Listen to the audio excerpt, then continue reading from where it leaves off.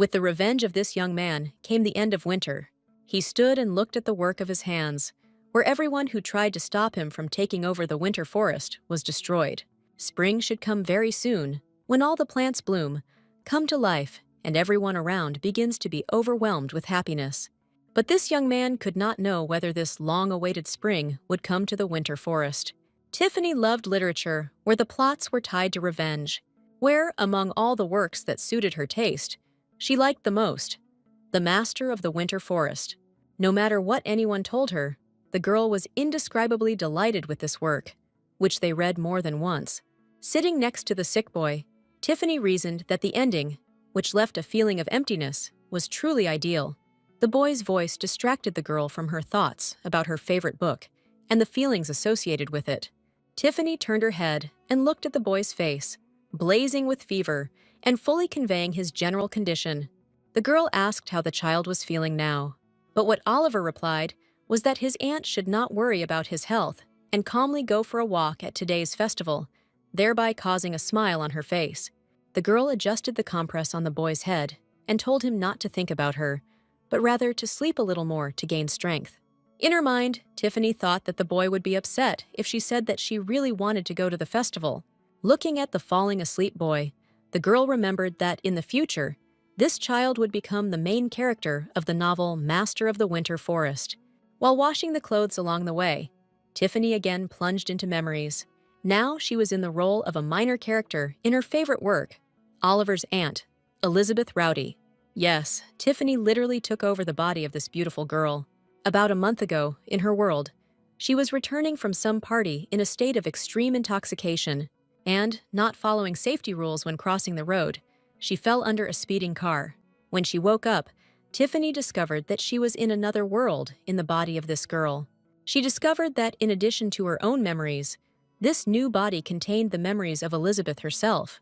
But the main problem was that she found herself in a novel whose plot is filled with revenge, where there is no place for places or hopes.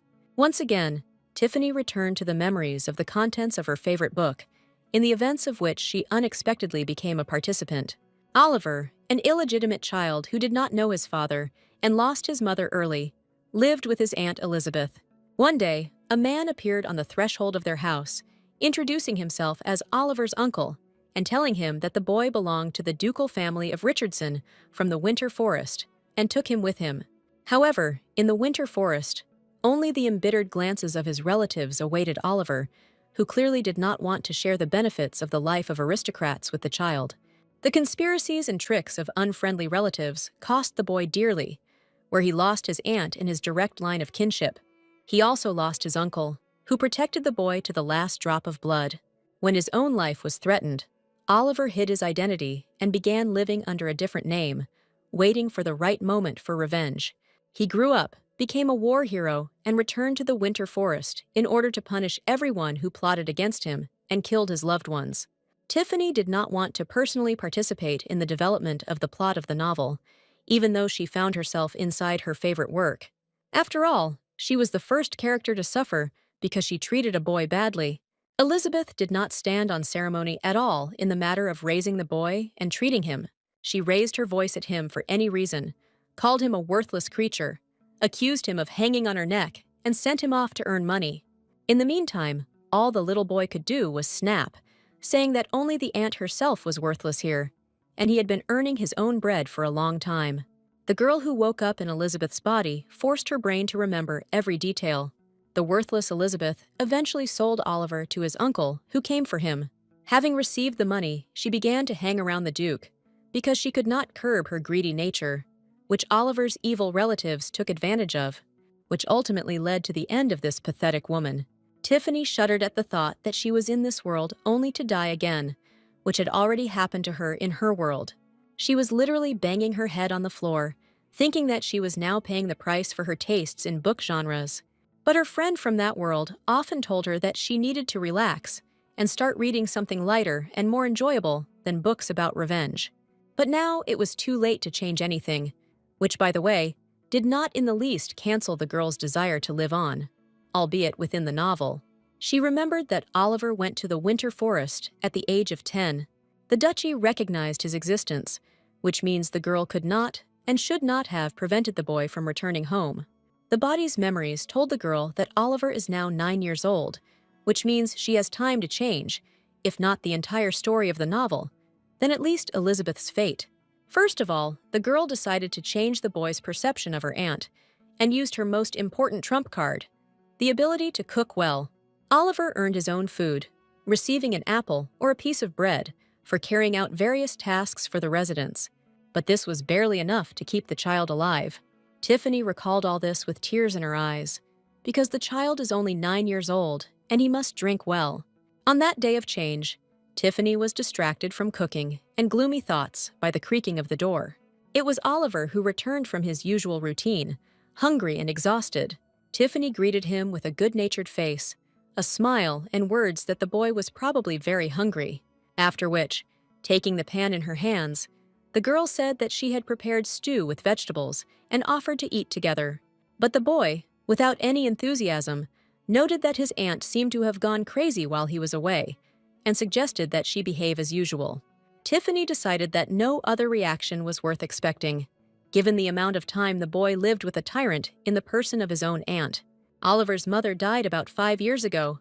At first, Elizabeth thought that the nephew she had taken under her wing would simply annoy her, but the situation changed as the boy grew older, where over time, he began to literally blossom before our eyes.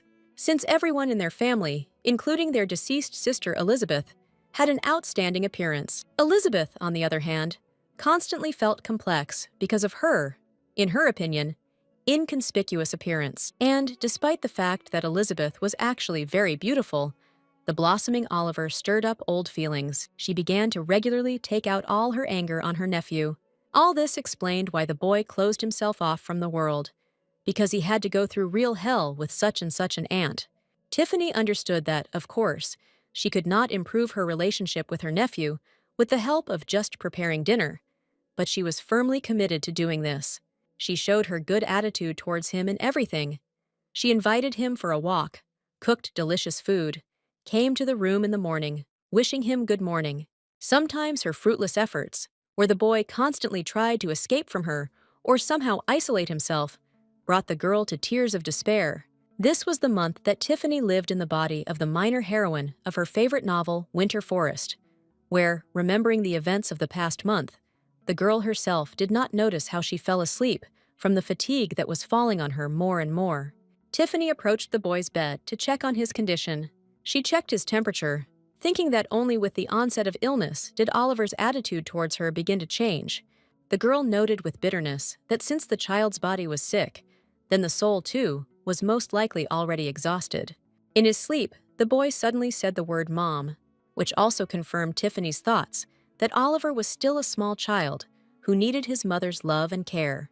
She furiously scolded Elizabeth for being so callous towards the boy and accused her of inhumanity. The child's strong cough in his sleep added to the strong feelings of pity. Looking at the suffering boy with her eyes wet with tears, Tiffany told him to be patient a little longer while she went to get the medicine. Going out into the street and heading towards the forest, Tiffany thought about the fact that she had no money at all. However, she still had knowledge about various useful plants that she could collect, take, and sell to a healer, and with the proceeds, buy medicine for Oliver. Quite quickly, her basket was filled with a variety of herbs. Assessing the volume collected, the girl figured that perhaps there would be money left over for groceries, and she and the boy will be able to eat well for some time. And if you try really hard and save money, you can even buy some toys for Oliver. After all, the boy has practically no good and warm memories and has never had toys. The girl mentally turned to the Almighty and asked him to allow the boy to find only happiness in the future. She was distracted from her prayer by a rapidly approaching sound that made her turn her head. But she didn't have time to notice anything. Something rushed past the girl like a hurricane, sweeping away everything in its path. Tiffany could only do that, already sitting on the ground, next to an overturned basket of herbs, to follow the carriage disappearing in the distance, almost repeating the story of the girl in that other world. My first reflex was to rub my bruised head, and then Tiffany turned her attention to her dress, which was now damaged, and it was not clear whether it could be repaired. But there was no time to grieve about the dress and pay attention to the bruises, and the girl, picking up the basket and collecting the scattered herbs, continued on her way. Having reached the village, the girl immediately noticed that they were well prepared for today's festival. The only thing Tiffany was afraid of was meeting some of Elizabeth's former acquaintances. She was well aware that with her acting skills, she would not be able to portray the intolerable character of the character in whose body she found herself, so she decided to resolve her affairs as quickly as possible and return home. But before she had time to take even a couple of steps, she heard the name Elizabeth spoken by a man's voice. Turning around, the girl saw some hillbilly with an absolutely stupid look, smiling from ear to ear and asking her if she was looking for a man for tonight. At first, such a direct and fairly frank question took the girl by surprise. Looking at this uncouth lout, who could not understand why his former acquaintance was looking at him like that, Tiffany had only one association: that his head reminded her of nothing more than a potato. Deciding to simply ignore the words of this man she did not immediately like, Tiffany turned away. But he did not lag behind, saying that today a certain aristocrat whom no one knew appeared here. Immediately, the girl remembered that meeting with the carriage, which almost sent her completely to another world. After telling the man to leave her alone, Tiffany continued on her way to the healer, but the guy did not lag behind, again asking a tactless question about the fact that Elizabeth, apparently, had already spent time in the company of this aristocrat, which is why she looked so shabby. Tiffany was already starting to get very tired of this guy's close attention to Elizabeth's person, as well as his inappropriate questions. But the guy still didn't stop, asking this time if the girl had found someone to go to the festival with. Continuing on, Tiffany replied that she was not going to the festival because Oliver was sick and needed care. The words that all this was an invention completely infuriated the girl, and she, turning around sharply, very rudely told him to leave her alone, asking at the same time whether he needed to pester her so much that it got to the point of rudeness. Stunned by this behavior of his previously rather compliant acquaintance, the guy, stuttering, replied that no, it was not necessary. Finally calling the annoying character in her favorite novel a fairy tale idiot, Tiffany continued on her way. However, this character quickly came to his senses from such an attack from the girl, and, deciding to leave the last word for himself, said that she should not pretend to be touchy and should lower the bar in order to get married. Tiffany couldn't ignore this and turned around and walked up to her even more unpleasant interlocutor. With a smile on her face, she said that, judging by his attempts to woo her, he had also set his bar too high, which should be lowered significantly lower in order to get married. The guy never expected such an answer from the girl and fell into a complete stupor. Unable to find a way to respond to such a statement, Tiffany's opponent hastily retreated, muttering something under his breath. Although she won the verbal battle, the girl, angry with the whole situation, also continued on her way, which did not last long, since in a fit of emotion, she did not notice how she had stumbled upon a random person she met. And again, the girl was sitting on the ground, only now she was rubbing her nose, which had been bruised in the collision, and cursing at today's unfortunate day. Suddenly, an open palm appeared right in front of her, accompanied by a question whether the girl was okay, and the first thing she was delighted with was the stranger's voice, which she was very pleased to hear. The next thing she noticed was the shoes of her random stranger. They were very expensive shoes, which indicated the high position of their owner, but Tiffany did not need to meet such a person. And then the man dropped to one knee and apologized that in his haste he had shown tactlessness and inattention towards the beautiful lady.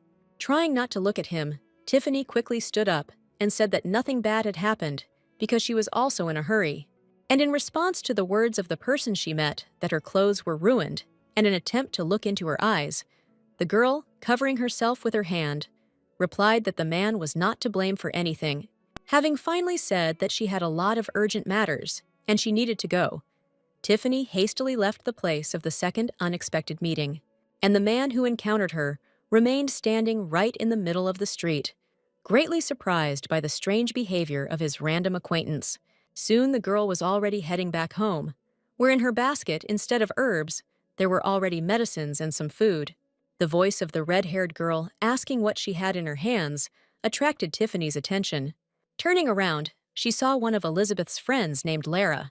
She replied that Oliver was ill, and she went to the healer for medicine, buying food for home along the way, which clearly shocked her interlocutor, who knew Elizabeth's character, who would never take care of the boy.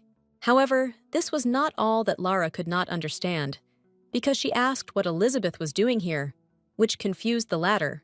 Seeing the girl's reaction, Lara explained that she recently wanted to flirt with some aristocrat, but he asked about Elizabeth's house and immediately left. Tiffany listened attentively, and Lara continued, saying that she naively believed that Elizabeth managed to lure this handsome man in military uniform to her. This information greatly puzzled Tiffany, who could not figure out what kind of man was looking for her house and why a military man. And then it dawned on her that Oliver's uncle should appear just during the spring festival, but this should happen when the boy turns 10 years old. And at that very moment, she understood everything that was happening. Abruptly taking off, she rushed towards her house, hastily saying goodbye to Lara. And she, in turn, shouted curses after her, accusing her of the fact that the man was more dear to her than her friend. Tiffany ran home as fast as she could, managing to simultaneously send curses to Elizabeth, who, as it turned out, did not even know the exact age of her nephew, giving Tiffany the memories that he was 9 years old. A man in a beautiful military uniform was indeed already standing near the front door, and the girl had no choice but to acknowledge the presence of that same man here. Oliver's father's brother, Thomas Richardson. His attractive appearance also became the subject of Tiffany's close attention, where she closely examined every detail of his uniform and every feature of this handsome face of a true aristocrat. And when Thomas, noticing the girl, approached, she joyfully noted that he was also tall. The first thing the man said were words of joy at their re-meeting, which made the girl feel confused as she couldn't remember her or Elizabeth ever meeting this man.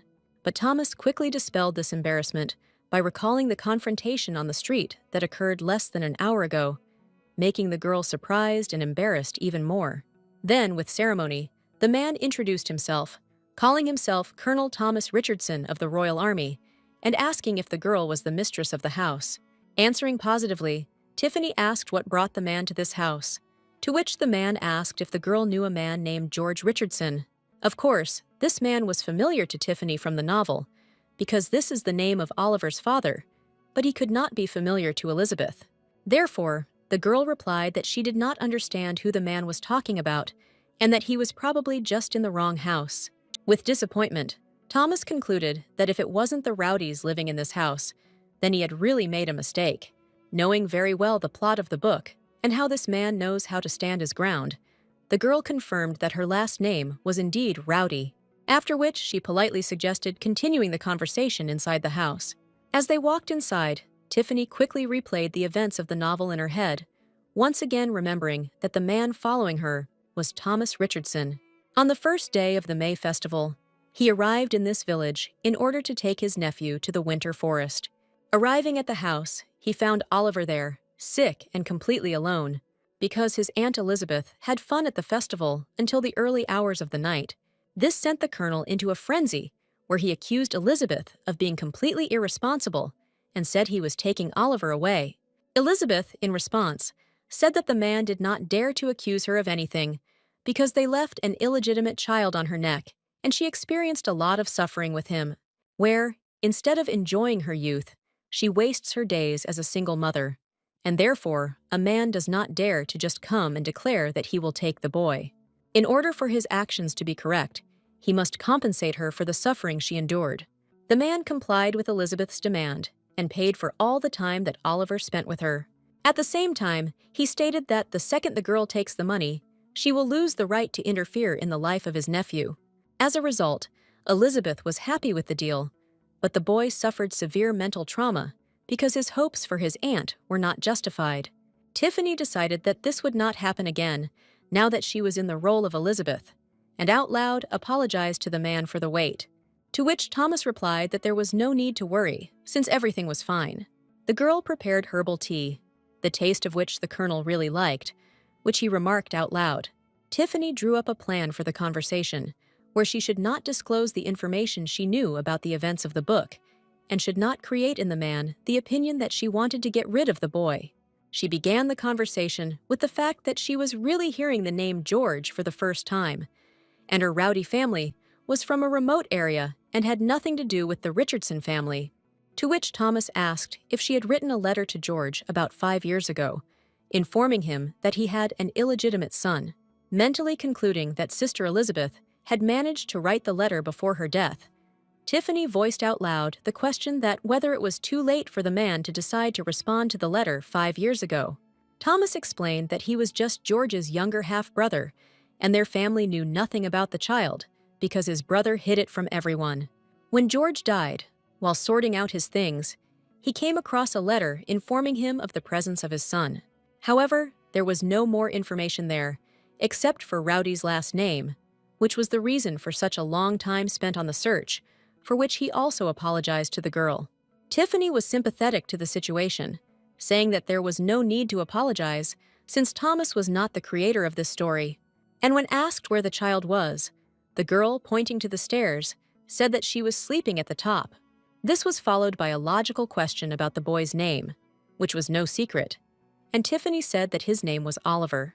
Looking at the man, the girl recalled the events of the book, where Oliver was delighted with his Uncle Thomas, who took care of him in a fatherly way, acted as a mentor, and also, according to Tiffany's personal observation, was very handsome. After some thought, Thomas asked who Oliver's girlfriend was, promptly receiving the answer that she was his aunt. Then, the man asked the next logical question regarding the whereabouts of the boy's mother. Tiffany sadly reported that his mother died of an infectious disease 5 years ago. During this conversation, Thomas received answers to all his questions, and in the end, putting all the pieces of the puzzle together, apologized for the irresponsible behavior of his older brother, who abandoned the child. The girl, having accepted the apology, noted that in every family there are unworthy people, mentally thinking that in the Rhodey family, Elizabeth was such a person until she, Tiffany, ended up in her body. The colonel continued, saying that George never married, and Oliver was his only child, whose existence George's parents now know about, looking forward to meeting their grandson. The girl knew very well what was about to be discussed, and simply waited patiently for the culmination of this speech. And it was not long in coming, where the colonel said that he was very ashamed to ask for such a thing, given that Elizabeth raised the child alone, but still he would dare to ask to take the boy with him. Tiffany mentally calmed herself down by reminding herself that she should not know the events of the future, but was simply being a caring aunt. After all, a man should not decide that she wants to get rid of her nephew. That's why she said that Thomas's request was very unexpected for her, to which the boy's uncle assured the girl that he perfectly understood her concern and could promise that in the winter forest, he would create the best living conditions for him.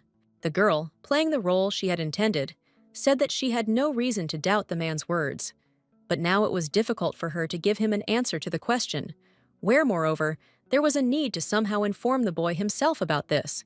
Thomas began to apologize for creating such a burdensome situation for Elizabeth with his appearance and request, but Tiffany replied that she did not feel any inconvenience, and that it would be good for the man to meet with Oliver himself, for example, tomorrow, since the boy was feeling very bad today. The colonel considered this proposal more than reasonable and agreed with the girl to first discuss everything with the boy himself. Soon he was already standing on the steps of his carriage, saying that he would return tomorrow, and listening to Elizabeth's response, wish for a good journey. A few seconds later, the carriage sped off, leaving the girl alone on the street. Returning to the house, the girl sat straight on the floor, leaning against the wall, and noted that events were developing faster than expected. But if Oliver considered her a good aunt at the time of his departure to the winter forest, then she would probably be able to avoid revenge in your address. The day was over. The last rays of the sun had long disappeared behind the horizon, and night was slowly falling on the village. Over dinner, Tiffany continued to hover in her thoughts about her future, which, no less, posed the question of her own survival. She looked at the revived boy, who was eating the dinner she had prepared with appetite and pleasure. The thought of whether it is even worth sending this child along such a thorny and difficult path as is prescribed for him in the pages of the book. She hasn't even told Oliver yet about the visit of his Uncle Thomas, who wants to take the boy to the winter forest. But today, on this last evening together, the girl just wanted to enjoy the company of this boy, to whom she had become so attached over the past month. She, of course, would really like this nice boy to stay with her, but at the same time, she understood that she could not give anything to this baby, and the Richardsons will never give up Oliver, whether she has to fight the whole dukedom. Moreover, she surrounded him with care and love only a month ago, where before that, for 5 years, Oliver was under the yoke of his aunt. Meanwhile, the boy noticed the strange state and behavior of his aunt and asked why she hardly eats at all, to which Tiffany pulled herself together and replied as lightheartedly as possible that everything was fine and the boy had nothing to worry about. Remembering again that today was their last evening together, the girl carefully patted the boy's cheek with words of tenderness, causing a corresponding reaction from Oliver in the form of words that he was no longer little. The next day, Thomas Richardson, as promised, again arrived at Rowdy's house, where he stood and looked at the little red-haired boy. And Oliver stood and carefully examined the unknown man in military uniform. Tiffany, playing the role she had created for herself, told Oliver that this was his uncle.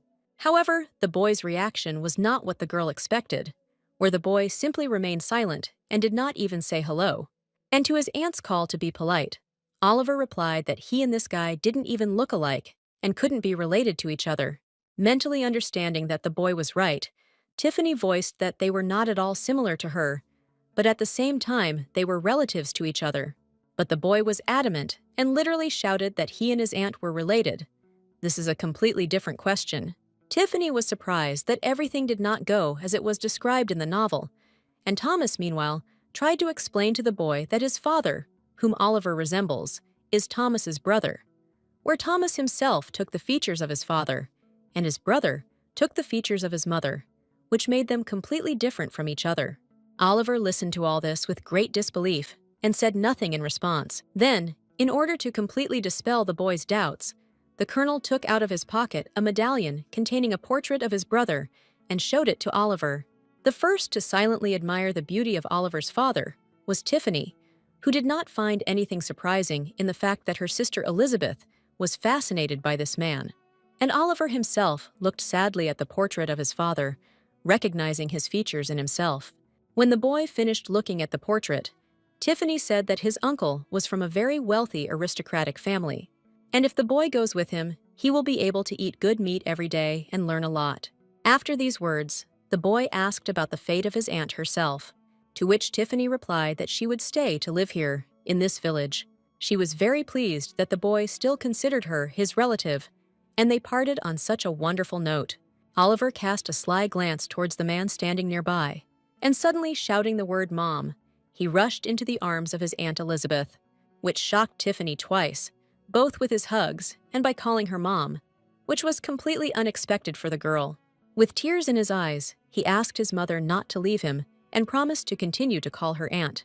Here, the colonel intervened in this scene, carefully noting his memory that the girl introduced herself to him as the boy's aunt, to which Tiffany once again confirmed that she really was just an aunt to Oliver.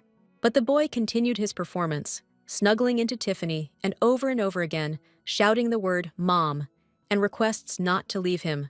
And the colonel, continuing to observe what was happening, expressed complete misunderstanding regarding this scene. But, a second later, Thomas made a statement that if Miss really was Oliver's mother, then he could not afford to take him away, so as not to break the maternal connection. And his next words, that the girl, in this case, needed to go to the winter forest with them, rang like thunder in the girl's ears. She understood perfectly well that her own life was at stake, because staying in the winter forest promised her death, and therefore she voiced that a measured and quiet life in this village was more suitable for her. At this point, Oliver intervened, reminding Elizabeth of her own words that she had always dreamed of living in a palace like a princess, where her fingers would be decorated with gold rings with precious stones, and veal steak would be served for lunch every day. To which Tiffany, in contrast to Oliver's arguments, replied that she had always been and remains a supporter of a modest life, and she was used to eating simple and low-fat foods. Then she sat down and said in all seriousness that everyone has an inherent desire to live in abundance, but she spent her whole life in this village, where she has many friends, and she does not want to move to another place. Then the boy continued to play his role, roaring and making a statement that by giving him to this suspicious guy, the girl was trying to get rid of him so that she could later get married, where the words relating to the colonel's personality about his suspicion surprised the man a lot. Reinforcing what was said, the boy gave Thomas an extremely incredulous look, But having gathered himself, Thomas announced that if Miss plans to get married, then the best option would be to find herself a husband in the winter forest. Oliver was quick to support what was said, saying that the man's proposed option was excellent and suitable for both the aunt and the boy. Now tears began to well up in the eyes of Tiffany, who, trying to avoid a fatal trip for her, said that she would definitely be out of place there, and they might begin to oppress her. After all, she is just the younger sister of a girl who gave birth to a child from their deceased son. But the boy turned it around and said that the situation is completely different from how Elizabeth sees it, because she is the one who raised this child when one parent hid his existence and the other died. Such intelligence of the boy led the girl into a stupor, and she simply did not know what to say. Thomas interrupted the awkward pause, saying that the Richardson family could well afford to shelter and take care of one more person. He said that it is possible to make any girl's desire come true, be it a simple measured life, or the life of a princess in a palace. And he ended his slightly pretentious speech by saying that absolutely everything is possible in the winter forest. Tiffany was struck on the spot by such a speech, after which she had no more arguments left. The carriage was already standing ready for the journey, and Tiffany still couldn't believe that she was starting a journey into the winter forest, where, according to the plot of the book, Elizabeth faces inevitable death. The girl packed her few luggage quite quickly. Suddenly, a familiar female voice sounded behind her, shouting Elizabeth's name. Turning around, the girl saw Lara running up to her, who asked if the rumor that Elizabeth was going to live with aristocrats and would now be a rich lady was really true. Running closer, Lara stated that everything happened exactly as Elizabeth had always said, that sooner or later she would marry an aristocrat. Having heard such things, Tiffany was very scared that Thomas, with whom she had a completely different relationship than Lara imagined, might hear this. Meanwhile, the colonel announced that all preparations were completed, and they could set out. He approached the girls and, in front of the astonished Lara, invited Elizabeth to get into the carriage, calling her Miss Rowdy. And Lara mentally concluded that somewhere she definitely did something wrong, and from today on, she needs to dream big, like Elizabeth. And after the leaving girl, she shouted that her groom would be no worse than Elizabeth's groom, and she, too, would sooner or later join aristocratic society. Tiffany could do nothing but blush, and Thomas added fuel to the fire by asking what kind of problem arose with Miss Rowdy's friend. Quickly saying that there were no problems, the girl literally jumped into the carriage, and only then did it dawn on her that Thomas offered her his hand in order to climb into the carriage, which she simply ignored. While she was worried about this, and the colonel was looking at his hand, Oliver began to hurry the man, asking what the uncle was doing there and stating that it was time for them to go. Tiffany reacted emotionally to this boy's remark, saying that he should call Thomas not uncle, but uncle. According to the events of the book, Oliver was very thirsty for love and tried to show his best side to all his relatives in the winter forest.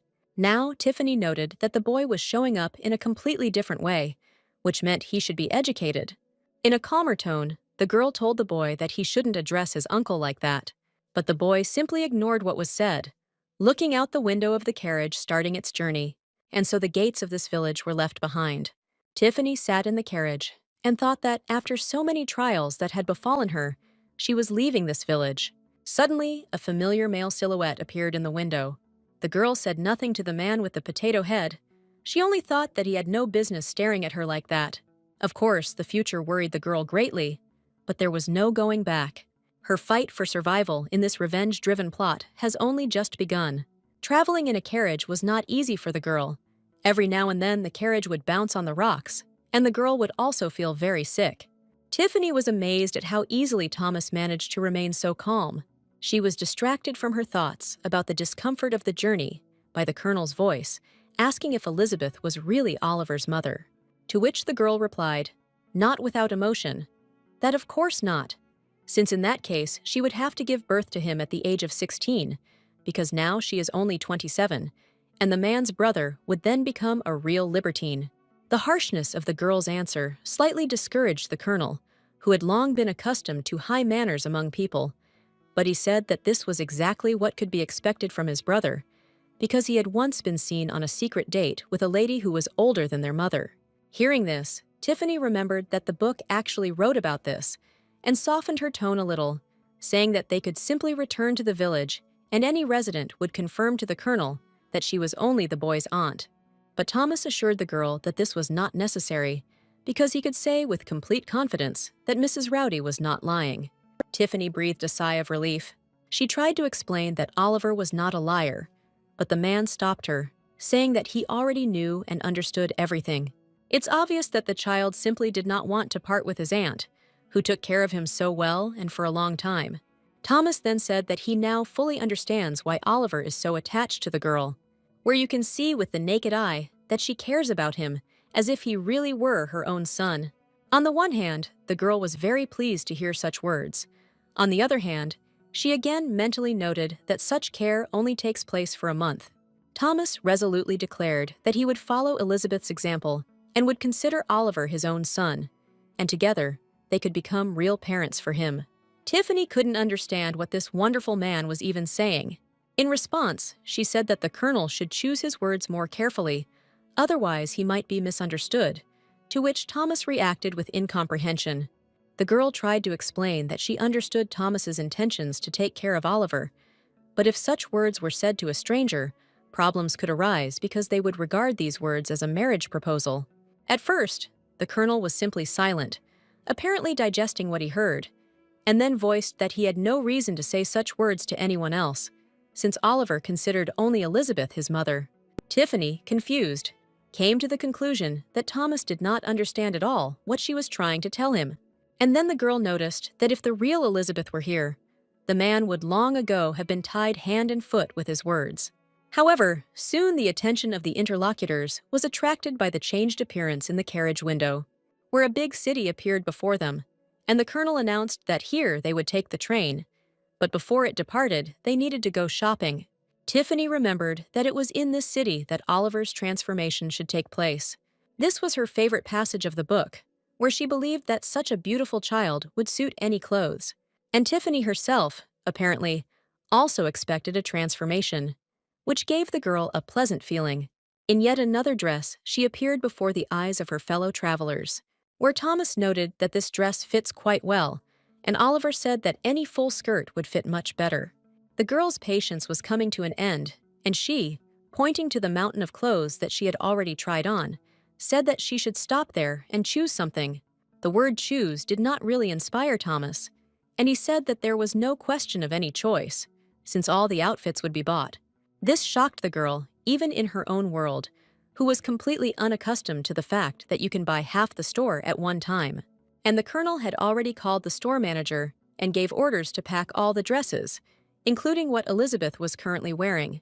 Talking to himself, Thomas noticed that, unfortunately, now they can only buy ready-made dresses, and even if they give them to the atelier, they will be very different from those made to order.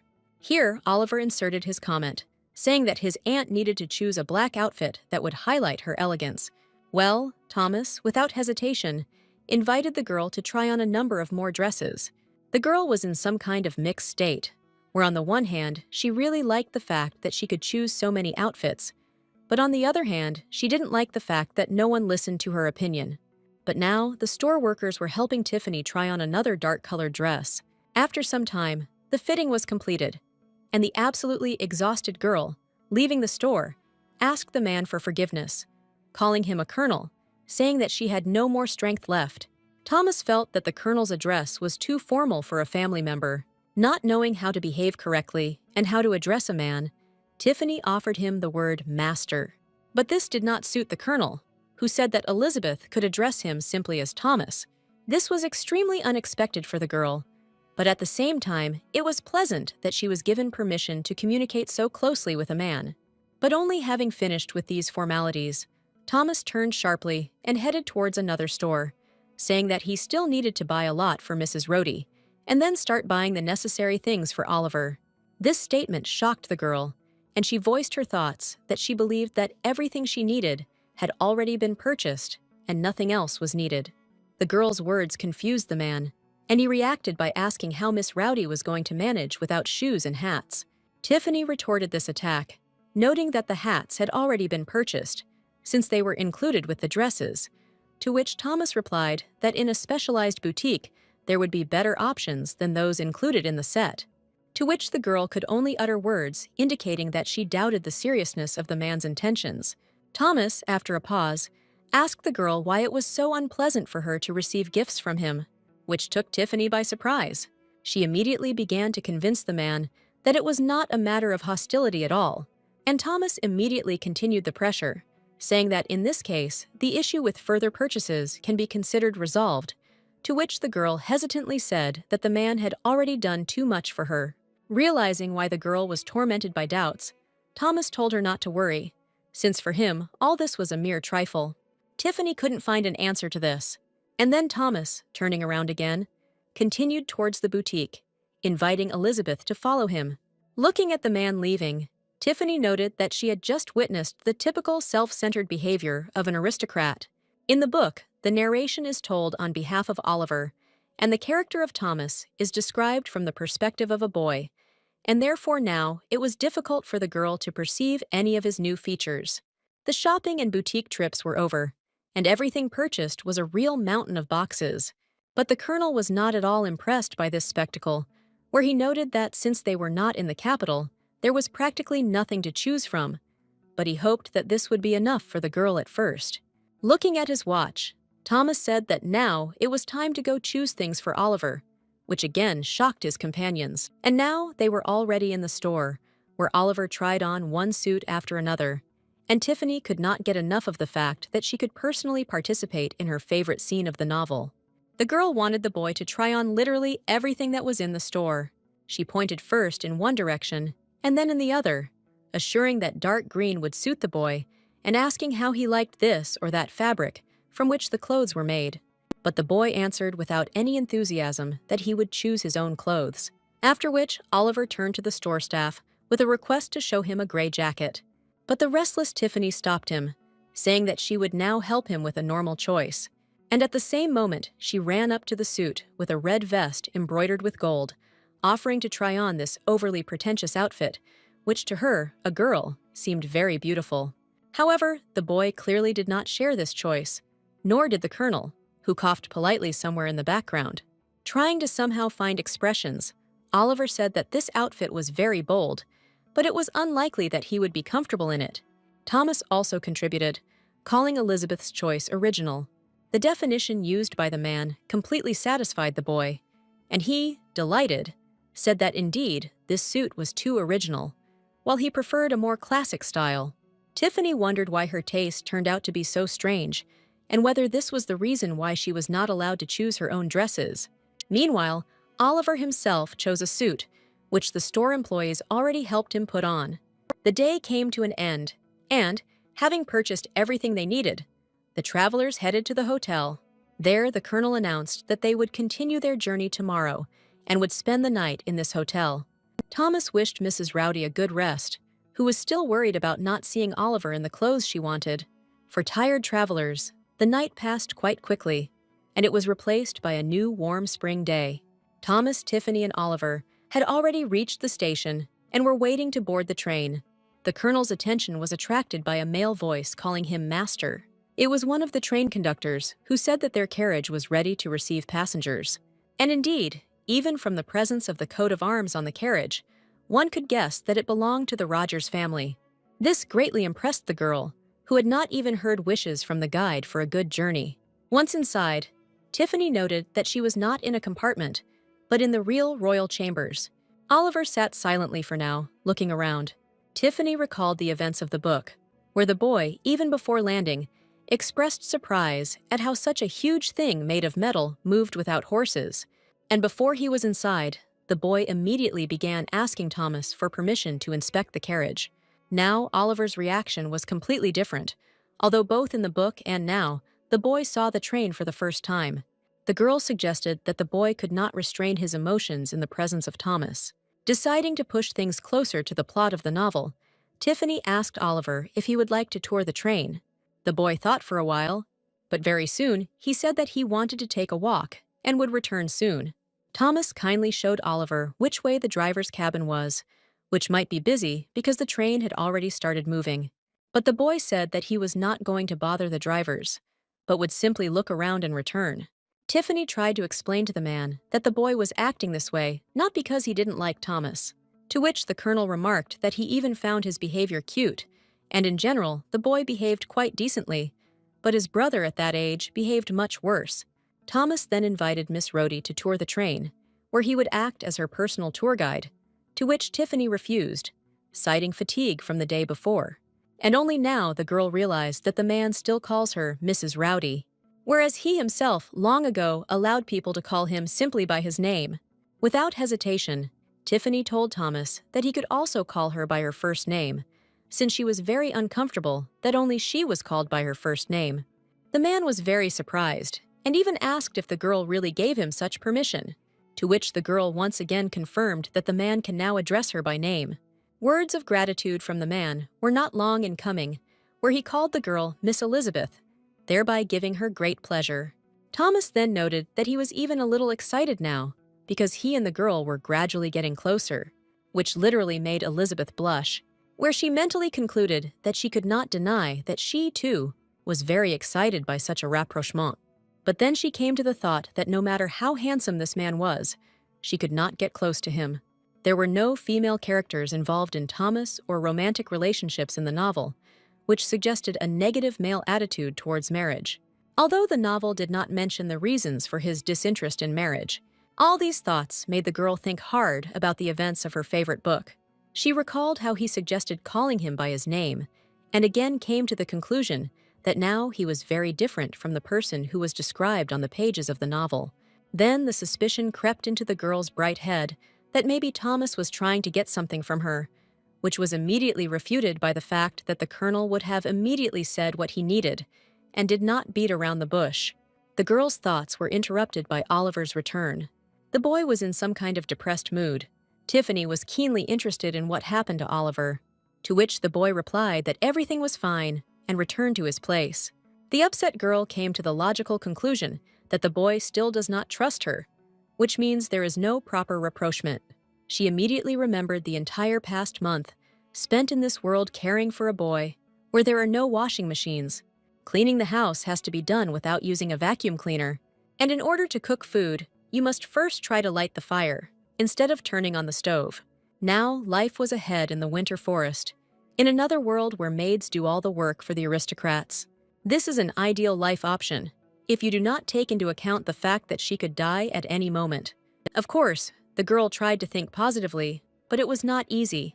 However, Tiffany firmly decided that she had to somehow try to pull herself together. After all, the novel is about revenge, and the dark streak began just during the journey to the winter forest. The first attempt was made on the train in which they are traveling now. Oliver then enters this seemingly better life in the dukedom, but the happiness does not last long, and Thomas comes to his defense. He sends the boy away from this evil place to save his life. The colonel himself dies in a battle with those who tried to pursue Oliver. Returning to the attack on the train, Thomas, of course, instantly neutralized the attacker, and the customer, according to Tiffany, was immediately obvious. It was the main villain of the novel, a certain Daniel Morris, who was Thomas's brother. But since the killer sent on the train died in the battle, no evidence of this connection could be found. And then the girl realized that if she tried to save the attacker's life, it could affect a lot in the future. Then she noticed how Thomas was reading the newspaper, and she immediately looked at Oliver, who was busy with a similar task. With a smile, she noted to herself that at least when reading, these two were similar and did not conflict. Tiffany asked the boy if he enjoyed reading the newspaper, to which Oliver dryly replied that he was just reading without unnecessary emotions. Noting the boy's adult-like behavior, Tiffany wondered why she didn't know he could read. And the next question was a misunderstanding why the boy didn't tell her about this skill right away, which she voiced out loud. At first, the aunt's question took the boy by surprise, but he was quickly found. Having said that, he just knows the letters and puts them into words. According to the events of the book, Oliver had to learn reading and writing while already in the winter forest. Tiffany asked the boy to read aloud to evaluate his reading ability, but Oliver simply twirled the newspaper in his hands, which aroused Tiffany's indignation, so she understood that he was deliberately delaying. And suddenly, he actually started reading, where it was about the truth of George Richardson's death. This more than greatly puzzled Tiffany, who was in no way prepared for the fact that such a sensitive topic regarding the boy's father would be touched upon in the newspaper. She asked the boy to stop doing nonsense and read normally, to which he replied that it really was written like that. The girl, still not believing that such gossip could be written in newspapers, asked Oliver for the publication. But as she delved deeper into her reading, Tiffany became convinced that the newspaper contained not only what he managed to voice, but also many other gossips about the Richardson family, including about Colonel Thomas himself, whose noble origins the newspaper men questioned. The contents of the paper greatly angered the girl, who began to lament that a child should not read such things and wonder what this newspaper was doing in their compartment. Thomas explained that the reputation of this publication is indeed very dubious. However, many aristocrats read the newspaper and therefore are forced to purchase it and offer it for reading in those places where high society frequents. But Tiffany could not be stopped. She continued to swear, calling the newspaper a disgusting source of information that a child should not see. Apologizing, Thomas said that he did not see anything wrong in the newspaper because everyone read it, and promised that this would not happen again.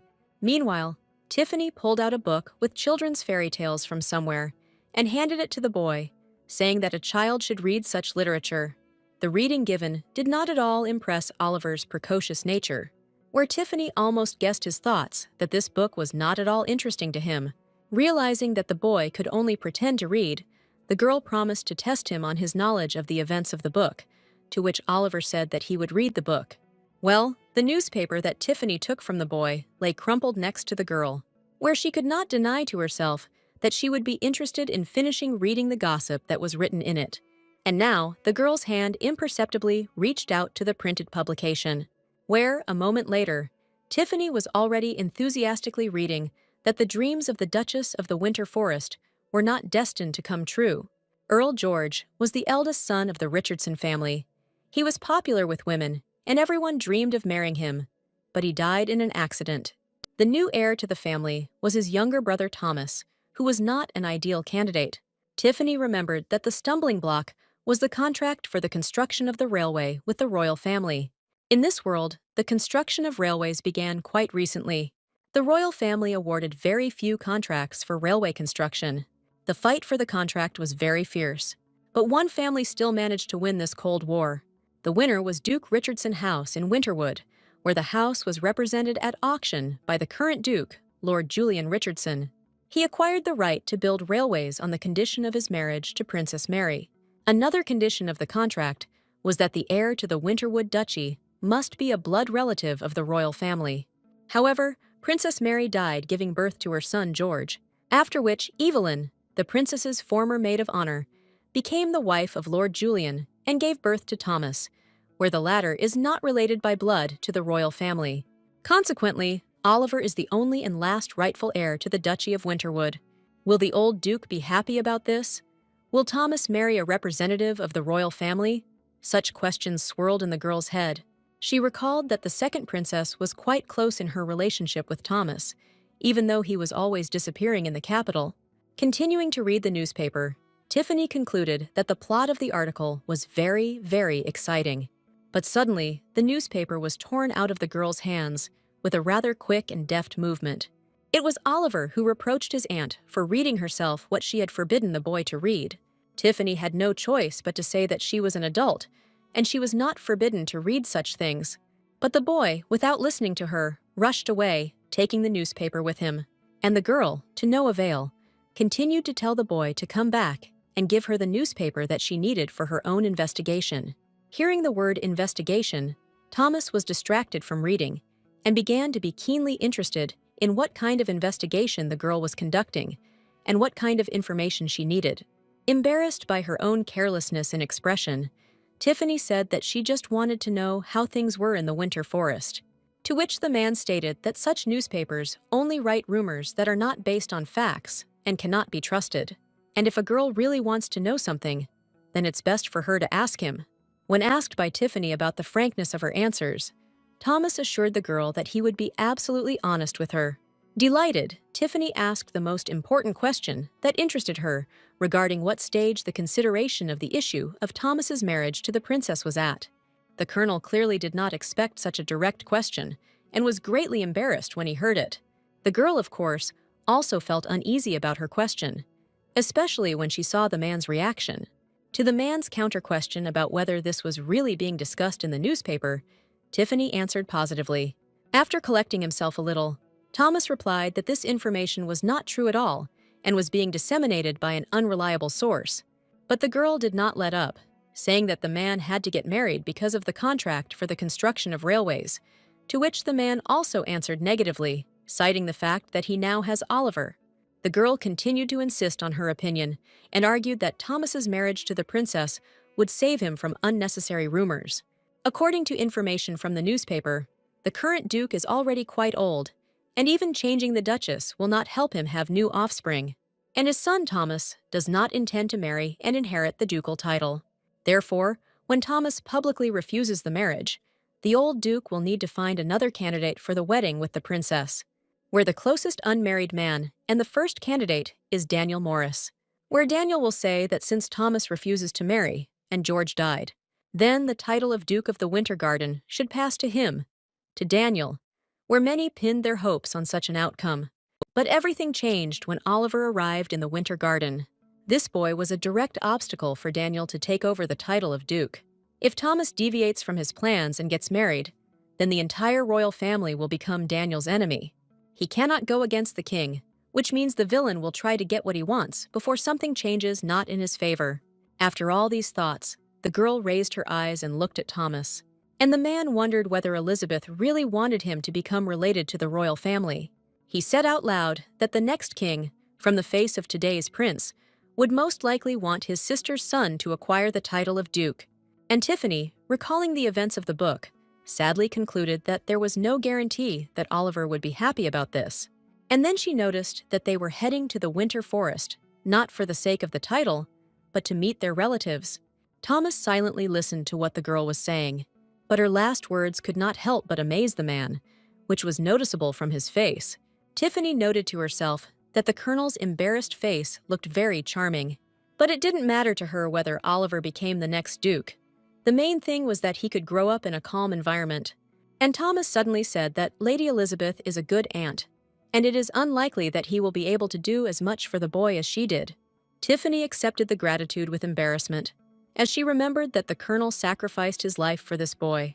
She said out loud that Mr. Thomas would be a wonderful uncle to the boy, which couldn't help but touch the man, and he expressed his gratitude for the girl's opinion of him. After these words, there came that same awkward pause, where people don't know what to say or do now. At that very moment, they were caught by Oliver returning.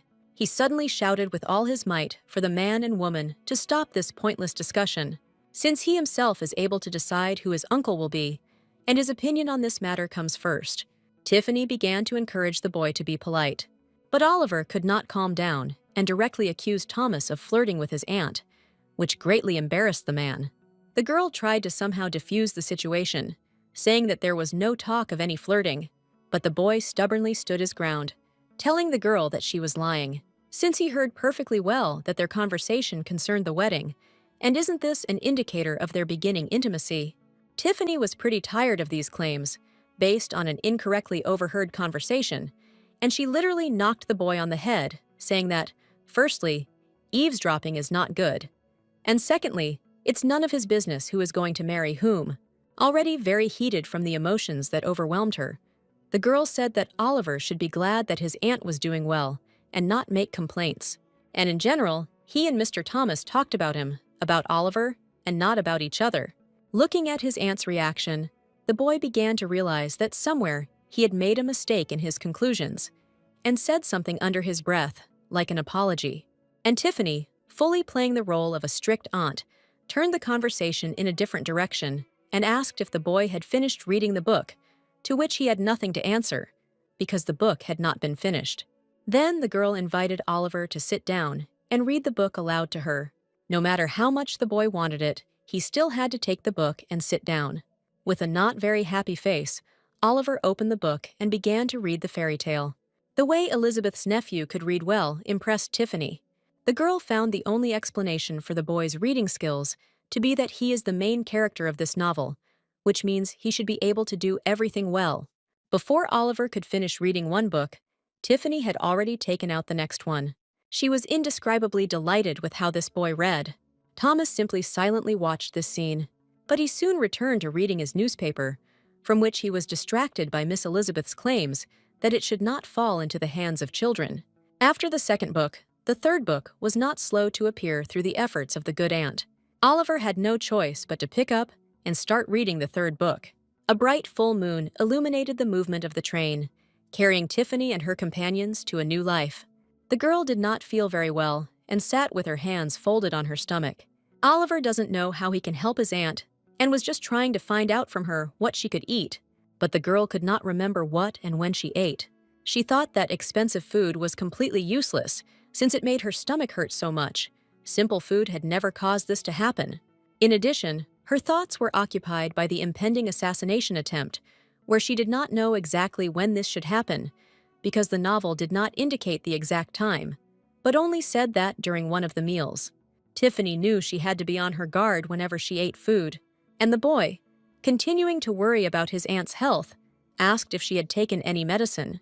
The girl thanked Oliver for his care and said that she did not need medicine because everything would be fine if she massaged the right points on her palms. The child expressed doubts about this method of treatment, which he had never heard of, but the girl assured him that the method was extremely effective. Then Thomas arrived, who took the girl's hand in his and said that she needed to press a little on a different point. Having placed his finger at the desired point, the man pressed. At that same moment, hellish pain pierced the girl's body. Crying out in pain, Tiffany abruptly pulled her hand out of the man's hands. Thomas, very surprised by the girl's reaction, apologized and assumed that he could have accidentally pressed on the wrong point. Tiffany said that the point is correct. It just doesn't hurt when there are no stomach problems. The man noted Miss Elizabeth's extensive knowledge of medicine, but the girl, laughing, replied that in fact she knew almost nothing. To herself, she thought that she almost couldn't feel her hand after Thomas's pressure. Seeing that something was clearly wrong, the man once again inquired about the girl's condition. Tiffany decided that there was no point in scaring the man away, and that she should ask him to continue massaging his palm. Only she turned to Thomas, talking about how much her arms had weakened. At that same moment, Oliver jumped out between her and the man, shouting that he himself would help his aunt. The boy told Thomas that he could be free. Tiffany was very pleased with how the boy took care of his aunt, but the boy's hands were too weak to give a good massage to his hand. Very carefully, the girl attracted the boy's attention, saying that she was grateful for the help, but he did not have enough strength. The boy, of course, was indignant even at such a cautious statement. Then, the girl had no choice but to pretend to be in a faint state, and Oliver had no choice but to give way to a stronger man. Thomas walked up to Tiffany and sat down next to her. Taking the girl's hand again, the man began to carefully and gently massage her palm. However, a few seconds later, Thomas, without letting go of Tiffany's hand with one of his palms, began to pull the glove off the second with his teeth. The girl was extremely amazed at this action on the part of the aristocrat man. The touch of the man's bare hand was very pleasant to the girl. She tried to thank him for his help, but Thomas said that there was no need for gratitude, because it was his fault that he did not take a doctor with him. And Oliver stood quietly on the sidelines, offendedly crossing his arms over his chest. The attention of everyone in the compartment was attracted by a knock on the door. Without looking up from the girl's hand, Thomas gave permission to enter. It was the guide who asked the colonel when to cook and serve dinner. Thomas was surprised at how quickly time flew by. He turned to Tiffany, asking if the girl could handle a full dinner. The girl thanked the man for his concern and replied that, of course, she would not be able to handle such a dinner and would only make do with something liquid, like broth. Without even turning to the conductor and continuing to massage the girl's palm, Thomas said that dinner could be served, where the broth needed to be prepared and served for Miss Elizabeth.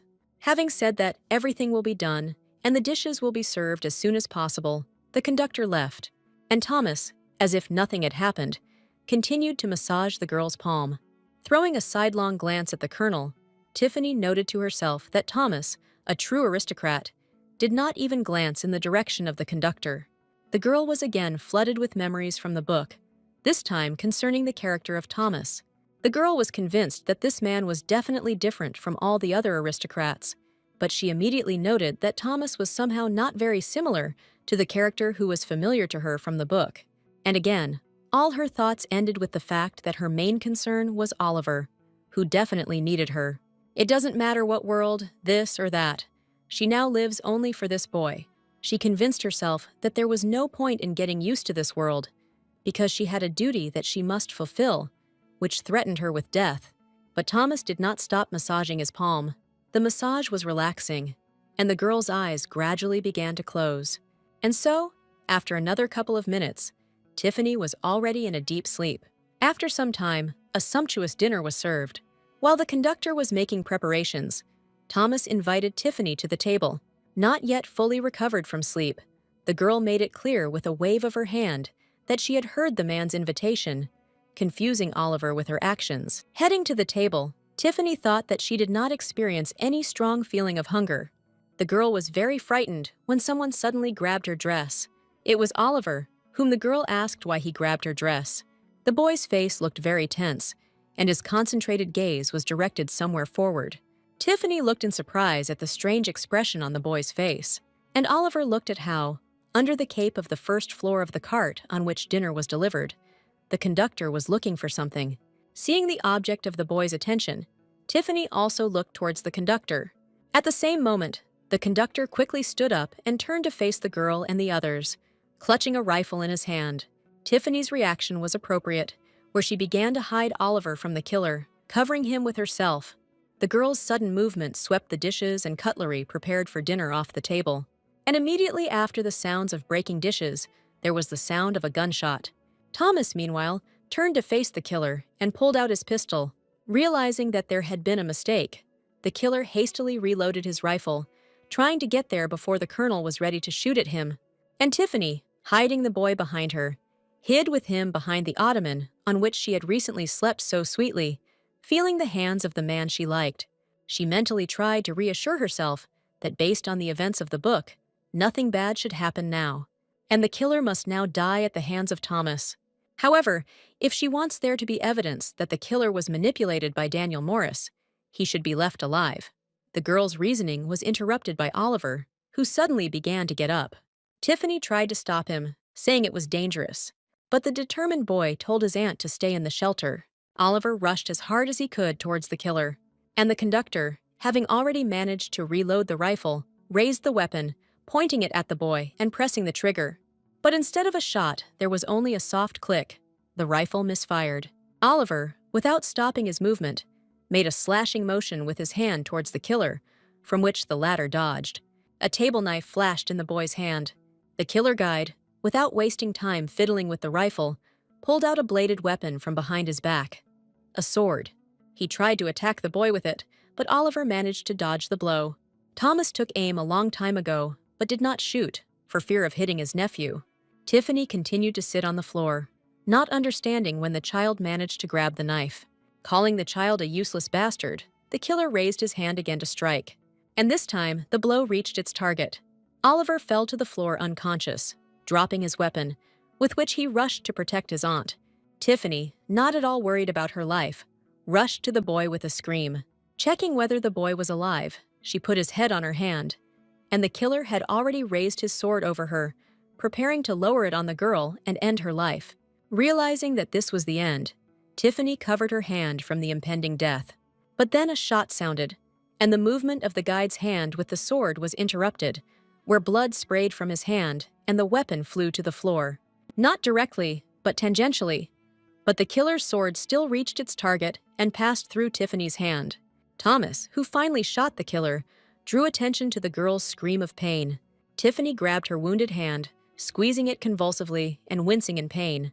She looked at Oliver sitting next to him, who, as it turned out, had been hit not by the blade of the sword, but by the hilt, and said that it was dangerous, as she had said.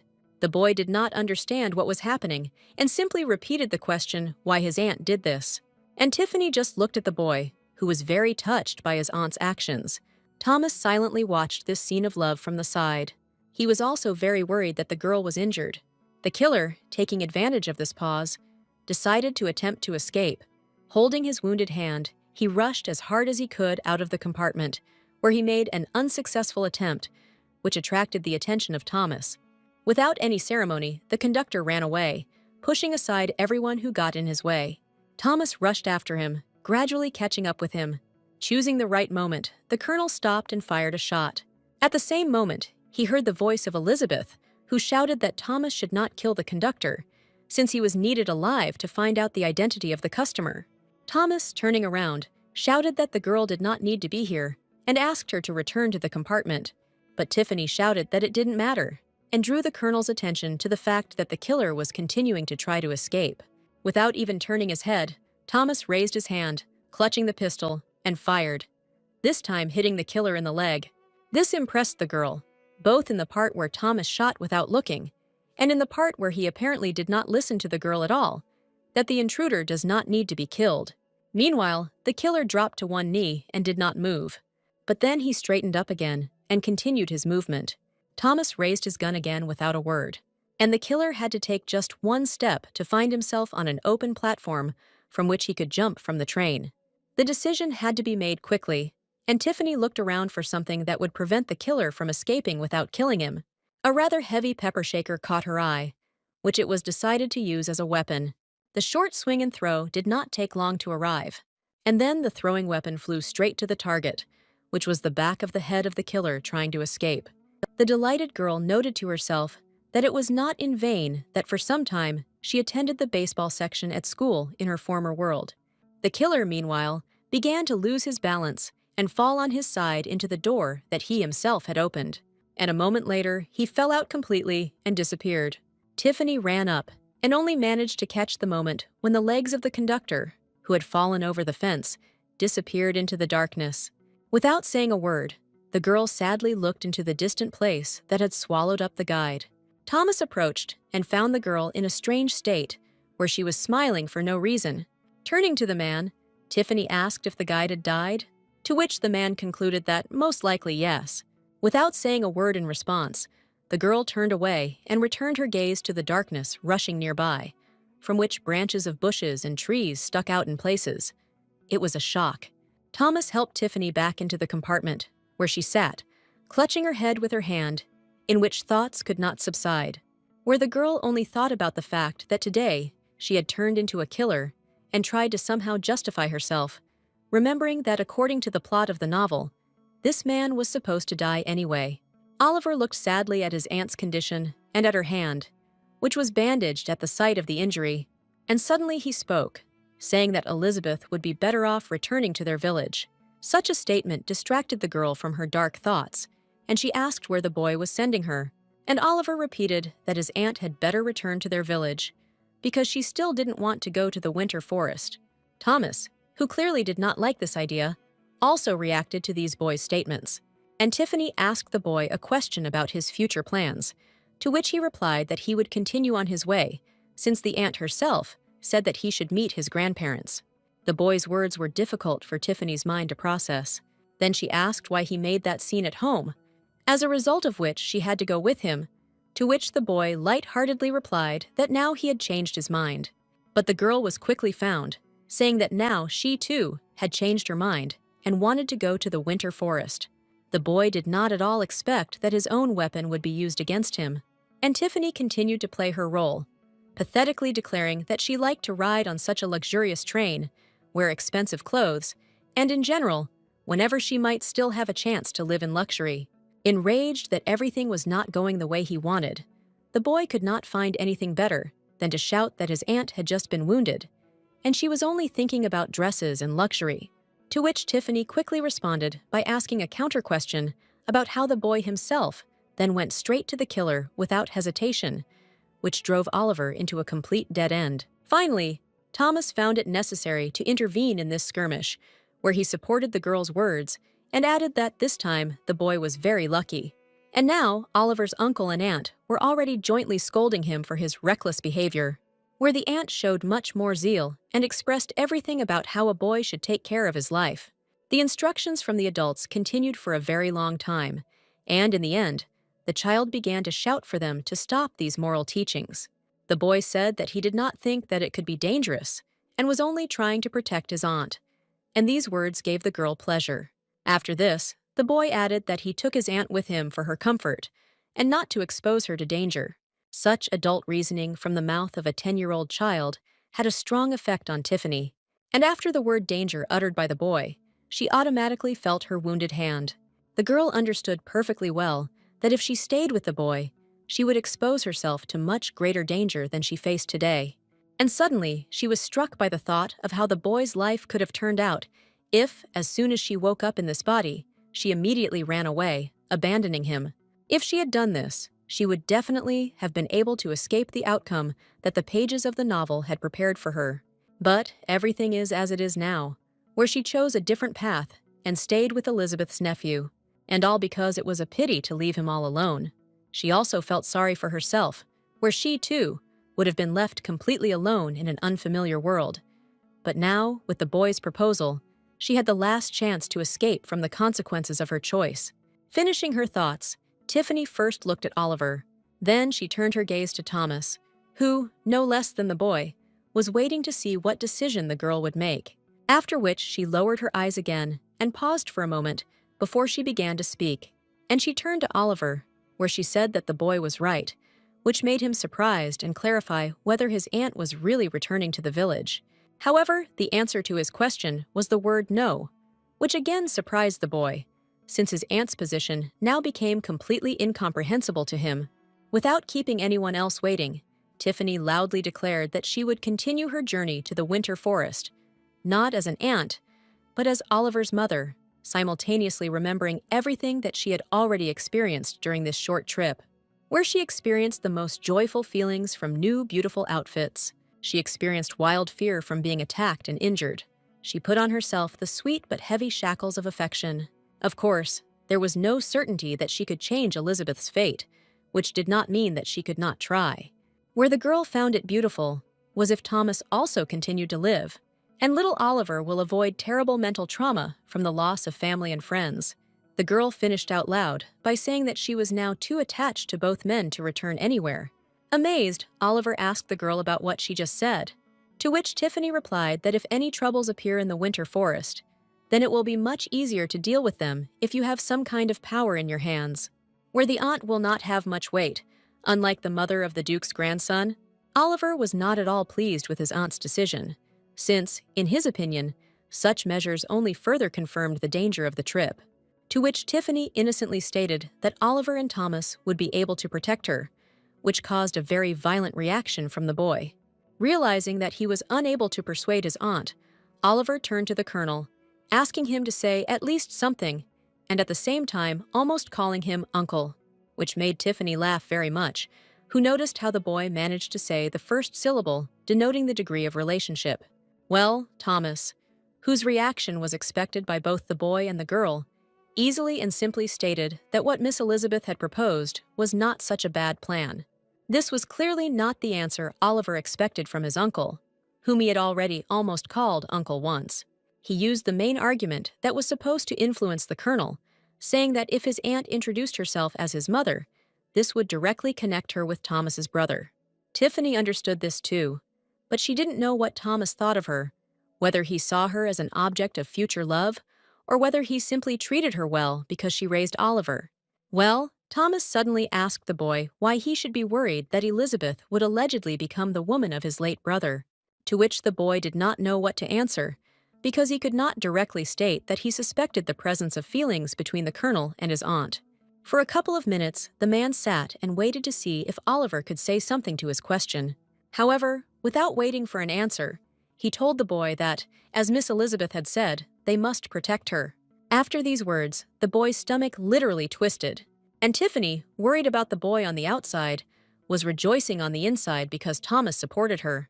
However, she told Oliver, who was sitting in the chair, that she did not know where he had picked up so much of what he was talking about during the argument about leaving, but she would not give him any more newspapers to read. Then Tiffany straightened up, threw her hand up, and, in the tone of a meticulous teacher, said that the boy should try to call her mom right now. Such a request greatly surprised Oliver, who was by no means ready for it and refused to say anything like that. And in response to the girl's arguments that she needed to get used to being called mom, so as not to accidentally make a mistake, he said that everything would be fine, just like that time when he already played the role of calling her mom. But Tiffany did not let up, playfully approaching the boy, declaring that last time he did the task so well, so what's stopping him from calling her mom now? The girl's game was interrupted by a bright blue glow suddenly bursting into the window of their spacious compartment. The amazed girl slowly turned to the window, where she saw snowy mountain peaks, snow-covered trees, and snowflakes falling from the sky. Without hiding her emotions, Tiffany went to the window and called Oliver to look at the falling snow, to which the boy replied without any enthusiasm that he had already seen snow and was no longer interested in it. The girl was surprised that in their village there is no snow even in winter, but here it snows even in spring. Tiffany then stated that although the boy did not show emotions, he was seeing snow for the first time, which Oliver could not deny. Tiffany remembered how this episode was described in the novel, where the boy was so happy to see snow that he even blushed. Now, sitting in front of her was some kind of direct opposite of the book Oliver. And then it dawned on the girl that the boy was behaving with restraint only because she, his Aunt Elizabeth, was here, which was not in the plot of the book. Saying that the boy was very cute, she jumped up to him and began to run her hand through his hair, causing a violent response from Oliver. Tiffany's actions were interrupted by Thomas's voice, announcing that they had arrived at their destination. On the one hand, it seemed that the local station was no different from the one from which they began their journey. However, there was still a difference, and it was that everything around was covered with snow, emitting a bluish glow. Not having had time to spend even a few minutes in the local conditions, Tiffany, sneezing loudly, concluded that the local weather was definitely not happy with her. And then she thought about whether she could even survive in these foreign lands. The girl was distracted from these sad thoughts by the call of Thomas, who invited Miss Elizabeth to follow him. Walking up to the man, Tiffany wondered how they would be able to get to the estate with so much stuff, to which Thomas explained that before leaving, he sent a telegram and a carriage should arrive for them any minute. While the girl noted for herself the existence of telegrams in this world and drew a parallel with her world of mobile communications and the internet, the colonel moved forward, again inviting his companions to follow him. From the outside, the train station looked much more impressive than the one from which the heroes began their journey. Stopping abruptly, Thomas noted that, contrary to his expectations, the crew was already here. And indeed, just outside the gate there was a luxurious carriage, next to which there was a man making signs to the colonel. He shouted for the young duke to come to him, but the colonel could not recognize his face. However, when he got closer, the man recognized the head groom of their family, who told those who approached that the duke and duchess were looking forward to them, to which Thomas stated that they had arrived on schedule, and they had no reason to express their impatience. Here, the man meeting the travelers drew attention to Oliver standing behind him, immediately asking the boy who he was, and noting his striking resemblance to his late father George, but immediately realizing the man greeting us, having first apologized for his rudeness, introduced himself as Jimmy, the head groom of the Richardson family. In response, the boy said without much enthusiasm that he was pleased to meet you, and Tiffany noted to herself that this man was very kind and open and had probably served this family for a long time. In addition, the girl noted that she did not remember the groom at all from the book, where she, however, did not particularly pay attention to such minor characters. Meanwhile, Jimmy turned his attention to Tiffany, asking what kind of beautiful girl was accompanying the boy and the colonel. Since the first impression was very important, Tiffany, taking the most open pose, said in a gentle voice that her name was Elizabeth Rowdy, and she was the mother of the boy. At this point, the meeting of travelers and the first acquaintance were over, and soon Thomas, Oliver, and Tiffany had already arrived at the estate of the Duchy of Winter Forest. Moving towards the castle, Tiffany mentally concluded that they had arrived on the battlefield, where her own life was at stake. At the entrance, they were met by servants, who, having inquired about the well-being of the trip, which was required by the rules of etiquette, said that they would now escort the guests inside. Heading inside, Tiffany thought that the local landscapes might well be to her liking. In her thoughts that the Winter Forest fully lived up to its name, the girl did not notice how she was closely examining Thomas's face, which immediately provoked a corresponding reaction in the form of a question about what was wrong with his face, to which Tiffany replied that the man's face was fine, and she was just admiring his beauty. This answer made a very strong impression on the colonel, where he could not find a single word in response. Seeing how embarrassed her interlocutor was, Tiffany hastened to say that she just said this as a joke. At the same time, he thought to himself that the man's reaction looked very cute. And so Tiffany and her companions found themselves inside a spacious room, where they were met by Princess Mary's former maid of honor, Thomas's mother, and current Duchess of Winterwood, Evelyn Richardson. After Princess Mary died, it was necessary to find someone who could raise George as his own son, and the closest maid of the deceased princess was the first contender. Duke Julian fell in love with Evelyn with all his heart and did not hesitate to propose marriage to her. Of course, this situation caused a lot of talk about whether Princess Mary's death was faked. Standing opposite the Duchess who met them, Thomas reported to his mother about the arrival of the heir to the dukedom, Oliver, with his mother Elizabeth, to which Duchess Evelyn replied that she was already aware and invited the guests to change clothes and go to the table. While the maids were preparing Tiffany for the feast, the girl reasoned and came to the conclusion that she would not be able to eat much because most likely she would face a detailed interrogation from members of the Richardson family. At the same time, it was necessary to take into account the preferences of the Duchess, who herself gave more time to George. For some reason, Evelyn gave her own son Thomas to be raised by a nanny. Tiffany's hands were literally shaking from the flow of thoughts and nervous tension before the upcoming difficult conversation. She prayed to the Almighty to help her survive all these trials and complete this sudden story in a positive way. Soon all the preparations were completed, and the whole family, in its new composition, gathered at the table for the first time. The Duchess was the first to start the conversation, expressing her admiration for Elizabeth for the fact that she raised a child alone, and also offered to talk about the girl's family. But Tiffany responded with gratitude for her attention and stories about how her parents passed away early. And the girl ended her short story by saying that Oliver was the only relative left. The Duchess was greatly touched by the girl's story, where she immediately expressed her sympathy for the current circumstances. However, Tiffany cheerfully reassured the woman, saying that she was coping well with her responsibilities as a mother. At the same time, Tiffany, automatically glancing at Thomas, thought that the Duchess was somehow overly kind and caring, and that's not how she should behave, if we remember the events of the novel. And Evelyn, taking a sip from her glass, continued speaking, where this time she expressed her joy at the fact that, thanks to Elizabeth, the line of Princess Mary continues. And to the Duchess's question about whether the girl was an aristocrat, Tiffany replied that only up to her father's generation. The next question from the woman was regarding Elizabeth's eyes, where the Duchess was interested in who she had inherited such an unusual color from, to which Tiffany replied that she got this eye color not from her parents, but a generation later from her grandmother, which immediately raised the question of what kind of family Elizabeth's grandmother was. But resourceful Tiffany replied that she knew practically nothing about her grandmother's life and family, after which the Duchess once again admired the color of the girl's eyes, saying that such a color is a very rare occurrence. Tiffany never ceased to be surprised by the Duchess's strange behavior, which was completely incompatible with the events of the book. But suddenly, Evelyn voiced that it would be excellent if Elizabeth's son inherited this eye color. Tiffany almost choked on a piece of meat from what she heard. After all, Oliver looked exactly like his father George, which should have pleased the Duchess most of all. But her statement about the preference for resemblance to Elizabeth directly indicated that something definitely did not go according to plan in this story. The Duke, who was sitting at the table, did not utter a single word the entire time.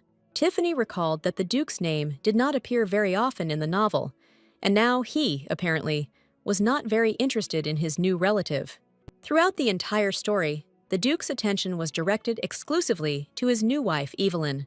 But then Tiffany remembered the words of the Colonel, who said that the Duke was looking forward to the arrival of his grandson with great impatience. And looking at the boy, the girl thought that now Oliver was probably very disappointed with this reception. And then the Duchess turned to the boy, asking if his name was reported to her correctly.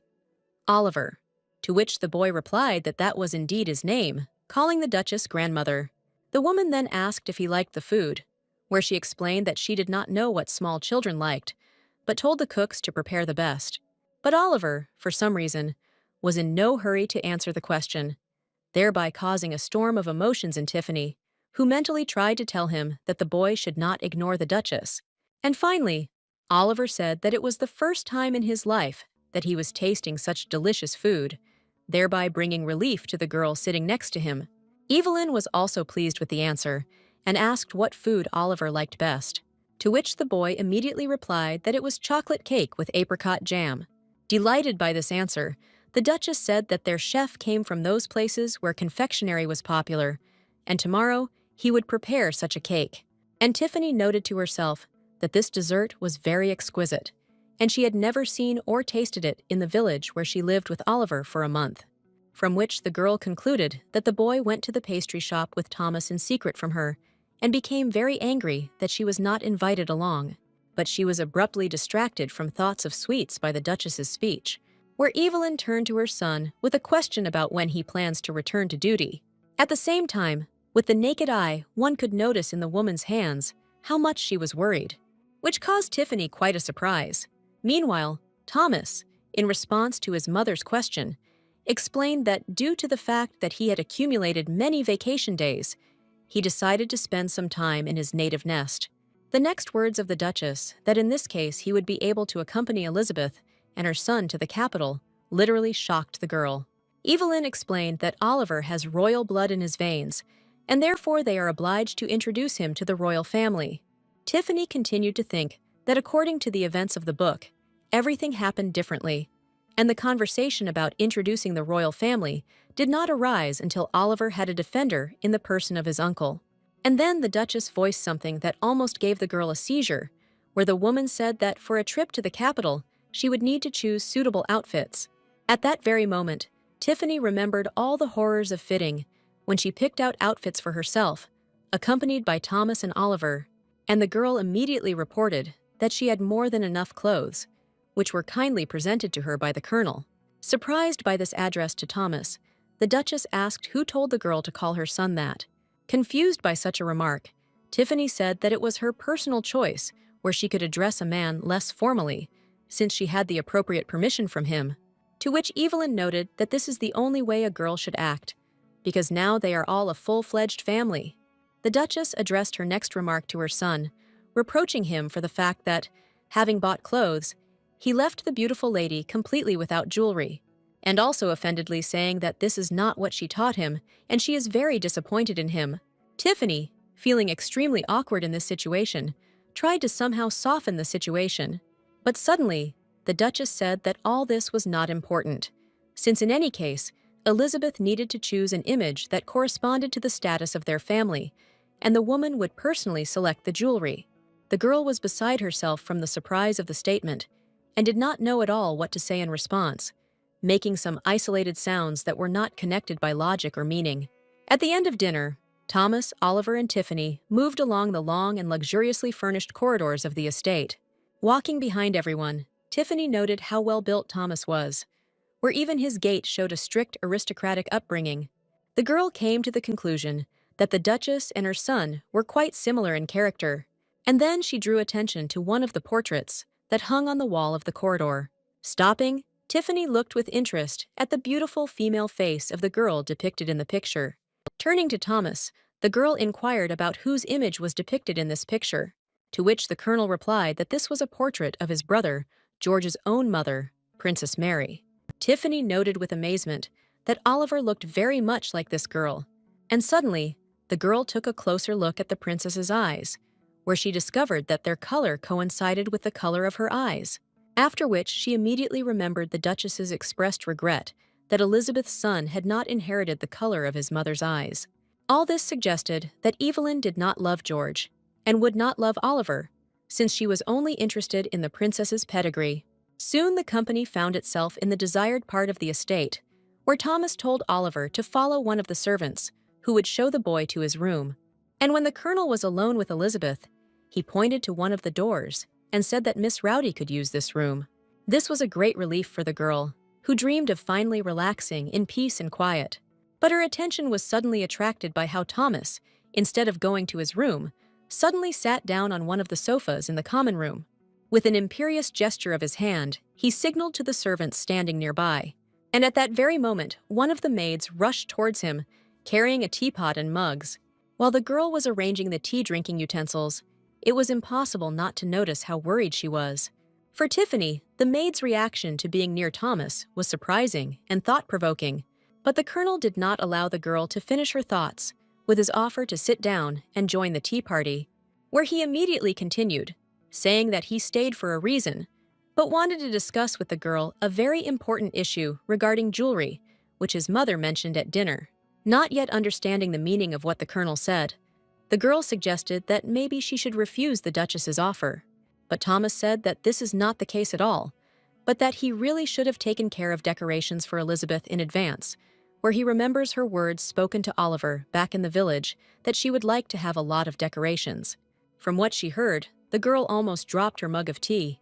And then she began to convince the man that everything was fine. She was just joking and would gratefully accept the Duchess's gift. However, the colonel said that undoubtedly his mother would give the girl something very valuable. But this did not detract from his duty to provide Elizabeth with jewelry for everyday wear. Tiffany tried to convince Thomas that the Duchess's gift would be enough for her, but the man was adamant, saying that it was completely ridiculous for someone from their dukedom to have only one set of jewelry. After which he promised the girl that he would make every effort and choose the best jewelry for her in each color. Then the girl literally jumped out of her seat, saying that if a man gives her at least one set, then taking into account the Duchess's gift, it will already be a lot. However, Thomas, again using a gesture of disagreement, again said that only 2 sets of jewelry at the girl's disposal is ridiculous. Stunned, Tiffany sat down and confusedly asked the colonel how much jewelry he thought she needed. Having figured something out in his mind, Thomas said that if the jewelry is changed at least 3 times a day, the girl needs to have at least 1,000 sets.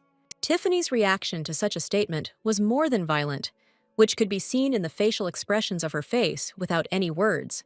The man added that such a quantity of jewelry can also be perceived as a reserve of funds for a rainy day.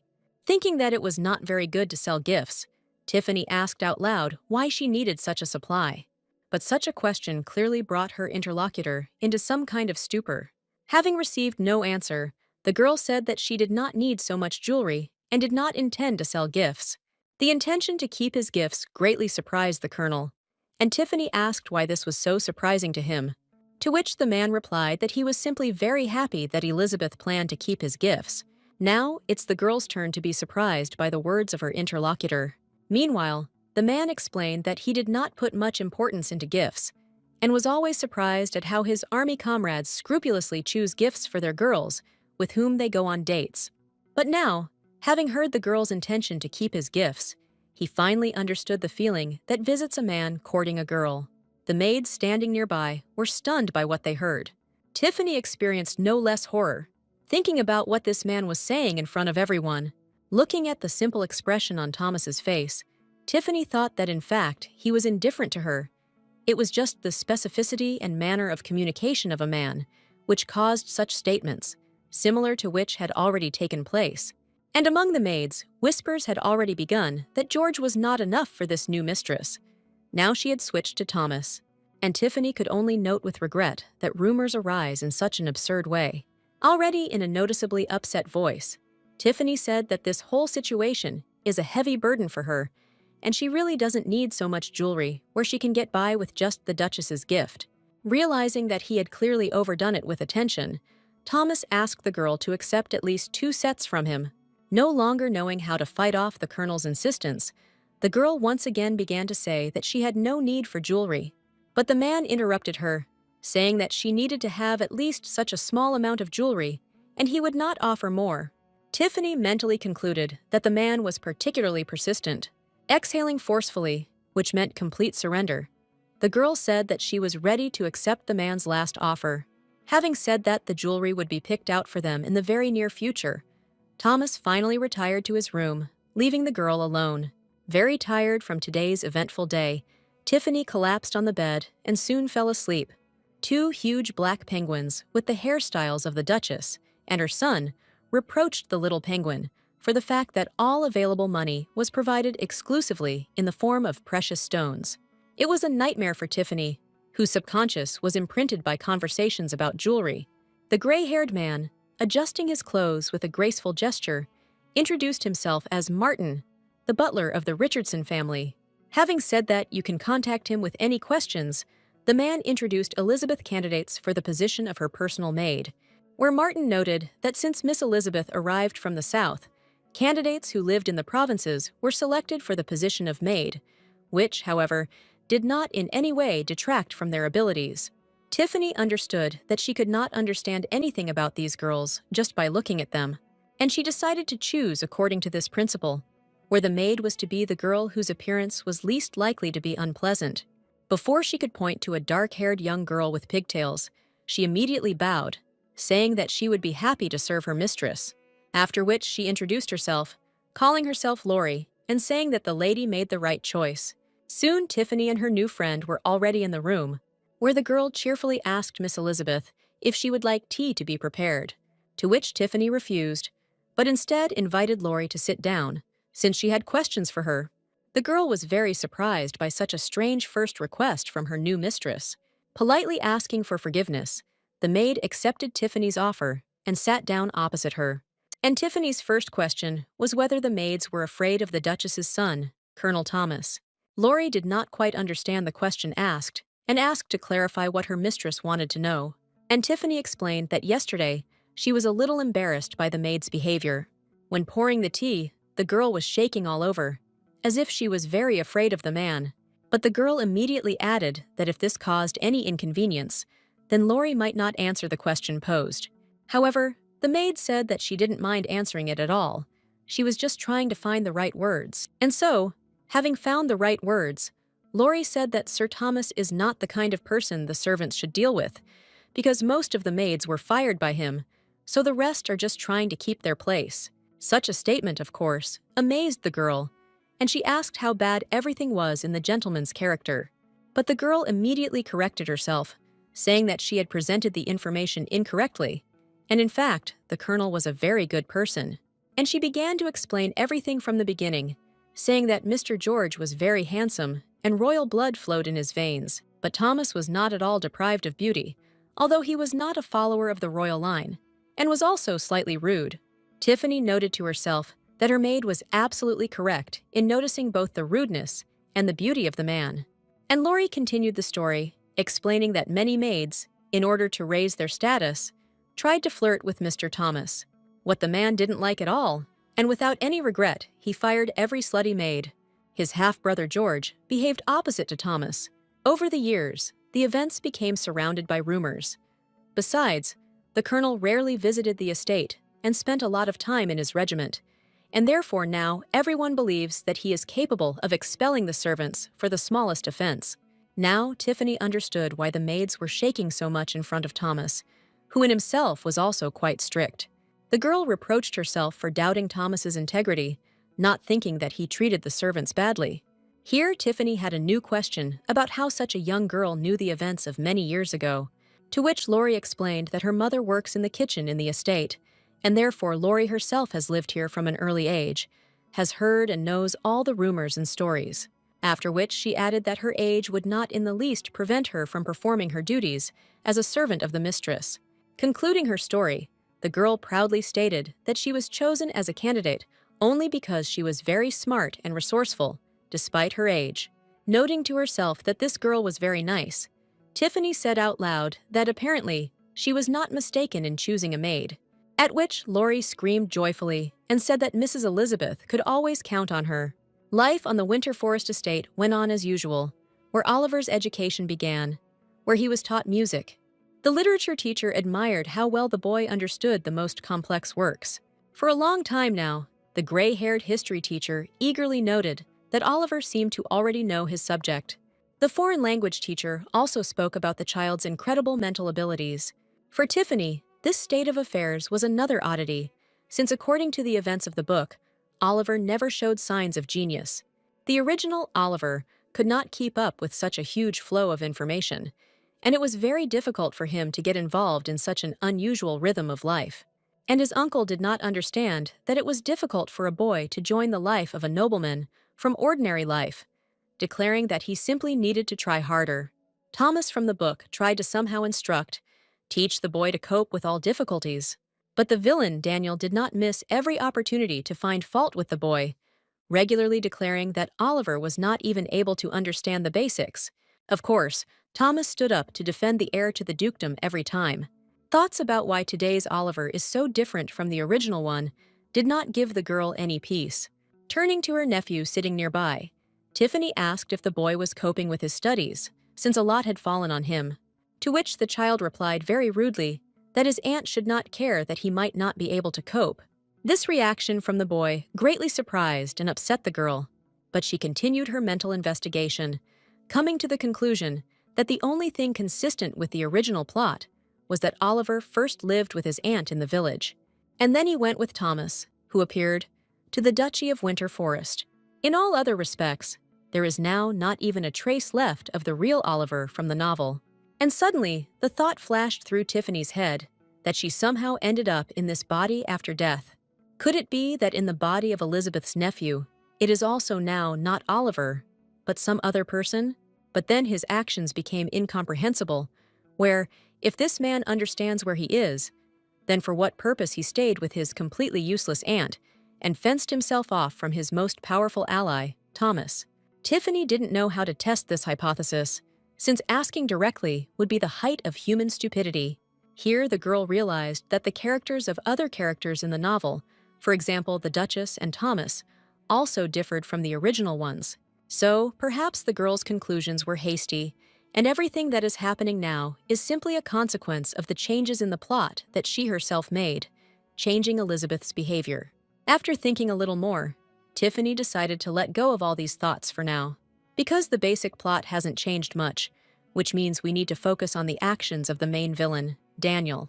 Then Oliver unexpectedly turned to her, asking what his aunt was doing, to which Tiffany calmly replied that she was knitting. The thing is that Oliver was constantly busy with his studies and went to classes. In connection with this, Tiffany had a huge amount of free time, which she spent completely alone. Elizabeth, from the novel's hobby, was reading philosophical books, which did not really appeal to Tiffany, and so she decided to remember what she had learned a long time ago during labor lessons in junior high school. True, Tiffany's knitting was very, very mediocre. After looking at the process for a while, Oliver said that his aunt needed to try hard for her to succeed, and the girl tried to justify herself by saying that she was knitting for the first time in her life, which is why everything was turning out so badly so far.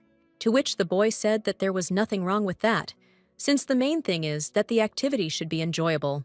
Left alone, Tiffany thought that now she would probably completely lose the boy's respect, and at this rate, she would soon be alone forever.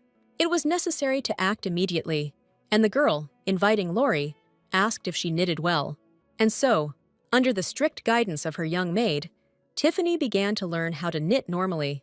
After putting in a lot of effort, Tiffany sat and looked at what she finally came up with. And when asked how Lori found her work, the young girl enthusiastically stated that the lady did a great job. Standing in front of the mirror, Tiffany, continuing to admire what she had done, decided that she would give this scarf to Oliver. And then she had the idea that she could knit another scarf exactly the same for herself, and she and her nephew would show off together. All that remains is to understand whether the boy will like the scarf, and also that his aunt will have the same scarf. However, the doubts were short-lived, and now Tiffany sat down to create a second scarf.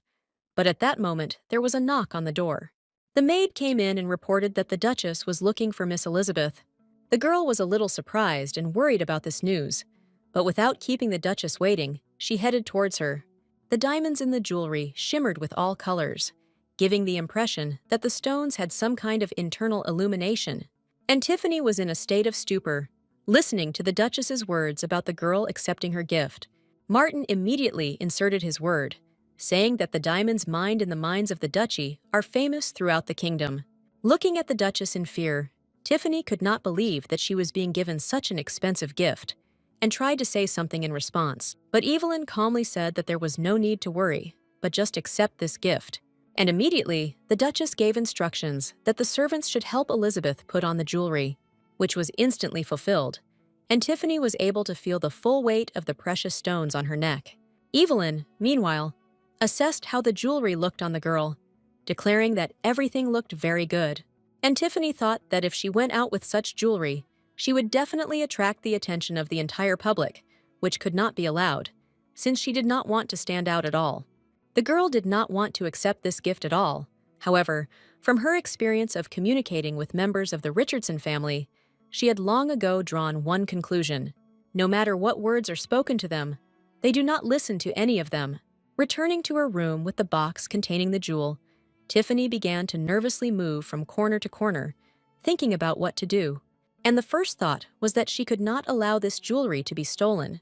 But then she caught herself thinking that she was beginning to behave exactly as the real Elizabeth would have behaved. And, throwing away thoughts about the jewel, she returned to knitting. But the thoughts that if she lost the jewelry, she would never pay for it kept coming back, making the girl very nervous. After some time, Thomas returned to the estate, having been absent for some time, where the reasons for his absence were not known to Tiffany. But despite this, the girl noted to herself that she was very glad to see this man.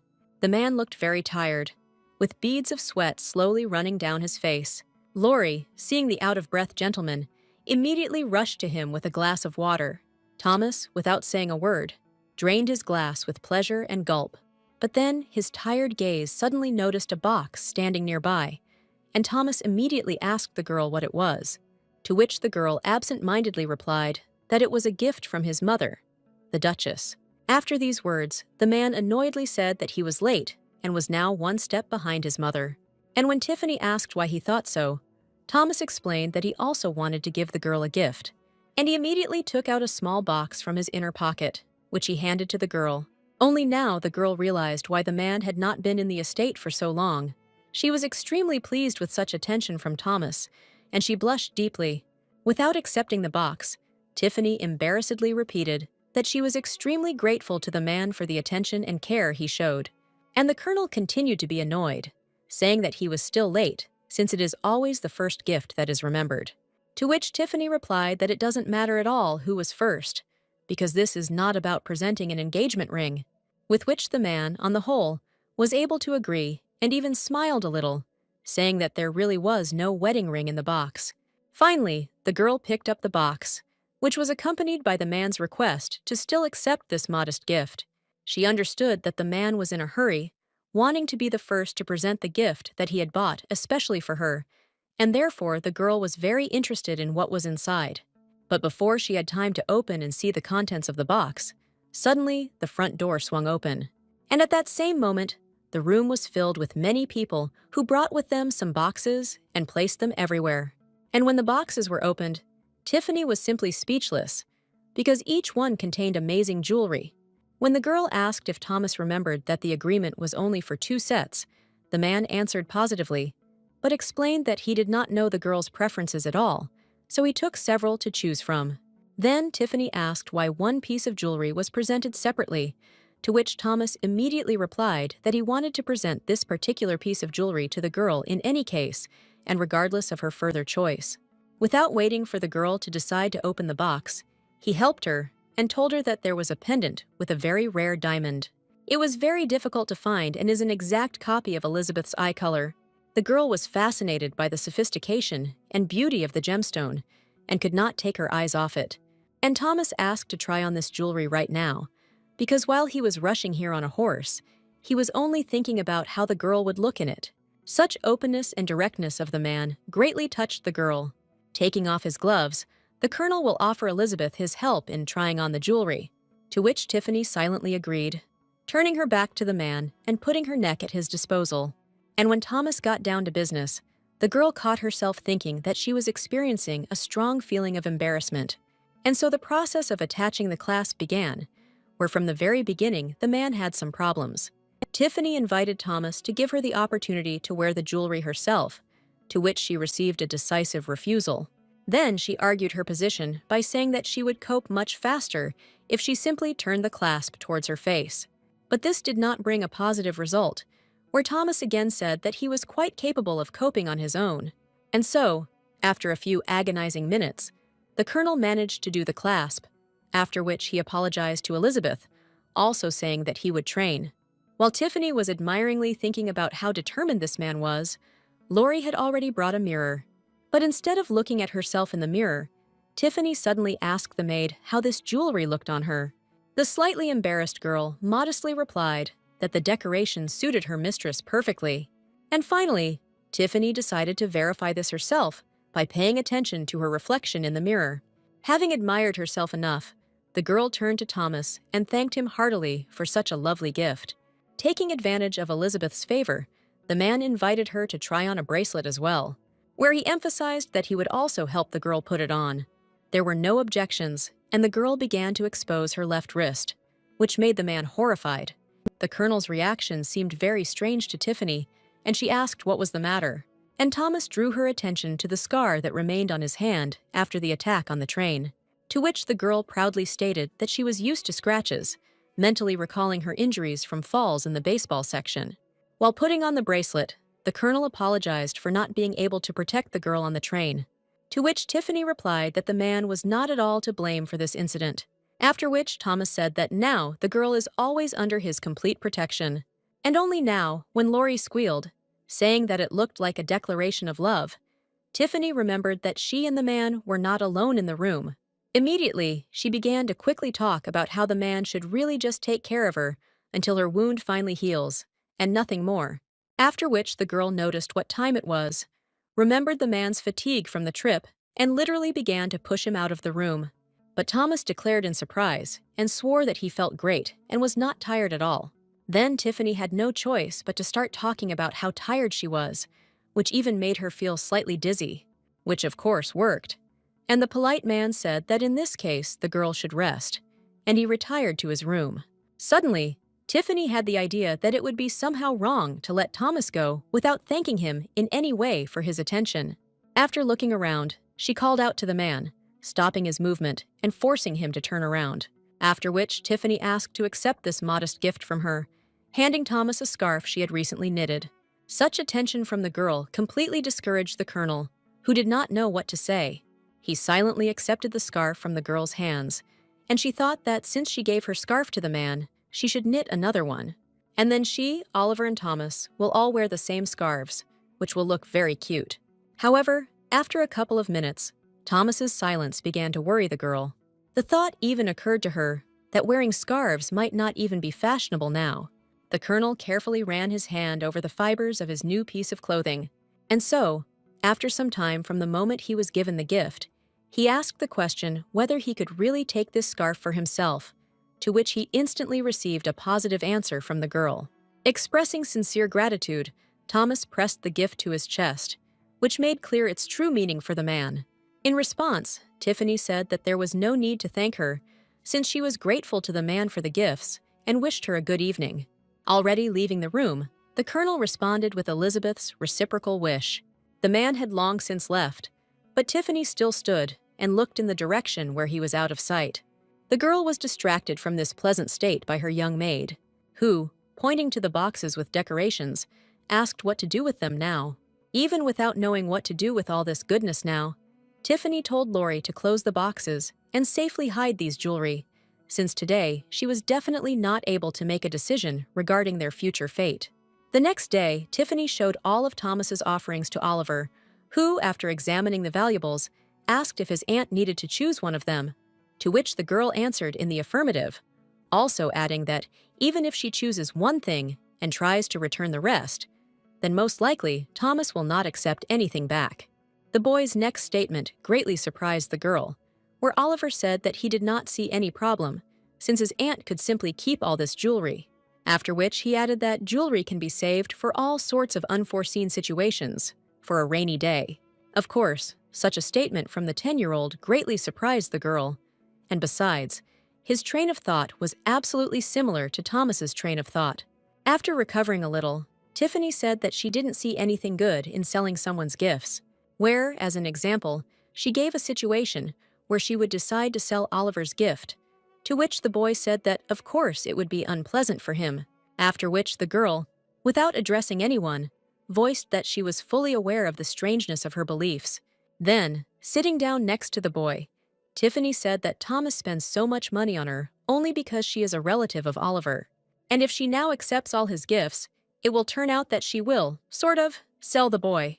To which the boy asked whether his aunt was speaking seriously now, where Tiffany, of course, confirmed what she says in all seriousness, because greed has always ruined people.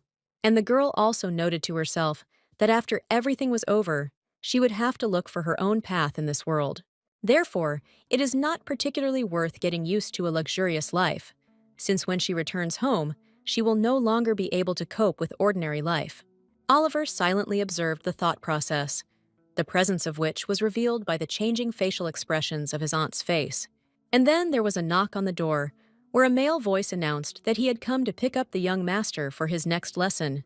Tiffany was a little sad that Oliver was leaving her again. The leaving child suddenly said that his aunt was now also part of the winter forest, and she should learn to live the life of an aristocrat. These words simply amazed the girl, who had never expected to hear such conclusions from a 10-year-old child.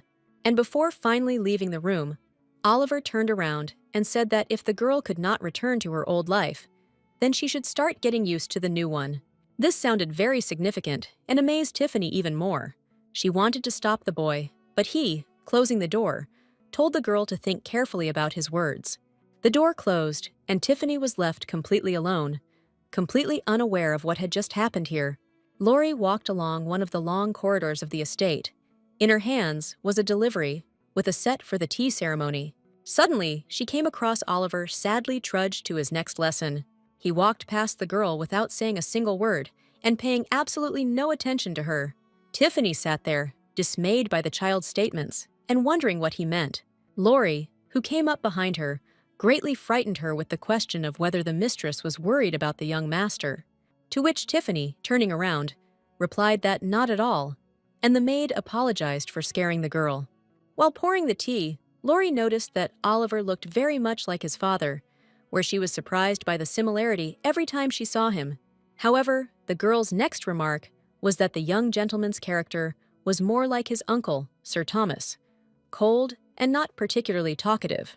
Whereas she heard about George that as a child, he was very capricious and cried a lot. And then Lori noted that only Mrs. Oliver and Thomas showed warmth and care, which was surprising for Tiffany, and she expressed her doubts about this matter. But the maid objected, saying that the girl simply had not yet seen how cold both gentlemen could be.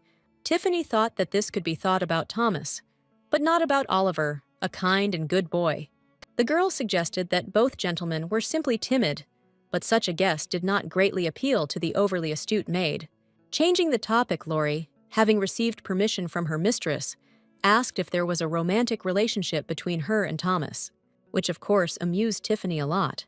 However, without thinking for a long time, the girl replied that there was no relationship between her and the Duchess's son, and never had been, since she was, first of all, the wife of his late brother. To which Lori replied that she thought about a personal relationship due to the fact that the colonel was very affectionate with Elizabeth. But Tiffany had her own opinion on this matter, where she believed that Thomas was simply fulfilling his duty to his nephew. She noted with sadness that even the Duke, who was completely aloof from everyone, treated the woman he loved with trepidation. Lori continued to talk about the reasons why she decided that there was something between her mistress and Thomas, completing her thought with the voiced guess that perhaps one of them was suffering from unrequited love. To which Tiffany said that Thomas simply has a very strong sense of responsibility and nothing more. Immediately, taking advantage of the opportunity, the girl asked her maid to explain this to everyone who might be mistaken about the existence of a relationship between her and the Duchess's son. And Lori, of course, said that she would help her mistress. Tiffany was already convinced that incorrect rumors had most likely already spread throughout the estate. At the same time, the girl also noted that Thomas could probably become just an ideal husband, given how he warmed up to her. She immediately thought that if she had known how everything would turn out, she would have come here not as Oliver's mother, but as an aunt, which would not have interfered with the development of her relationship with Thomas. Such an abundant process of thinking required fuel for the body, and Tiffany asked the maid to bring something for tea. Some time later, Tiffany was walking around the estate when she heard the maids talking quietly. After listening, the girl realized that they were talking about what gifts the Duke's son gave her, and how lucky she was. As it turned out, the situation was already out of control, and rumors were spreading throughout the estate at the speed of light. Deciding to get in on the rumors, Tiffany hid around the corner, where she had already heard that it was not about one or two, but about thousands of jewelry given to her. Then we talked about Elizabeth's status, where the maid said that she was not even an aristocrat in essence, despite the fact that her child looked like the late Mr. George, and therefore it was not clear why Sir Thomas treated her so well. Of course, Tiffany didn't really like the fact that some maids were discussing her so brazenly in their circles, and the conversation continued, where the girls now began to discuss the question of whether their master really fell in love with Elizabeth, or simply decided to play with her and leave her, having achieved what he needed. It was doubly unpleasant for the girl to listen to such speeches, and she came to the conclusion that she needed to leave so as not to overwhelm herself. But new gossip reached her ears, where it was discussed that Elizabeth probably seduced Mr. George with her body, since he would not sleep with just anyone. From these words, the girl stopped and froze in place, and behind her back, the maids continued to throw mud at Elizabeth, saying that the Duke and Duchess were blind, that Elizabeth would soon seize power here, and that very dark times awaited them. But then, the maids saw that there was already quite a lot of time, and, very reluctantly giving up gossip, just as reluctantly ran off to fulfill their duties.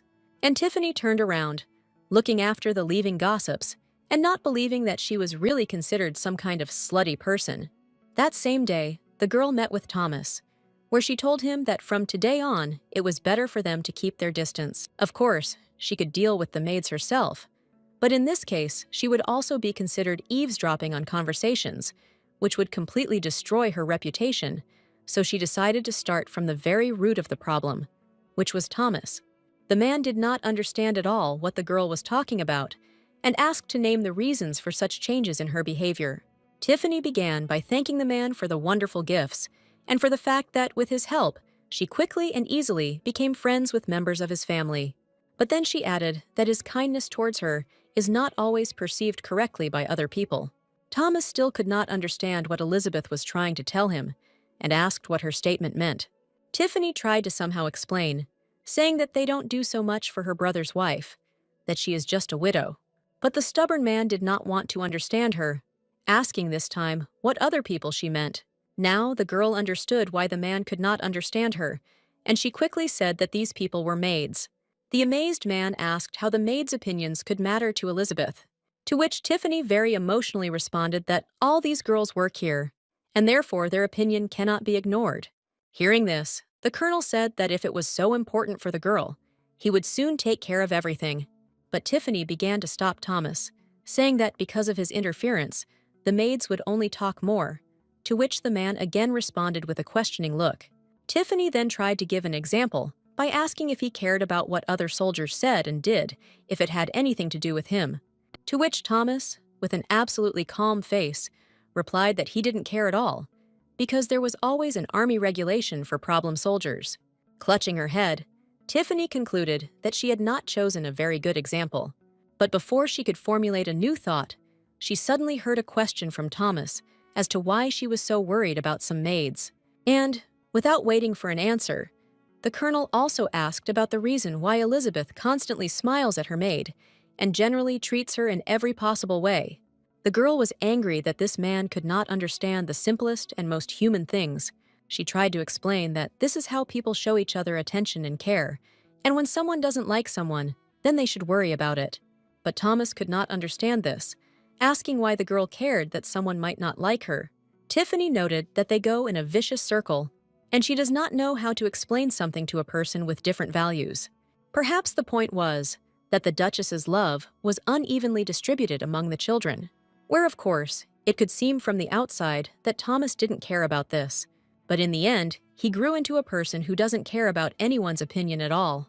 The girl ended her thoughts with the thought that he cared about Oliver with such zeal, definitely not out of sympathy or selflessness. Although Thomas really loved the boy, the real reason was only his sense of responsibility. Realizing that it would definitely not be possible to change this man's worldview with a couple of sentences, the girl changed tactics, saying that given Thomas's opinion, she had nothing more to explain to him. But at the same time, she noted that if the colonel suddenly hated her, she would not remain indifferent to it. Hearing this, Thomas concluded that if Miss Elizabeth suddenly hated him, then he would be very worried about it too. It was a relief for the girl to see this impenetrable man gain understanding. She also noted to herself that according to the plot of the book, Thomas did not seem like some kind of antisocial person. He simply isolated himself from other people, and therefore their reciprocal words and actions were cruel. And if we consider the situation from this side, then the girl could only sympathize with this man. After a short pause, Thomas said that he now understood Elizabeth's concerns about the maid's conversations, which gave the girl hope for a successful outcome of the conversation and the situation as a whole.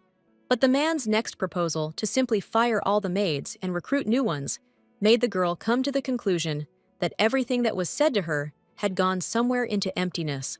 Literally clutching her head in her hands, Tiffany said that this is not at all what she means and what she sees as a solution to the problem. Then she straightened up sharply and categorically stated that changing all the maids was not a solution to the situation. The man tried to compare the current circumstances with everyday life in the army, where all personnel, on the contrary, are wary when a new commander appears, and do not spread rumors about him. And Tiffany continued to insist that it would be very difficult for the girls if they suddenly lost their jobs, and she was ready to tolerate rumors. But there was no need to fire them. Here the man made the argument that these maids were making fun of Elizabeth, and if everything is left as it is, the situation will only get worse, and then the girl may change her mind about their dismissal. But the girl thought to herself that she definitely wouldn't decide people's fates just like that, with the snap of a finger. And the man suddenly began to voice his reasoning, saying that, in principle, all the maids have been working for a long time, and there is no big reason to change them for new ones. After which Thomas said that in this case, one should proceed as usual, which caused misunderstanding in the girl. And Thomas explained, saying that they need to turn to that initial stage of their relationship, then they won't have to fire anyone. The girl was delighted at his words, thinking that this could really be a solution. But then, after analyzing the situation, I realized that this would not change the final result. Considering the conversation over, Thomas invited Elizabeth to have dinner together. Tiffany, of course, thought to herself that it would be better for the man to leave now and leave her alone, but within the bounds of decency she could not refuse. And when all the conversations and dinner were completed, Tiffany leaned back exhausted on the bench, standing in the alley. But before she had time to enjoy a couple of minutes of silence, two maids appeared in the alley, whispering about something. Noticing the mistress sitting nearby, one of them interrupted the second story with a poke in the side, from which Tiffany, smiling, concluded that the conversation between the girls was about her. Meanwhile, the maids were deciding which of them would approach the mistress, while she pretended that she had not heard anything. And so, one of them, taking advantage of her friend's confusion, sharply pushed her forward. And the girl had no choice but to say hello and attract Elizabeth's attention. Taking a submissive pose, the maid suddenly said that on behalf of all the servants, she expressed gratitude to the mistress for her prudence. She explained her words by saying that she learned some details from the manager, where the Duchess heard a rumor that the maids were gossiping, and she demanded that they all be fired without letters of recommendation, so that none of them could work in any noble house again. And if they were kicked out of the winter forest, they would never find work, where the Duchess never changes her decisions. But they also learned from the manager that Madame Rowdy talked with the Duchess, and now they are no longer in danger of being fired, for which they are very grateful to her. Stunned by what was said, Tiffany sat unable to utter a word. And the maids continued, saying that they were very mistaken about Madame Elizabeth, since even after what had been said, she came to their defense. They then apologized for what they had said earlier, promised that it would not happen again, and said that all the other maids also expressed their gratitude and apologies. Not knowing how to respond to all this, Tiffany embarrassedly said that everything was fine, and the girls had nothing to worry about. And the maids had already fallen to their knees in front of her, calling Elizabeth the best mistress and practically canonizing her. Tiffany thought that she was unworthy of such praise, where she, of course, tried to resolve the issue with the dismissal, but not in the manner in which the maids now presented it to her. The maids left, and Tiffany slowly moved along the corridors of the estate, thinking about why the manager gave them such information, where it definitely did not come from the Duchess, since the latter would definitely have warned her. The girl thought hard about who else could influence the manager, and the answer lay on the surface, where there was no one but Thomas to do it, and there was no need to do it. This conclusion was extremely surprising for Tiffany, because she never expected such actions from Thomas. With a feeling of great relief, the girl entered her chambers, where Lori was already waiting and greeting her. Where, literally from the threshold, a young maid attacked the girl with a question about whether the rumor was true that her mistress saved the lives of the Colonel and Oliver, having been seriously wounded. This question shocked Tiffany even more than the sudden apologies from the other maids. And when asked where such information came from, Lori said that there was a rumor where Mr. Thomas's good attitude towards Elizabeth was connected precisely with the fact that she saved his life. With genuine admiration, the girl talked about how Elizabeth single-handedly stood up against an armed killer, calling her mistress an incredible woman. And Tiffany could only silently listen to the admiration of her maid and think about who was spreading such rumors. Tiffany remembered well the events on the train, where she simply tried to capture the killer alive by throwing a pepper shaker at him. But according to the rumors going around, she was a straight-up action hero. Tiffany told Lori that the story was embellished a little and told the girl how it really happened. But even the real story evoked a feeling of true admiration in the young girl, where she said that in such a situation, she definitely would not have been able to behave so boldly, but would simply hide in a corner. Tiffany thanked Lori for her words and added that the misrepresentation still really embarrassed her. But Lori objected that there was nothing wrong with this, because in general, the story was not made up, and trying to correct the rumor would be useless. This is because the story has already spread throughout the estate, and there is hardly a worker who has not heard it.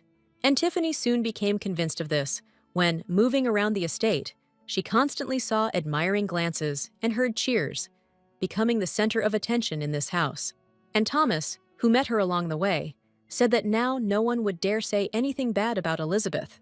However, the girl's reaction was very violent, where she said that saying that she saved a man in the war was too much. Since no rumors had been created about the war, Thomas could only wonder how rumors could evolve over time. Expressing gratitude on the one hand, Tiffany also asked that the Colonel not do this again, since she did not want to be the center of attention. Here the man agreed, saying that there was no point in fanning the rumors even more.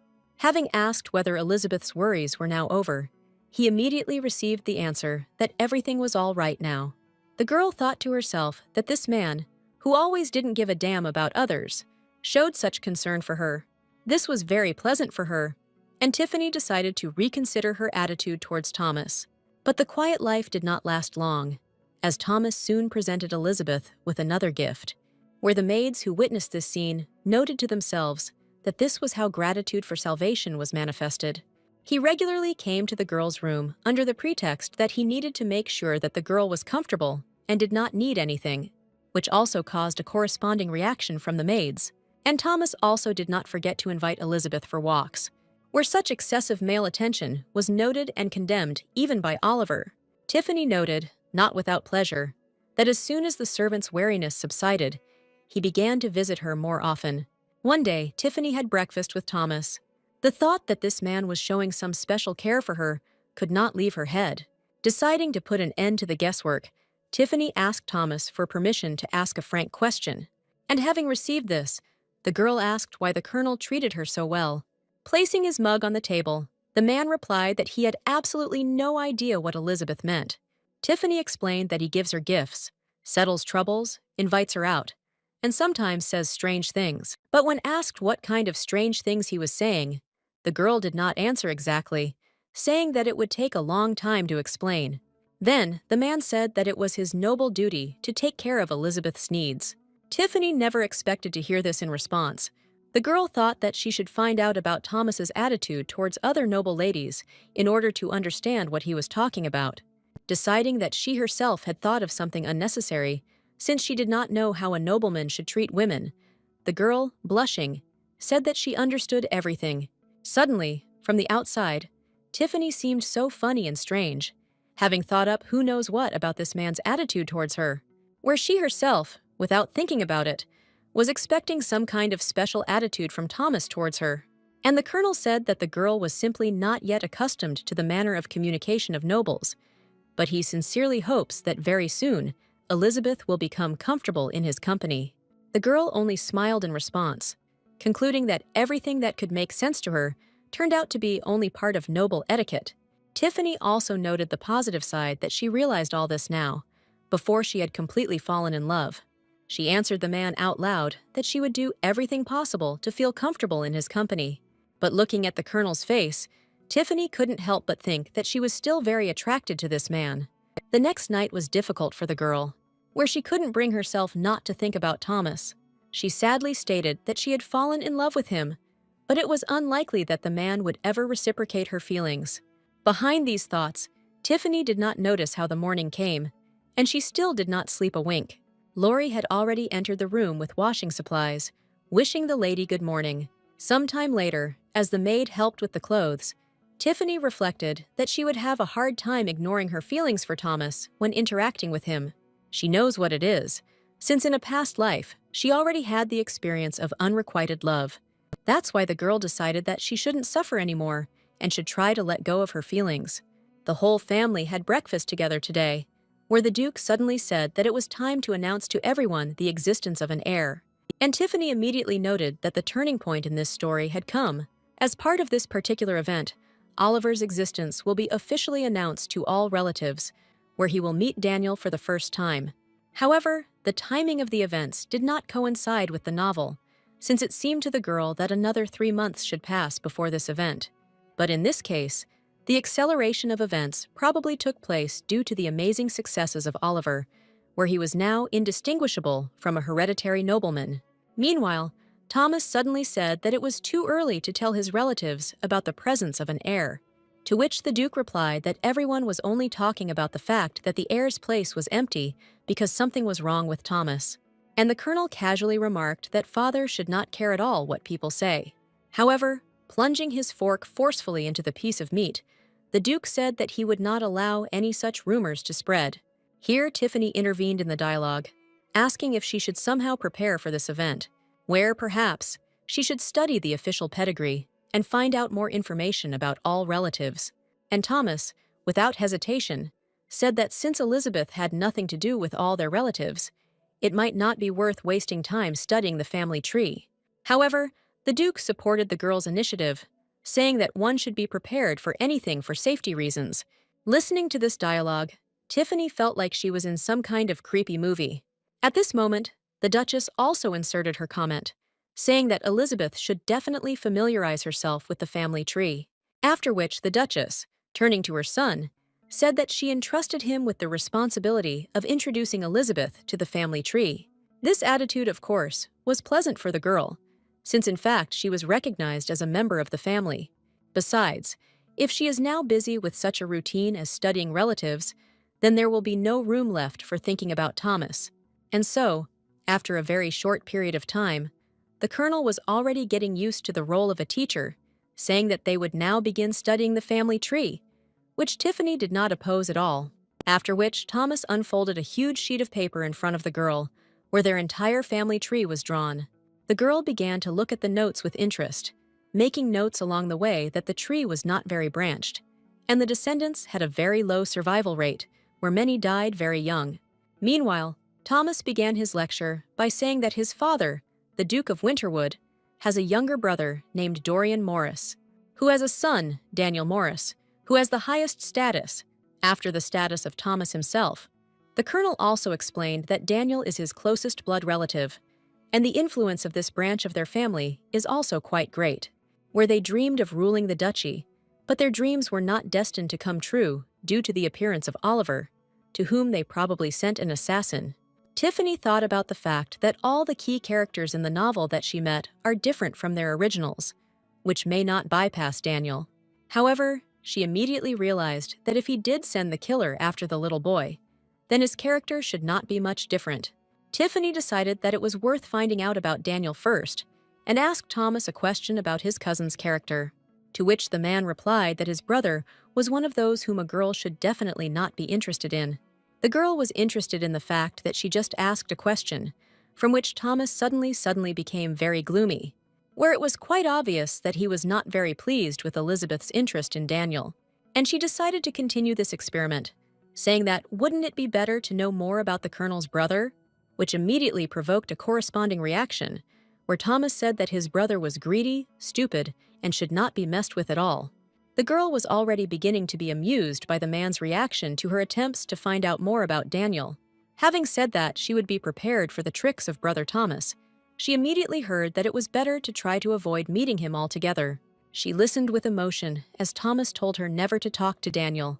And when the colonel finished his instructions, she cheerfully said that she would do so. Tiffany thought to herself that she could avoid him only of her own free will. But in the novel, Daniel was a frequent guest at evenings, at which she would also need to be present. Thomas suggested continuing to study their family tree. This was followed by a story about the rise of his family to become dominant in the winter forest, where many centuries ago the winter forest was independent, but after the unification of families, the Richardson family began to rule here, which has remained unchanged for more than 2,000 years. The story did not arouse much interest in Tiffany, and she sat sadly at the table, resting her head on her hand. Hearing the midday clock strike, the girl noted that Oliver had been gone for a long time, since classes should have ended long ago. To which Thomas explained that most likely the Duke took the boy to the ancestral room, which he intended to do before his presentation. Surprised, Tiffany asked what was wrong with this ancestral room, and the colonel explained that their ancient family heirloom is kept there, which is of incredible value, and therefore is hidden from the eyes of strangers, and only the heirs get access to it in due time. Then the girl asked if she understood correctly that in this case the colonel himself did not know where this room was, to which the colonel responded positively, adding that all he knows is that the room exists and that there is a relic there. And when the girl asked what this relic was, Thomas replied that it was a wish-granting cup that could be used only once in a lifetime. It was news to Tiffany that such objects could exist in this world. The man immediately explained that he was created by ancient magic that no longer exists in their world. And now, the next news about the presence of magic in this world shocked the girl for the second time in a minute. But remembering the contents of the novel, the girl noted that there was some mention of the transfer of magic within families. While Thomas was winding down the family tree, the girl asked if the Morrises were aiming to take over the Winterwoods just because of the cup, to which the colonel replied that this is unlikely, because everyone considers it a myth, where he himself thought the same, until his father once told the truth, and his relatives lay claim to the diamond mines. This was quite reasonable, and Tiffany agreed with this conclusion, after which she asked if she had the right to know about the existence of the cup, and the colonel replied that without any doubt, since she is now also part of their family. After thinking for a moment, Thomas said that most likely even his mother knew this, although he did not know for sure.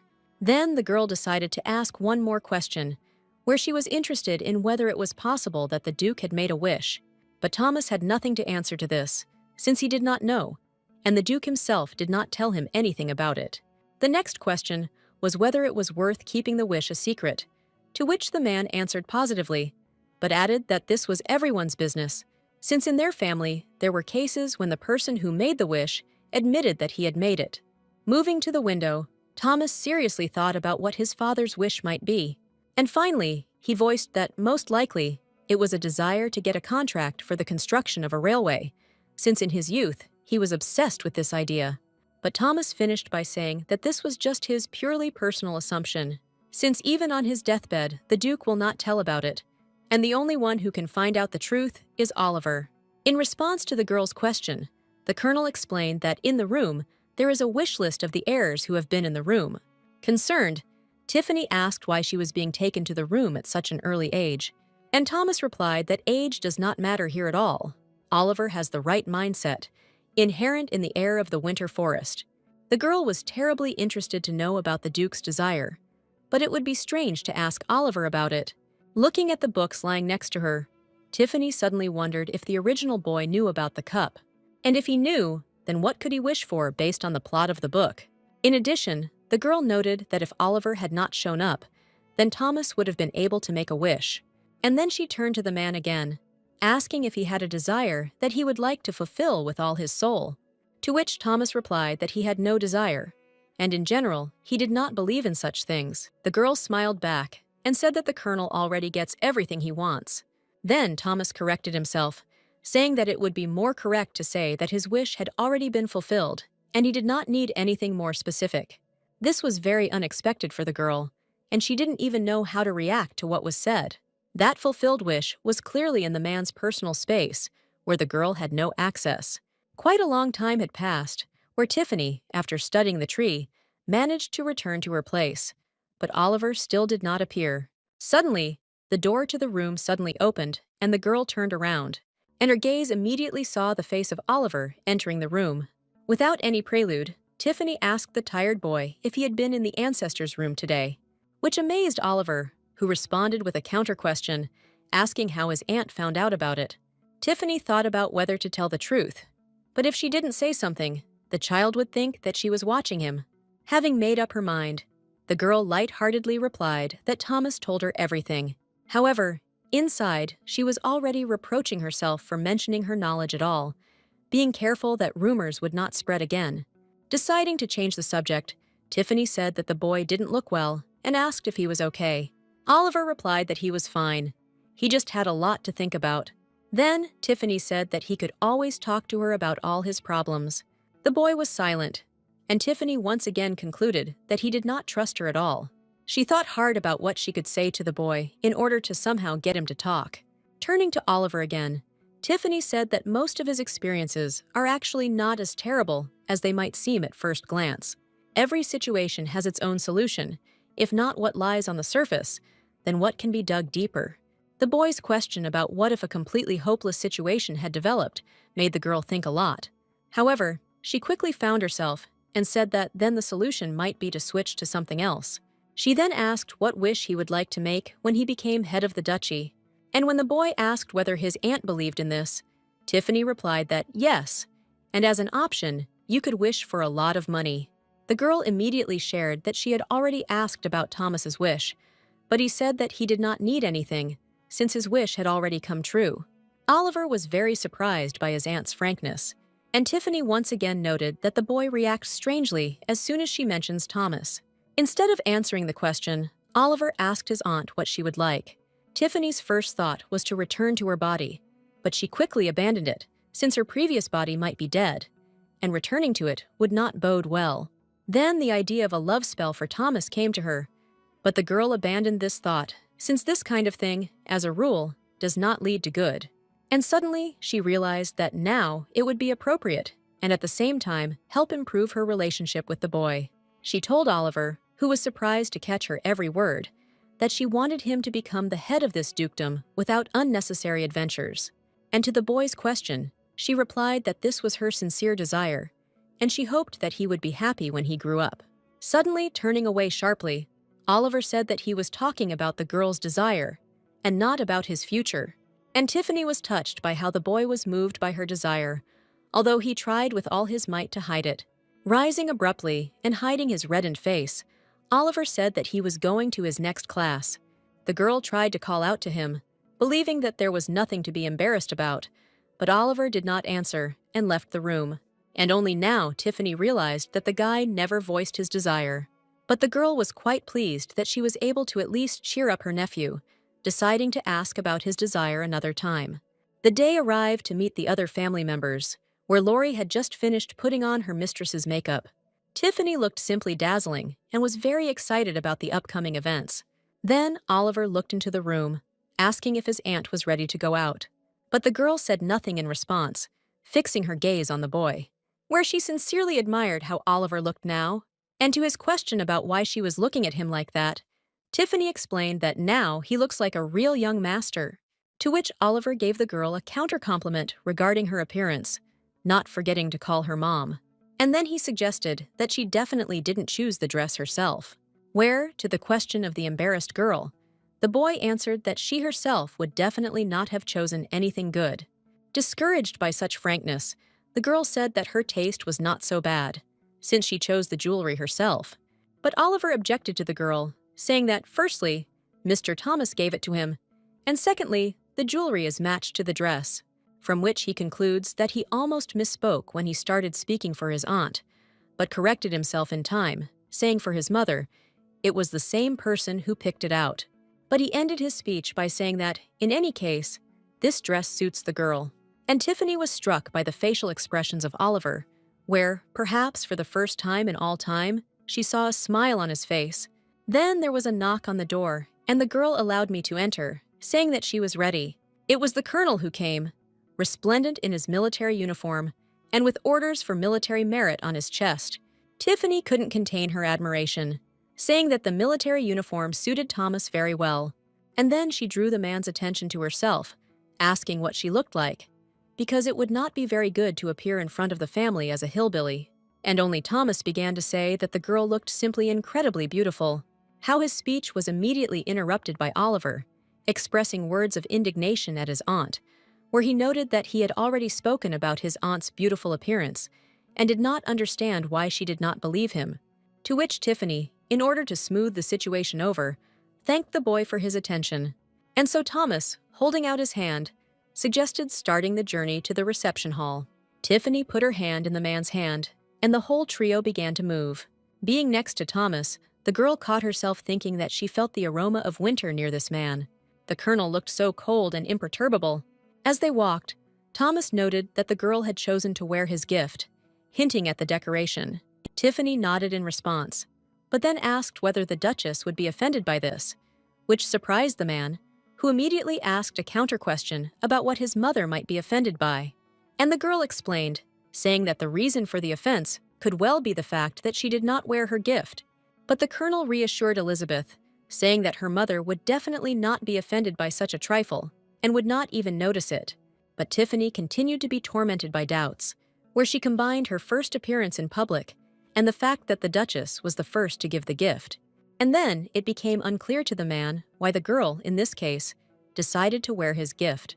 Looking at Thomas with wide eyes, Tiffany thought that she only had the Duchess's gift and Thomas's gift at her disposal, and the reason for her choice was that it was a gift from a man for whom she had the warmest feelings. Out loud, the girl said that this decoration simply suited her outfit better, and Thomas immediately confirmed that the girl really suits today's outfit. Then the man noticed that the girl's hands were very cold and suggested that she was cold because of her very thin clothes. But Tiffany denied this, explaining that it was all more out of excitement than from cold. Thomas was very surprised by what the girl was going through, and the girl again had to explain that everyone had come to look at her and Oliver, and if she made a mistake, she would immediately be used against them. And so they approached the door to the reception hall, and a second later, the company was already standing inside a huge room, where, from all sides, the not very pleased glances of the arriving relatives immediately rushed towards them. Tiffany introduced herself first, calling herself Elizabeth Rowdy and saying she was very pleased to meet you, after which she brought the boy forward and introduced him as Oliver, her son, expressing her hopes for the family's favor. But after watching the reaction of those gathered, Tiffany fully realized that she shouldn't expect a particularly warm welcome. An elderly woman was the first to speak, saying that this was the first time she had heard such a surname, and suggesting that the girl was from the south. To which Tiffany said that she was indeed from one of the southern villages, which led the old woman to amazement, where she noted that the Rowdy family did not even have their own possessions. And then whispers were heard from all sides, where Elizabeth was called a commoner, that the girl herself stood and listened with dignity, since if she had not appeared at all, then she would have been considered an arrogant commoner. Of course, she understood that these people would not go deeper in their judgments, but would appeal to what was on the surface. Immediately among the crowd, Tiffany was able to identify those who apparently started all these discussions and would only observe from the sidelines, drawing their own conclusions. Meanwhile, quiet conversations continued, where the nobility already said that the birth of an heir does not mean that she should be accepted into the family. The girl thought first of all about Oliver, cursing everyone present for not even wanting to try to understand the fear this child is now experiencing. Carried away by her thoughts, Tiffany did not notice how she automatically grabbed Oliver's hand, which surprised him. And then Thomas intervened, saying that although Elizabeth was a commoner, nevertheless, her family was not poor. He said that although they do not have their own territories, they have a successful trading business. And then, pointing to the same old lady who started all this, Thomas said that Elizabeth allocated money for the carriage for this relative because the old lady had a difficult financial situation. Immediately in response, complaints began to pour in that the colonel was behaving too rudely and obscenely, and Thomas, putting on a simple-minded face, just as innocently asked why everyone was so alarmed, because he was absolutely right. Tiffany, who stood on the sidelines and watched the development of events, mentally thanked the defender. Here, one of those present accused Thomas of lack of manners and asked why he suddenly decided to speak, to which the colonel said that he has every right to speak whenever he pleases, and even more so if his interlocutors are relatives. And then, in the coldest tone, he called the man's words absurd and said that they shouldn't even dare say such things to him, from which all of Thomas's opponents suddenly immediately became silent, after which the man said that a person does not have to be a follower of the main branch in order to be considered an aristocrat, and the people not gathered here should challenge the decision of his family. Those around him silently listened to what the colonel was saying, and no one dared to say a word in response. Tiffany was very surprised that as soon as Thomas raised his voice a little, this entire horde of aristocrats immediately fell silent. At the same time, the girl noted that looking at what was happening, one can conclude that such a concept as respect for elders is definitely not in use here. Even after 2,000 years, the Richardson family remains dominant in the winter forest. Meanwhile, Thomas continued to speak, where he compared the words of those present with the whistle of the wind and said that if someone is not happy with something here, they can leave. And in the end, the colonel said that no one should forget in whose possessions it is now. And none of those gathered said a single word in response. But suddenly, one of the guests began to clap his hands and said that they should stop there. He turned to that elderly woman, calling her aunt and saying that he fully understood that she simply cared about the fate of the winter forest. And Tiffany thought to herself that this is the only blood relative who can afford to speak out in this situation. None other than the heir of the Morris family, the son of the Duke's brother, Daniel. Shifting his attention from his aunt to his brother, Daniel told Thomas not to be so strict, to which the colonel replied that he was not going to ignore the attacks on his family. Tiffany stood and looked at two relatives, who at the same time were irreconcilable enemies. And at that very moment, the Duke and Duchess entered the hall, greeting those gathered. Thanking everyone for coming, the Duke said that today the next heir to the Winterwood Duchy would be announced, whereupon he turned and bade Oliver come to him, which the boy did at once. And the Duke, taking the boy by the shoulder, introduced him to the guests, saying that this was George's son and direct heir.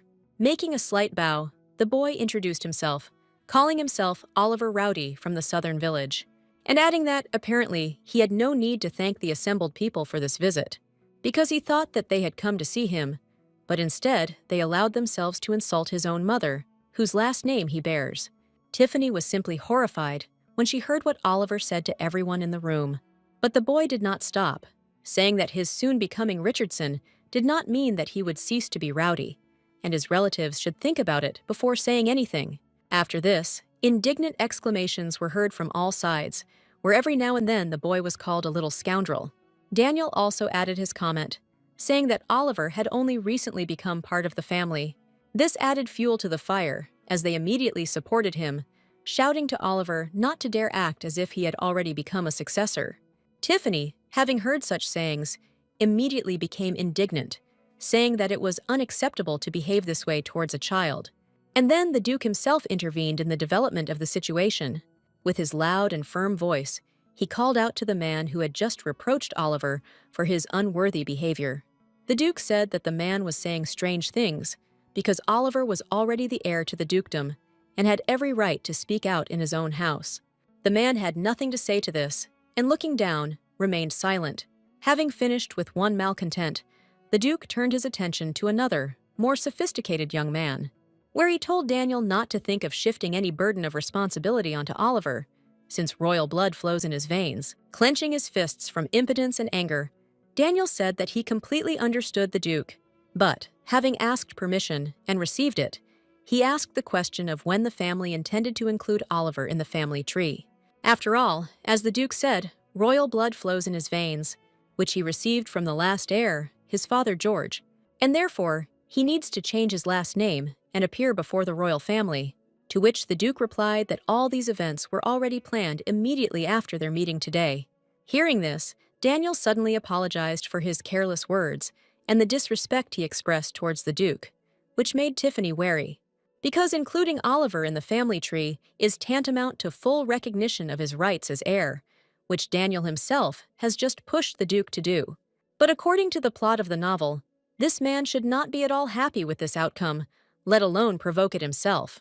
Meanwhile, noticing the girl's gaze on himself, Daniel gave her the most good-natured smile. And Tiffany had no choice but to smile back. While continuing to think that such a significant part of this story suddenly went completely against the book, even in such a tense atmosphere, the banquet continued, where the ladies' guests, of course, began to try to somehow hook Elizabeth, saying that it was completely impossible to imagine how a girl lived in a village with such an appearance, where men would probably pass her by. They didn't give it, but Tiffany thought to herself that Elizabeth's life should not concern these ladies at all. But the attacks continued, where another guest asked if they looked askance at a single woman raising a child, which could lead to misunderstandings. Tiffany was still silent when Thomas suddenly appeared next to her. Leaning towards the girl, he asked if she needed any help in putting all these arrogant people in their place. However, already knowing the man's methods, Tiffany quickly said that there was no need to do anything while slapping Thomas on the leg. She immediately came to her senses and looked with horror at the man's reaction, thinking that she had crossed all possible boundaries. Here the Duchess, who was standing nearby, coughed violently, and the Duke immediately escorted Evelyn from her chambers for rest and recuperation. Tiffany noted the woman's suddenly unhealthy state.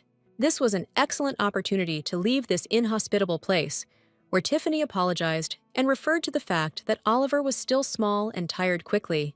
Leaving with the boy, the girl mentally apologized for using him as an excuse, but it was impossible for her to leave alone, as this would have a bad effect on their common reputation. But suddenly, one of the women said that if the child is tired, then you just need to ask the nanny to take him away, and you don't have to walk on your own. To which Tiffany replied that she should be next to the boy when he falls asleep.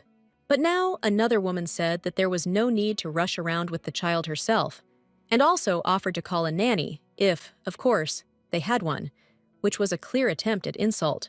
And the women standing nearby had already begun to chuckle quietly, and the evil woman continued to be sarcastic, saying that, apparently, Miss Rowdy was not aware that in aristocratic families, nannies took care of children.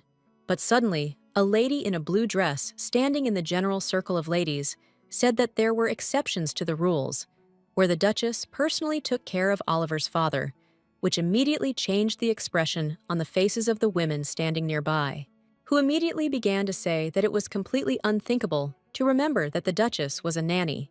Tiffany, looking at these strange women, could not understand what was wrong with them. Although the Duchess and her husband left, their son Thomas still remained in the hall. Having forcefully placed the glass on the table so that its contents partially ended up on the tablecloth, the girl said that she was grateful to all the participants in the conversation for their advice. But she immediately added that in the matter of raising Oliver, she still intends to be guided by the Duchess's advice, and not by those that the ladies have just voiced, where they can discuss their opinion directly with Evelyn. It was an unconditional victory, because not another word was spoken in response, and of course, none of them would dare speak to the Duchess in person. Having said goodbye, Tiffany, and with her Thomas and Oliver, gracefully left the reception hall. Already entering her chambers, Tiffany thanked Thomas for his participation today. But before she had time to say goodbye to him and close the door, Thomas suddenly called out to the girl, where the man was interested in why Elizabeth just listened silently to what these shameless women were saying today. Tiffany did not quite understand what the colonel meant when he asked to clarify the question, to which Thomas directly asked why the girl allowed them to throw mud at her, where before that she was very worried about some ridiculous and innocent rumors spread by the maids. And the girl, without being confused, remembered the colonel's words that he didn't care at all about other people's opinions, which was not the case in this situation. Where Tiffany found it simply amazing was that Thomas was hurt by someone else's opinion of her. This answer completely discouraged the colonel. After thinking a little, he said that he understood everything, and Elizabeth was absolutely right here. And then the man added that he discovers a strange phenomenon where someone else's opinion begins to worry him when it concerns Elizabeth, which could not leave the girl indifferent to such words. And Thomas continued, saying that in this case, he simply could not help but intervene in the situation. With trembling and a sinking heart, Tiffany listened to these girls' pleasant words for people. Thomas, looking at Elizabeth's confused face, said that it was time for him to leave, and she needed a good rest. And Tiffany looked for a long time after the leaving man, who was able to surprise her today. Thoughts about what Thomas told her before leaving did not leave the girl even at night. Trying to calm down, Tiffany closed her eyes and tried to fall asleep. But then the thought entered her head that the colonel could come to her defense solely out of compassion. This option, of course, did not make the girl very happy, causing a feeling of anger rather than joy. Turning sharply on her side, Tiffany thought that this man constantly does only what he pleases. One of the variants of such cold and self-centered behavior, the girl found Thomas's military character, from which she came to the conclusion that this man was not capable of falling in love at all. Changing her position once again, Tiffany thought that Thomas was unlikely to go on a date, since everyone thought that he was against marriage. With sadness, Tiffany thought that if she could never reveal her feelings to Thomas, would she at least be able to be somewhere near him, which was basically possible as Oliver's mother.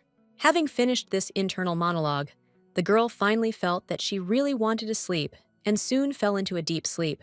Oliver, with the most serious expression on his face, told his aunt that she should never even come close to Daniel Morris, so that she never listens to anything that this man says, and in every possible way avoids any communication with him.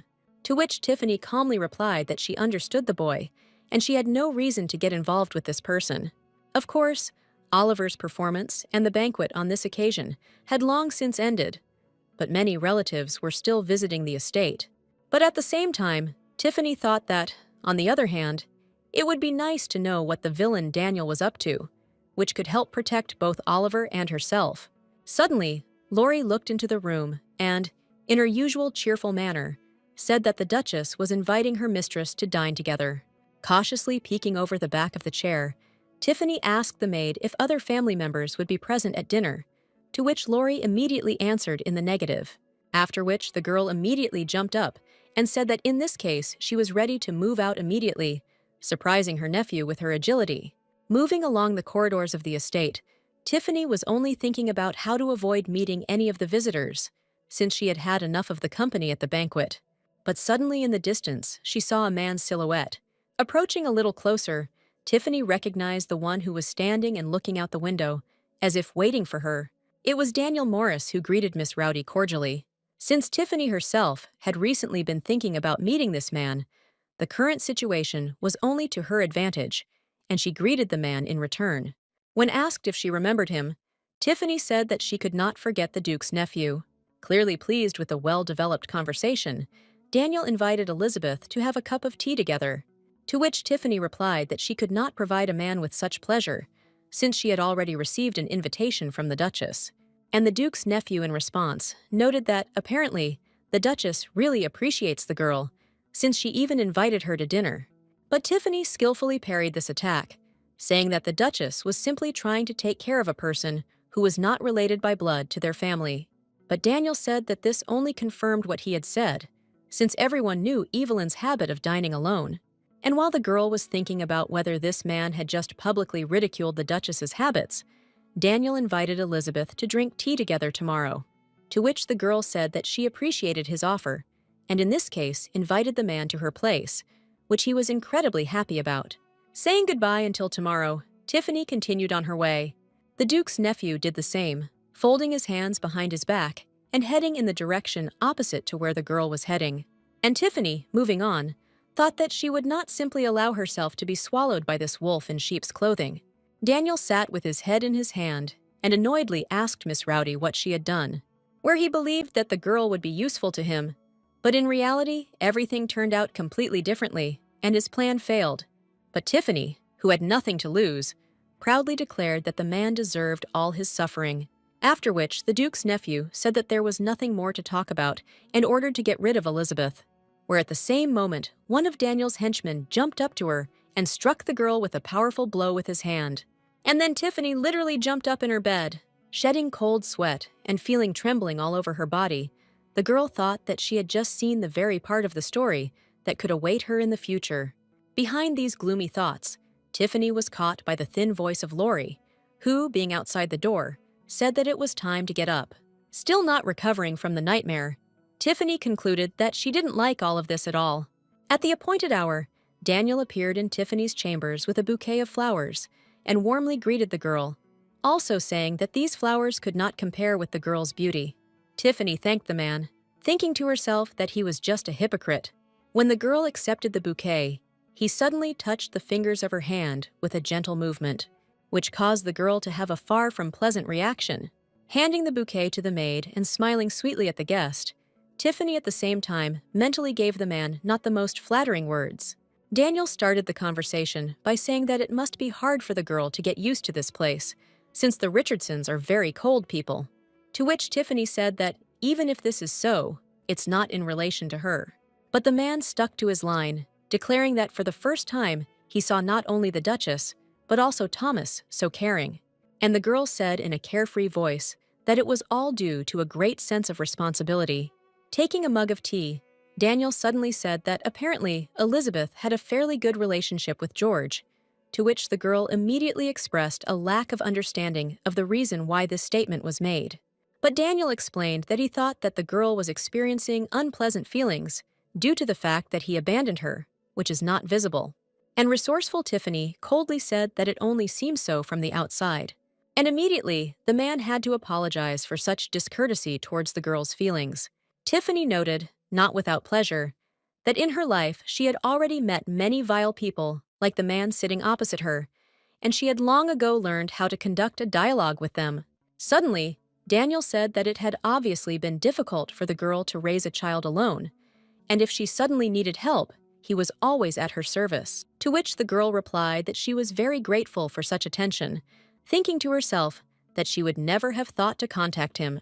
And then Tiffany made up her mind and asked whether the Duke's nephew really did not like the Richardson family, to which Daniel, to the girl's surprise, responded positively, saying that the reason for this was their arrogance, where he paid special attention to Thomas, saying that even if he takes care of Elizabeth, he will miss a lot, which seemed to the girl a ridiculous and unworthy statement for a man. Deciding to change the topic of conversation, Tiffany noted Daniel's high popularity and asked if he was married, to which the man responded negatively, and the girl expressed her surprise at this circumstance, after which she voiced her assumption that in the North everyone gets married late, since Thomas is also not married yet. But Daniel answered only for himself, saying that he simply had not yet met the right person. Tiffany noted that given the age of both this man and Thomas, for some reason, no one in the duchy insists that such enviable candidates remain alone for a long time. And then the girl was struck by the idea that, without looking for a wife, Daniel was simply aiming to become an heir, where one of the conditions was that he must be connected with the royal family. And if this is the case, then this man is truly obsessed with his idea. While Tiffany was thinking, Daniel suddenly noticed that Elizabeth pronounced the name Thomas with great feeling. And then it dawned on the girl that when she mentioned the colonel, she was not using his title at all. However, Tiffany quickly found her way, saying that she was a commoner, and it was common for her to make such mistakes. And the man, taking the chance, asked whether he understood correctly, in this case, that there was nothing between Elizabeth and Thomas. To which the girl said that she did not quite understand what was meant by such a question, after which she said that she was not accepted into the family properly, and in general, she was not sure that she could call someone family here. And feigning despair, Tiffany shouted that everyone here only reproaches her for the fact that she was simply lucky to meet the right person on her way. As expected, Daniel became very upset about the girl's condition and apologized for raising the topic. Tiffany rightly believed that the maids around them were surprised by her unusual behavior, but it was necessary. And indeed, Lori and her assistant looked at each other in bewilderment, completely not understanding what was happening here now. But suddenly, Daniel knelt in front of Tiffany and said warningly that his words might not sound right now, but he had to say them, where, looking up, the man declared that he fell in love with Elizabeth at first sight. The girl never expected to hear this, but the new admirer did not stop there, continuing with an offer to the girl to start an official relationship with him. It was so unexpected that even the maids standing nearby screamed. In Tiffany's head, only one thought flashed through her mind: what this abnormal man was talking about. Meanwhile, the onslaught continued, where Daniel now said that he had already thought about the wedding, but thought that everything would definitely shock the girl in one day. Finally, having gathered herself, Tiffany asked the Duke's nephew whether in the North it was really customary to declare love on the first day of acquaintance, to which Daniel replied that he personally prefers to act immediately if he liked the girl, Only one word now appeared in the girl's head regarding the mental abilities of this man, and that word was madman. Having already thoroughly recovered from the loud statements, Tiffany invited the man to get to his feet first, also affirmatively saying that he came here with the understanding that she was in a relationship with George and had a son from him, to which Daniel calmly replied that he didn't see any problem in this, since he was completely different from Thomas with his morals. Such statements discouraged the girl, and then she realized that if Daniel married Elizabeth, he would lose the opportunity to manage the construction of railways, since he would not be associated with the royal family. But at that very moment, the girl remembered that today's agreement was valid for 50 years and was concluded 35 years ago, during the wedding of the Duke and Princess Mary. This means that it will be valid for another 15 years and will end when Daniel is only 40 years old. In this case, he can get rid of Oliver not now, but in 15 years, taking his place. And while the girl was driving all these thoughts through herself, the man said that he understood Elizabeth's worries about her son, and he assured her that when he became close enough to her, he would raise Oliver as his own son, becoming a reliable support and protection for him. These words fully confirmed the girl's recent guesses. It was in this that she found the meaning of Daniel's actions in the form of a declaration of love. And this was also the meaning of his raising the question of including Oliver in the family tree. After all, before seducing Elizabeth, he needs to do everything to ensure that Oliver ends up in the family tree as soon as possible, so that he can subsequently claim a place in it. Where in this way, he will simply put Oliver in chains first, and through him, Elizabeth. This prospect terrified the girl. Tiffany began to talk to the man, addressing him as Sir Morris, when he immediately interrupted her, saying that she could simply address her as Daniel. But the girl repeated the appeal she had chosen, saying that the man's recognition burdened her, since she invited him solely for the motive of establishing relations between the family branches. But Daniel was not going to back down, asking the girl to simply consider his candidacy, where he finds himself quite an attractive man. With indignation, Tiffany noted the excellent game of emotions that this villain staged in front of her, and Daniel continued, saying that Elizabeth needs reliable support in the form of a solid male shoulder, which Tiffany countered by stating that there is Thomas in the house, who will always help her. Hearing this, Daniel said that in the eyes of an inexperienced girl, the colonel can and does look like a hero. But in fact, by nature this person is very cold, indifferent to everyone, and not trustworthy. Tiffany mentally agreed that Thomas was indeed cold in character, but this cold-blooded man protected Oliver at the cost of his life. But then, quite unexpectedly, Daniel grabbed the girl's hand.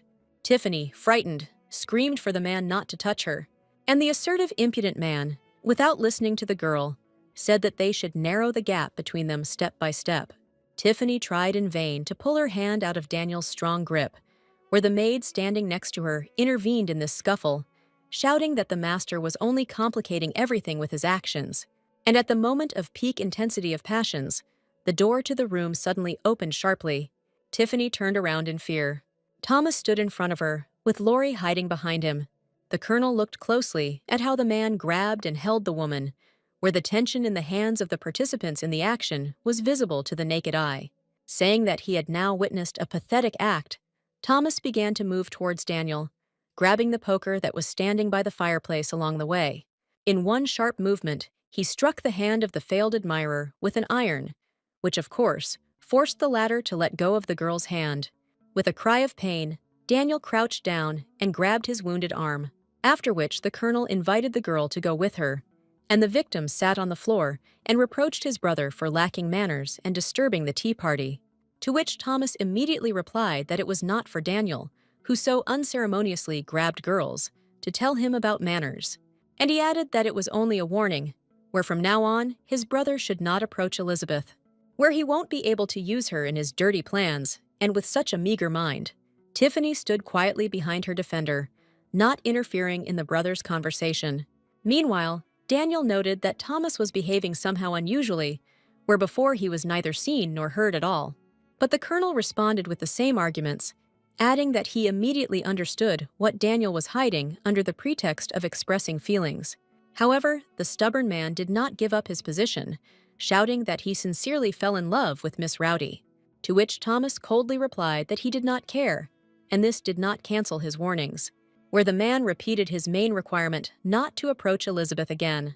At the same time, he noted that if his brother has any objections, then he is ready to accept his challenge to a duel at any time. Here, Daniel had nothing to say, since in a power confrontation, he had no chance against his brother. But as he rose to his feet, he noted that Thomas looked at Elizabeth the same way the Duke looked at the Duchess, after which Daniel said that accusing him of conspiracy, the colonel himself was also not without sin, to which Thomas did not answer anything, motioning with his head to suggest that his opponent give an example. But this did not happen, where Daniel suddenly turned to Elizabeth and said that he was forced to leave her in the current situation. And Tiffany answered him, wishing him good luck, where she could not even observe the interlocutor's face because of Thomas's broad back. While leaving, Daniel announced to the girl that his offer remains valid, and if she changes her mind, he is always ready to accept her, which both Tiffany and Thomas listened to without any comments in response. When the door closed behind Daniel, Tiffany, exhausted from nervous tension, sank into a chair. Her savior took an empty seat at the table, where new cutlery was immediately placed for him. The girl noted with a touch of humor how unexpectedly her tea party partner had changed, and then Tiffany heard quiet sobs behind her.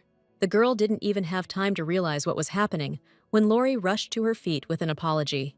Stunned by this behavior of the maid, Tiffany asked her what happened, to which Lori replied, wiping away tears, that Mr. Thomas asked her to contact him in case the lady ever met Mr. Daniel.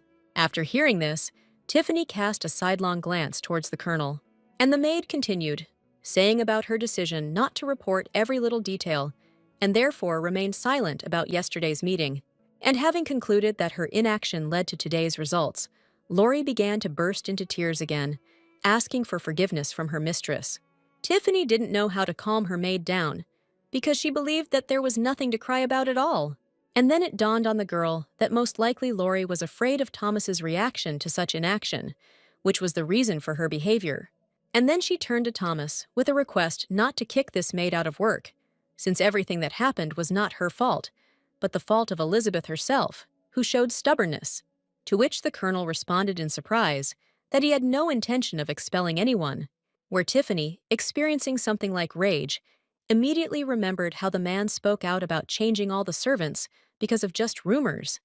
But now she doesn't even think about kicking out the one who did not comply with his direct order. Having received the man's answer, Tiffany told the maid that she had heard everything herself and everything was fine. And Thomas has already gone on the offensive, asking about what his unlucky cousin proposed to Elizabeth. But Tiffany was in no hurry to talk about everything that happened here, simply saying that nothing special was offered. To which the colonel insistently said that since it was nothing special, it would not be difficult to tell about it. Having lowered her eyes, the girl, feeling slightly embarrassed, said that Daniel had suggested that she start a romantic relationship. And Thomas immediately voiced his confidence that there was more to the proposal. And Tiffany said that there was also a proposal to marry him, and now the colonel is probably disappointed in her. Thomas did not understand this statement and asked why he should suddenly be disappointed, where Tiffany explained that she went against his advice to stay away from Daniel by inviting him over for tea. But the man said that this is not a reason for him to be disappointed in her. But in these words of Thomas, Tiffany saw her own meaning, suggesting that he was simply not interested in her as a woman. And the colonel expressed his lack of understanding of Elizabeth's concerns, because he considered Daniel to be to blame for coming to her. Tiffany thanked Thomas for these words. The next question regarding what the answer to Daniel's proposal was discouraged the girl. But when her mind digested the question, Tiffany immediately shouted that, of course, she immediately refused him dates even before Thomas appeared. And then she added that she also refused Daniel's marriage proposal. From what he heard, the colonel's face changed dramatically.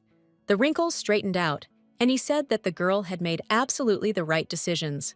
Tiffany was glad that this interrogation was finally over, but it was not to be, because before the girl had time to catch her breath, a new question followed from the man, where the subject of his interest was whether the girl refused because Daniel proposed, or because she does not plan to get married at all. Having put on a serious face and collected herself, Tiffany addressed the man by name. Then she said that she was here solely because of Oliver. Saying that this was not a problem, Thomas repeated his question as to whether Elizabeth intended to get married. Turning away, Tiffany asked what the man's interest was in this matter, and whether he was about to propose. To which Thomas sarcastically asked about the girl's desire to enter into an arranged marriage. However, the girl, who did not share the humor, said that she meant what the man said when they first met. But suddenly, very nervous, Tiffany shouted at Thomas to forget everything she just said and that she didn't want to marry anyone. After which the man said very upset that he understood the girl's intentions. It didn't escape Tiffany's notice that Thomas became noticeably sad after her words. The girl suddenly remembered all the warnings that were heard from Thomas and Oliver, and she concluded that the appearance of the colonel was very opportune. Otherwise, it is unknown how all this could have ended. Looking at the confused man, Tiffany was glad that Thomas was not angry with her at all, but she mentally imagined what Oliver's reaction to these events might be, and, taking a sip, she decided that she should try not to catch his eye. Of course, the idea of not being seen by the boy was at least naive, considering that they lived in the same house. And now Oliver was shouting that he was warning his aunt that Daniel should be avoided. Tiffany tried to justify herself, saying that they met by chance, and it was impossible to just say no in the adult world. To which the boy said that he had not been a child for a long time, and such excuses would definitely not work on him. After which the boy once again strictly instructed his aunt not to start communicating with a person like Daniel. Tiffany tried to say that this man was their relative after all, but the boy's position was unshakable, where he said that he did not care who Daniel was, since he considered him a creature. And now it was the girl's turn to be indignant as to where the boy got such words, to which he immediately replied that it didn't matter now. Clutching his head, Oliver insisted that it was the height of baseness to try to propose to his aunt. Seeing the child's extremely agitated state, Tiffany began to tell him to calm down, and Oliver once again shouted that his aunt should not dare to meet with Daniel now, where he noted that if he was smart enough to make an offer at the first meeting, then it is unknown what will happen at the second. For some reason, Tiffany thought that there was just an offer to date with the prospect of marriage, but rumors again turned everything upside down. Trying to somehow calm the boy down, the girl offered to bring him his favorite confectionery delicacy. Daniel, after what happened, almost immediately left the estate, where Tiffany was very happy about it. Watching the departing carriages, the girl concluded that the rest of her relatives would leave one of these days, and the estate would finally become quiet. Suddenly, the mistress's attention was attracted by Lori approaching from behind. Pointing to the woman standing at the entrance, the maid said that one of Oliver's teachers wanted to talk to the mistress. Tiffany asked with concern what the reason for this visit was, to which the woman said that she was very sorry to say this, but Oliver was missing classes, and even when he is present in the class, his thoughts are somewhere very far away. The woman also replied that in general, there were no complaints about the studies, but these absenteeism and the boy's attitude still complicate the situation. Tiffany wearily promised the woman to have an educational conversation with Oliver, and soon the girl was asking the boy why he began to behave this way, to which Oliver stated that he no longer wanted to attend classes and would study on his own. And in response to Tiffany's attempts to reason with him, the boy said that he did not want to waste his time on something meaningless, since his thoughts were already in complete confusion. However, the girl emotionally argued that Oliver could not just quit studying. She asked him to at least explain the reason, so that it could be voiced to the teachers, since it would be wrong to leave without explaining anything. To which the child replied that teachers are simply hired personnel who do not need to explain anything. Then Tiffany asked the boy to at least say why he was so worried. But the answer was silence. Oliver definitely didn't want to share his experiences, and Tiffany noted to herself that at this age all children are very complex. Standing up abruptly, the girl said that since the boy was so immersed in his worries, then they should get a little distracted together. And so, standing on the street and clutching a ball and a glove in his hands, Oliver asked his aunt what it was, to which Tiffany replied that it was a ball and a glove that had been collecting dust in the boy's toy box for a long time. She showed that the glove should be put on the left hand, which Oliver repeated, after which the girl loudly announced that they would now play a game called Catch the Ball. And Oliver just looked at his aunt's actions with a surprised look, where Tiffany noted that this is not surprising, since this child's entire childhood was spent not playing, but trying to get food for himself. And in her free time, Elizabeth never played with Oliver. Then Tiffany explained the rules to him, saying that the ball must be caught with a gloved hand and thrown back. Oliver asked if his aunt knew exactly how to play this game, to which the girl said with a smile that she definitely knew better than the boy. And so the game began, with Oliver taking his first shot. Without much difficulty, Tiffany, who had been a baseball fan in her previous life, accepted the pitch, saying that in reality the game is not so simple. The girl threw the ball back, not with a direct serve, but from the bottom up. The boy accepted such a serve with difficulty, asking aloud the question of how his aunt knows how to play so well, to which Tiffany, lifting her nose, replied that these were just flowers. Continuing to throw the ball, the girl tirelessly repeated that the best way to clear your head of annoying thoughts is physical activity, to which the boy quietly grumbled under his breath that if his aunt cleared her head, she would forget his instructions not to meet with Daniel.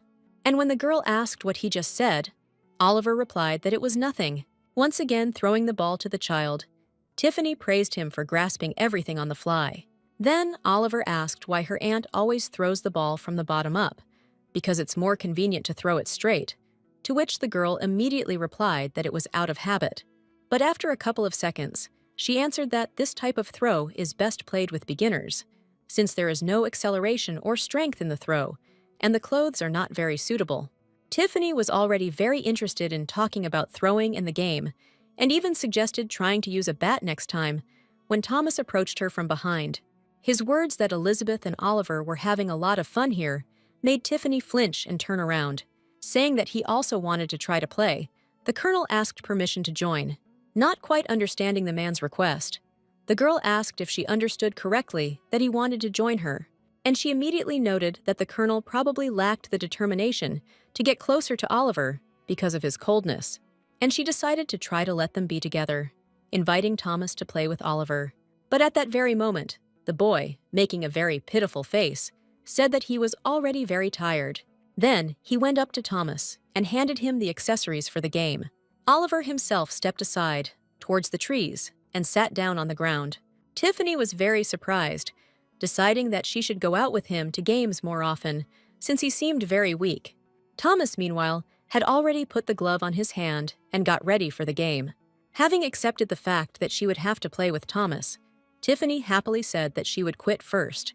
Now the girl no longer stood on ceremony, and swinging properly, completed the serve. But the colonel, as expected, caught the ball quite easily. As he made his pitch, Thomas said he understood the concept of the game, which he found quite fun. And to Tiffany's question, the man said that he was playing for the first time, which the girl doubted because of his good playing skills, after which she asked what the man was playing with his brother, to which instead of answering the question about why it was necessary to play with his brother, which completely discouraged the girl.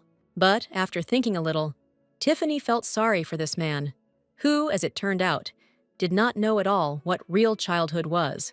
Apparently, all he did was constantly study something on the estate. That is why he grew up to be such a cold person, with whom it is often so difficult to communicate. Immediately, the girl was struck by the thought that if she did not pay due attention to Oliver, then he would grow into a second Thomas. Thinking that Thomas, of course, has his own charm, but she will not allow Oliver to become like that, Tiffany made another serve with all her might, where the man barely managed to put his hand up to catch the ball. Looking first at the ball in her hand and then at the girl, the colonel concluded that Elizabeth was indeed a very good thrower, and now he is convinced that the situation on the train with the killer and the pepper shaker was not accidental. To which Tiffany received a very violent reaction, that there was nothing special there, and it was not worth remembering. Looking sideways at Oliver, the girl thought that there was no need for him to know that she had killed a man, and hoped that he had not heard anything. But the boy still heard the conversation, and was quick to ask what his relatives were talking about. And Tiffany, without answering any of the boy's questions, quickly began to push Thomas in the direction of the estate, saying that that's enough for today and it's time to rest. After some time, Tiffany was invited to the Duchess, where the girl sadly noted that Evelyn had been unwell since the reception, and she found herself literally bedridden. Tiffany asked how the Duchess was feeling, to which she immediately replied that everything was fine, and Elizabeth should not worry too much. And Evelyn's apologies for calling Elizabeth to her place greatly embarrassed the girl. The Duchess did not torment Tiffany with guesses, and immediately said that she called her to tell her that it was time for Elizabeth and Oliver to prepare for their trip to the capital. And Tiffany noted that another turning point in this story is coming. And Evelyn continued, saying that the boy needed to be introduced to the royal family since he had royal blood flowing in him, and she had already sent a preliminary letter. And literally today, she finally received an answer from the capital. And since Elizabeth is heading to the capital for the first time, her son Thomas will accompany her and Oliver. Before the girl had time to conclude that only the three of them were traveling, the Duchess announced that she was supposed to go with them and introduce them to the royal family, because it is customary among aristocrats that a much older woman represents a younger one. However, after these words, the Duke intervened in the conversation, saying that Evelyn could not go in her condition. The Duchess tried to object, but the Duke was very persistent, where Tiffany mentally supported the man's position. The girl tried to come from the other side, saying that given her age, it would be preferable for the Duchess to accompany a younger person. Tiffany then added that everyone would understand the situation, and Thomas would go with her, but the Duchess objected, saying that for the status of their family, one accompanying man is not enough. There must be an accompanying woman, where the main argument was that Elizabeth was going to the capital for the first time, and for this first visit, all formalities must be observed in order to avoid unnecessary rumors and problems in the future, which the girl could not but agree with. And finally, the Duchess admitted that realizing her condition, she asked another person to provide the service of accompanying and introducing the royal family. This news was unexpected for Tiffany, and she immediately asked who it was, to which the Duchess immediately replied that she would become the younger sister of His Majesty and Princess Mary, Jessica. This turn of affairs simply stunned Tiffany, who did not know how to react to this, and Evelyn added that such a decision was reasonable because Jessica was George's aunt. Realizing that this was too great an honor, Tiffany began to say that she was just a commoner and was not even George's official wife, to which the Duchess said that Jessica would not be accompanying the commoner, but accompanying the heir's mother, and besides, the princess was already aware of all the affairs. Listening to this, Tiffany came to the conclusion that if she went alone, there would be less commotion than if she were accompanied by a member of the royal family. Already sitting in her chambers, the girl understood that no matter what, she would have to be the center of attention. And then she remembered the events of the book, where at the moment when Elizabeth arrives in the capital, another character in this story will appear. Amelia Watson. She appeared in the midst of the ceremony and announced that her son was also George's child, where, as proof, she showed everyone George's gift, which was a watch that once belonged to Princess Mary. Evelyn, who loved Princess Mary very much, of course took this watch to the Winter Forest, along with her newly made relatives. Amelia and her son then proudly entered the dukedom as relatives of the Richardson family. However, in reality, her child had nothing to do with George, since he was the son of Daniel.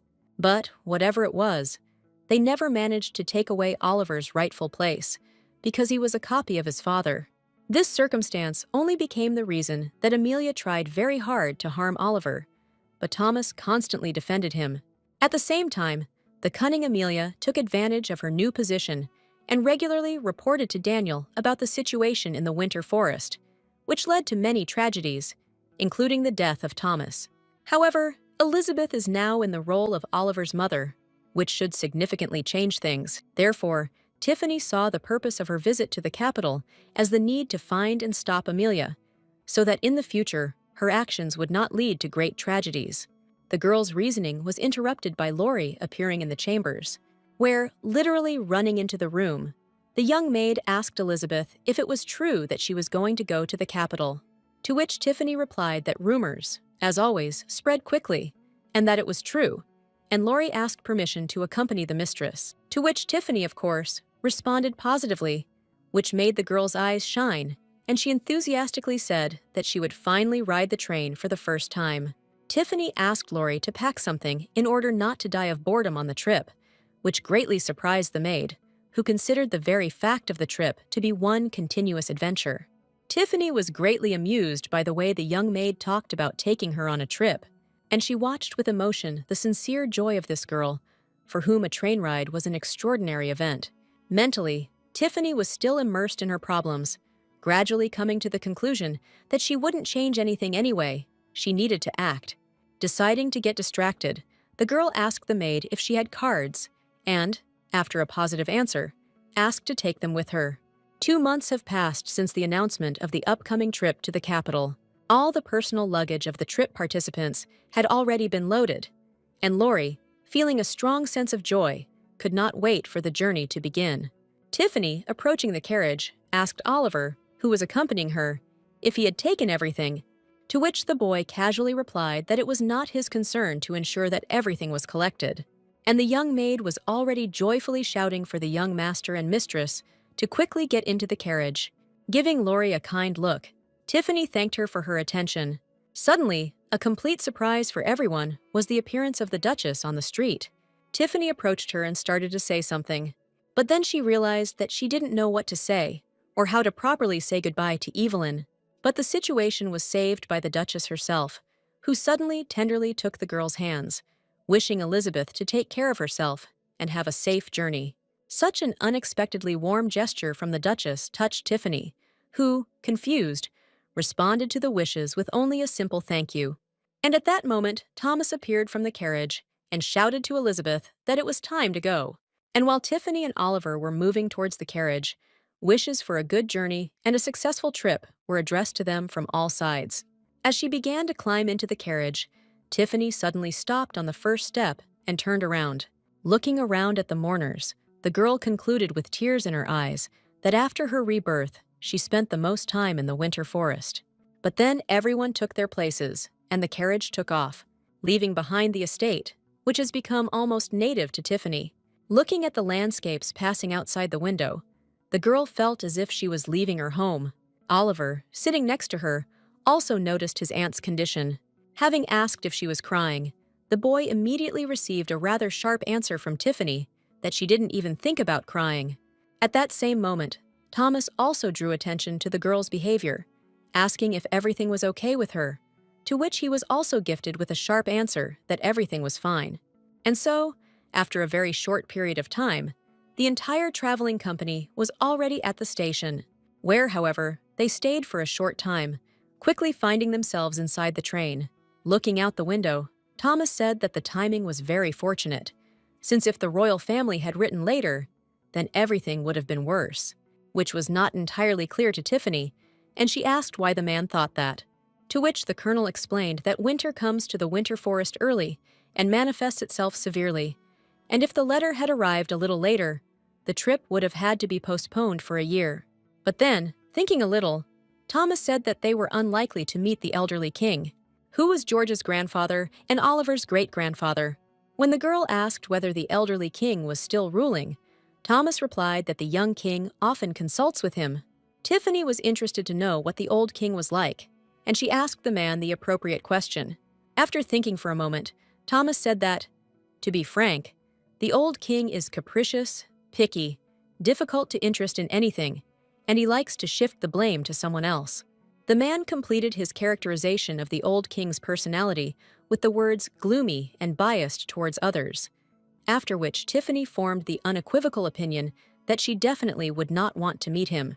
And the man continued the shocking story about the king, saying that at one point all fragile objects and vases had to be removed from his office, because his anger and irritability regularly reached such a limit where literally everything was used. Thomas ended his story by saying that as winter approaches, the old king usually goes further south, and when they arrive in the capital, he should no longer be there. Tiffany could only hope that during this time, nothing unexpected would happen, and the old king would leave. However, deciding to play it safe, the girl asked Thomas what type of people the old king liked, and the colonel replied that the most famous example was Princess Mary, whom he treated with special awe, since she reminded him of his late sister. And Tiffany immediately suggested that in this case, he should also like Oliver, who is so similar to Mary's son. But Thomas dispelled this pleasant illusion, saying that the old king hated George. Even though they are all his children, the old king is somehow very cold towards Princess Jessica and the current king. Hearing the name of her future escort, Tiffany asked what this woman was like, to which Thomas replied that he didn't know her well, but he heard that she had a very good relationship with Mary. That's why she cared so much about George. Therefore, she should like Elizabeth.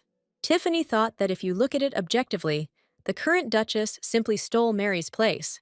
And now, most likely, Princess Jessica should hate Evelyn and her son Thomas. Looking at her hand, Tiffany remembered the gentle touch that the Duchess gave her, and I thought that despite the possible hatred, Princess Jessica still agreed to help Evelyn. Behind these thoughts, the train carried Tiffany and her companions from the snowy lands of the Winter Forest Duchy.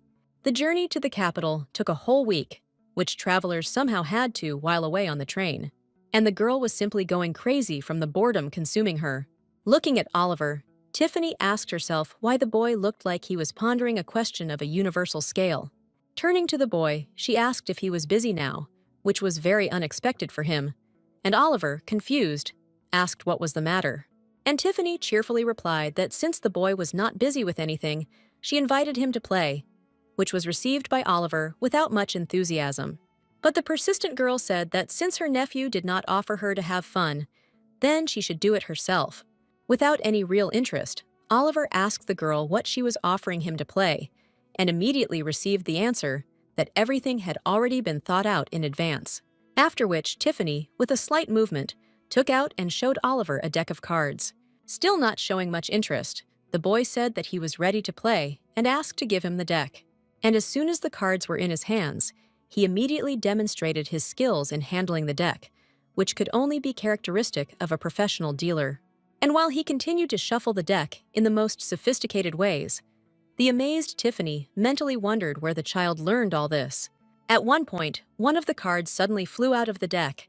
Oliver picked it up and just looked at the image for a while, after which he showed Tiffany the card and said that his aunt is the Queen of Hearts, who bears the same name, Elizabeth. This comparison was surprising to the girl, and she asked what it meant, to which the boy explained that each card has its own name, to which the girl could only wonder where he got all this from, to which Oliver replied that he simply very often looked at how others played. Tiffany concluded that he picked up all this from the yard hooligans in their village, and that all this strongly reminded her of something. Then she turned her attention to Thomas, who was sitting to the side and not taking part in the conversation.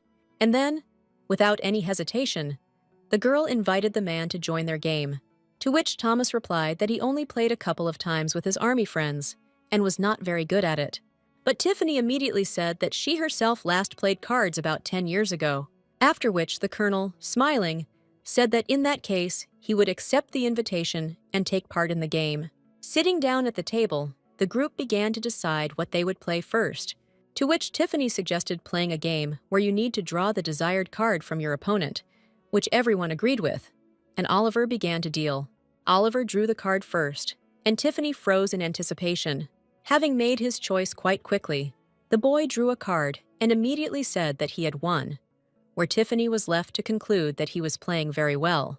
The next card to draw was Thomas, who, as it turns out, really isn't very good at gambling, because he drew the wrong card, and Tiffany was the winner, which she was very happy about.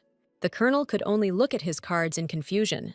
Thomas stated his loss, and Oliver said without hesitation that Thomas was a very bad player. Watching the game, Tiffany first thought that Thomas was deliberately giving in to the game. But then I realized that the colonel was really very bad at this game and immediately offered to play poker.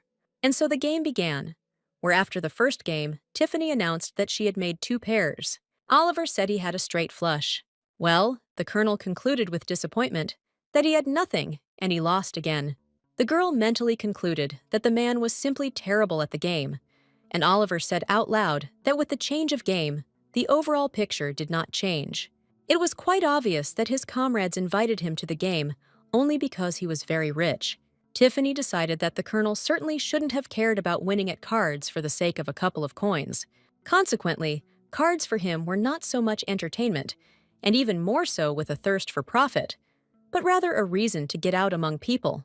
Even putting aside his abilities, Thomas had a very specific attitude towards any games. Suddenly, the boy attracted everyone's attention by addressing his playmates. Tiffany and Thomas looked at Oliver with interest, and the boy said that since their game was too boring, he offered to increase interest by placing bets. Tiffany immediately jumped up, saying that there should be no gambling, to which the boy immediately objected, saying that any self-respecting gentleman should know how to place bets, where he explained that betting develops faith in luck, teaches you to clearly assess and analyze the situation, That is, it develops your personality. And, pointing to Thomas, Oliver added that the presence of bets will not only increase interest in the game, but will also provoke this Mister's desire to finally win. Having placed the first card on the table, Oliver offered as a bet the opportunity for the winner to ask any question he was interested in to another participant in the game. But if the person to whom the question is asked does not want to answer it, then he pays a ransom instead of answering. And when Tiffany asked what she should do since she had no money, Oliver said that then she would just have to answer the question, to which Tiffany reluctantly agreed, saying that in this case, it was necessary to agree on the exclusion of tricky questions. And Oliver, laughing, asked what questions his aunt had in mind, to which he immediately received an answer that he himself should understand. And now the first game with a bet was ending, where Thomas and Tiffany revealed their cards, announcing their combinations. It was Oliver's turn to reveal his cards, which he did, saying that he had a winning combination, after which, pointing to Thomas, he said that he had a question for him, where he immediately, without any embarrassment, asked about what kind of girls a man likes. The colonel asked the boy about the essence of the question, to which Oliver explained that he meant what an ideal girl should be like in Thomas's eyes. The puzzled man replied that he had never thought about it before, to which Oliver quickly clarified that this does not answer the question, and therefore the man must pay. The colonel did not object at all, and immediately settled accounts with the boy in front of Tiffany, who was beginning to not really like all this. And so the next game was left behind, where once again Oliver won. And now a new question was asked to Thomas, where this time he had to say whether he liked someone at the present time. Tiffany concentrated all her attention, because she really liked this man, and she was most interested in hearing what he would answer. Very embarrassed, Thomas asked if he was obliged to answer this question, to which Oliver replied that without any doubt, and the colonel thought deeply. But, after a few seconds of reflection, the man, instead of answering, simply handed the boy another payment. Tiffany was surprised by Thomas's reaction, suggesting that this was an indicator that he definitely liked someone. This was dizzying news for her, since the presence of a girl in a man's heart could change a lot. She immediately began to speculate as to why the colonel was not getting married now, which could be because of a lost first love, love for a married girl, or unrequited love. Behind these thoughts, Tiffany did not notice how Oliver attracted her attention to the cards, asking him what happened, to which the boy replied that the next game was over, he won again, and now it was his aunt's turn to answer his question. Tiffany was horrified by the realization that she had not only missed the whole game, but that she had managed to lose. Scolding herself for being too immersed in her thoughts, the girl began to speculate about the upcoming question, which obviously would concern her feelings and relationships. Tiffany understood that she had no money, and she would have to answer the question where she would say that her heart belonged to the man sitting opposite. It immediately became noticeable from Thomas that he had gathered himself and was ready to listen to the girl's answer. The girl did not know what to do with herself because of the rage growing inside her, which was generated by a feeling of hopelessness. And so Oliver began to speak, for now simply turning to her aunt, which made the girl tense even more. The question plunged the girl into complete confusion, because Oliver asked whether his aunt would object if he suddenly decided not to accept the inheritance, where a surprised look towards the boy was directed not only from Tiffany, but also from Thomas. Trying to somehow digest what was said, Tiffany at the same time began to reflect on the fact that she could not even think about such an outcome of this story.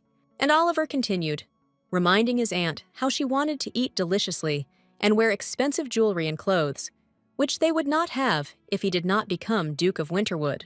The girl did not take her surprised gaze off the child, and a whole hurricane of thoughts was now spinning in her head. Among other things, Tiffany thought that the boy initially started this excitement just to ask this question, and only now she began to fully realize what a great responsibility falls on the fragile shoulders of a 10-year-old child. Under Oliver's circumstances, even an adult would be confused, let alone a child. Tiffany began to reproach herself for paying little attention to the boy, began to take more care of herself, and therefore did not notice that he could be stressed. She realized that all this time Oliver simply felt uneasy. That's why he behaved this way, and she, his aunt, was never able to understand the true reasons for this. Tiffany thought that she could have talked to the boy earlier and explained that he could refuse the inheritance altogether, And so, having pushed a huge amount of information through her head in a few seconds, Tiffany began to answer the question. She told the boy that she came with him to the winter forest, not because she was looking for benefits, but only to take care of him. And if he does not want to inherit the dukedom, then they can return to their home village right now. They have arms, they have legs, they have a head and an inquisitive mind, and therefore she is sure that they will not have to starve. Judging by the boy's look, the words his aunt said touched him very much. And Tiffany added that even if the boy inherits the winter forest, she still does not plan to stay. But this remark was not appreciated by her companions, who were unanimously indignant at such plans. But the girl did not stop, saying that when Oliver becomes a duke, he will already be an adult, and he will not need his aunt's help. However, judging by the appearance of the boy and the man, they were no longer listening to what she was saying, but were each immersed in their own thoughts. Where Oliver thought that he would, of course, not leave her just like that, no matter what his aunt thought of. And Thomas came to the conclusion that he could not have expected such a turn of events. Tiffany was tired of this game of silence, and she invited the men to say something, to which both replied that they had nothing to say. Then the girl stood up and, saying that all the questions had been asked, suggested ending the game there. And as soon as she tried to remove the cards from the table, her movement was interrupted by someone's hand. It was the hand of the colonel, who said that it was not time to end the game. Tiffany guessed out loud that the man liked the game and asked if he wanted to continue playing, to which Thomas replied that the game itself was quite monotonous, but he liked playing with Elizabeth. The girl was pleasantly surprised by these words, but she immediately realized what was happening and assumed that the colonel, apparently, also wanted to ask a question, to which Thomas answered openly that he really had a question for the girl. Delighted, Tiffany easily agreed to play again and began to deal the cards.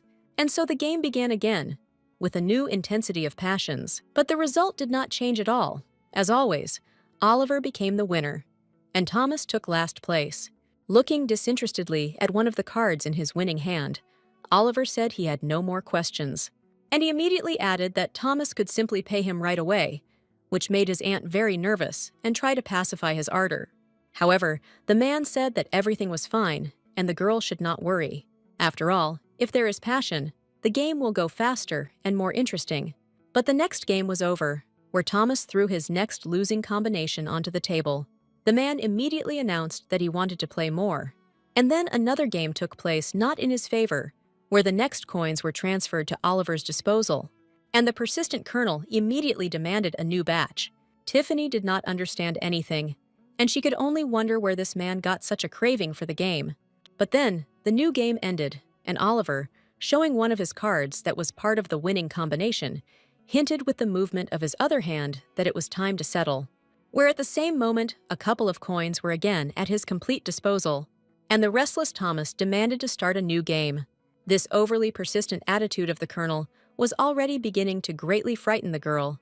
But at the same time, the girl turned her attention to Oliver, next to which an impressive amount had already formed, which made Tiffany remember that as a child, her mother took all the money from her and gave it out in parts. The main thing here was that Oliver correctly understood her actions and did not perceive her as an attempt to enrich herself at his expense. And while she was thinking about all this, the game took place, and the colonel again paid for his loss.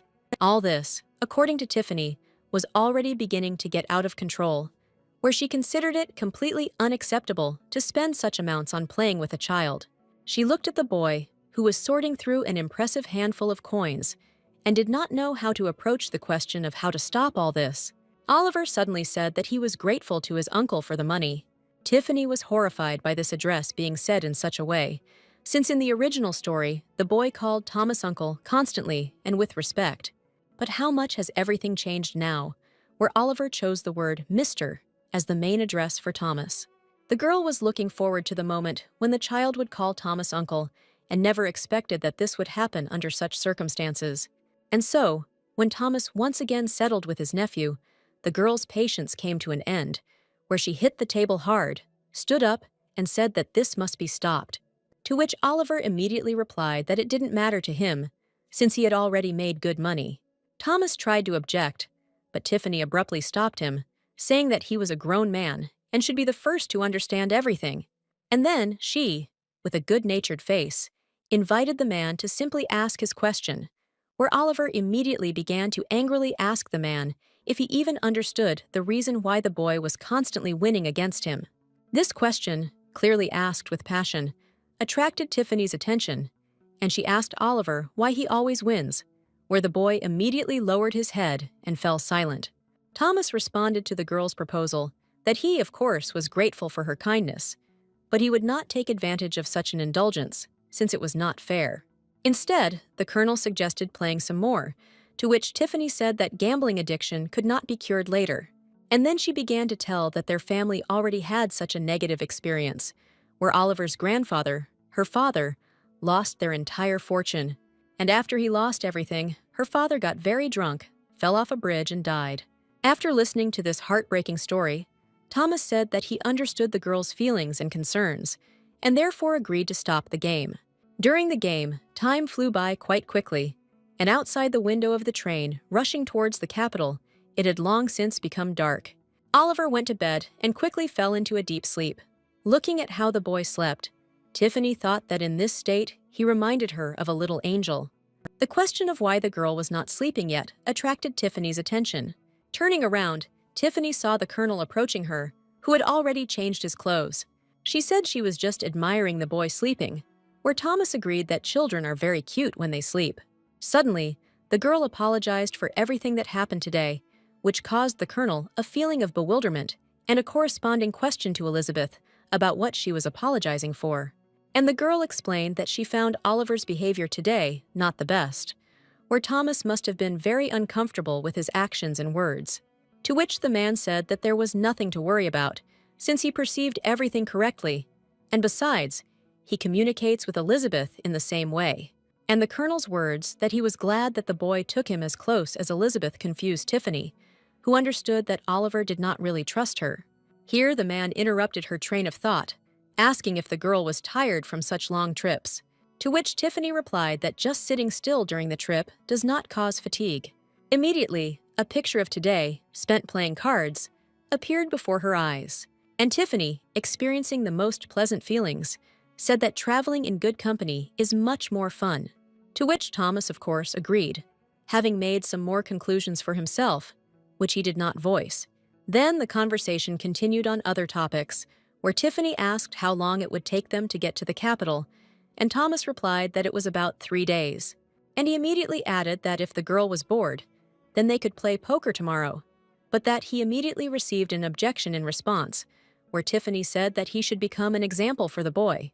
And now 3 days of travel were left behind, where the train finally arrived at the capital station.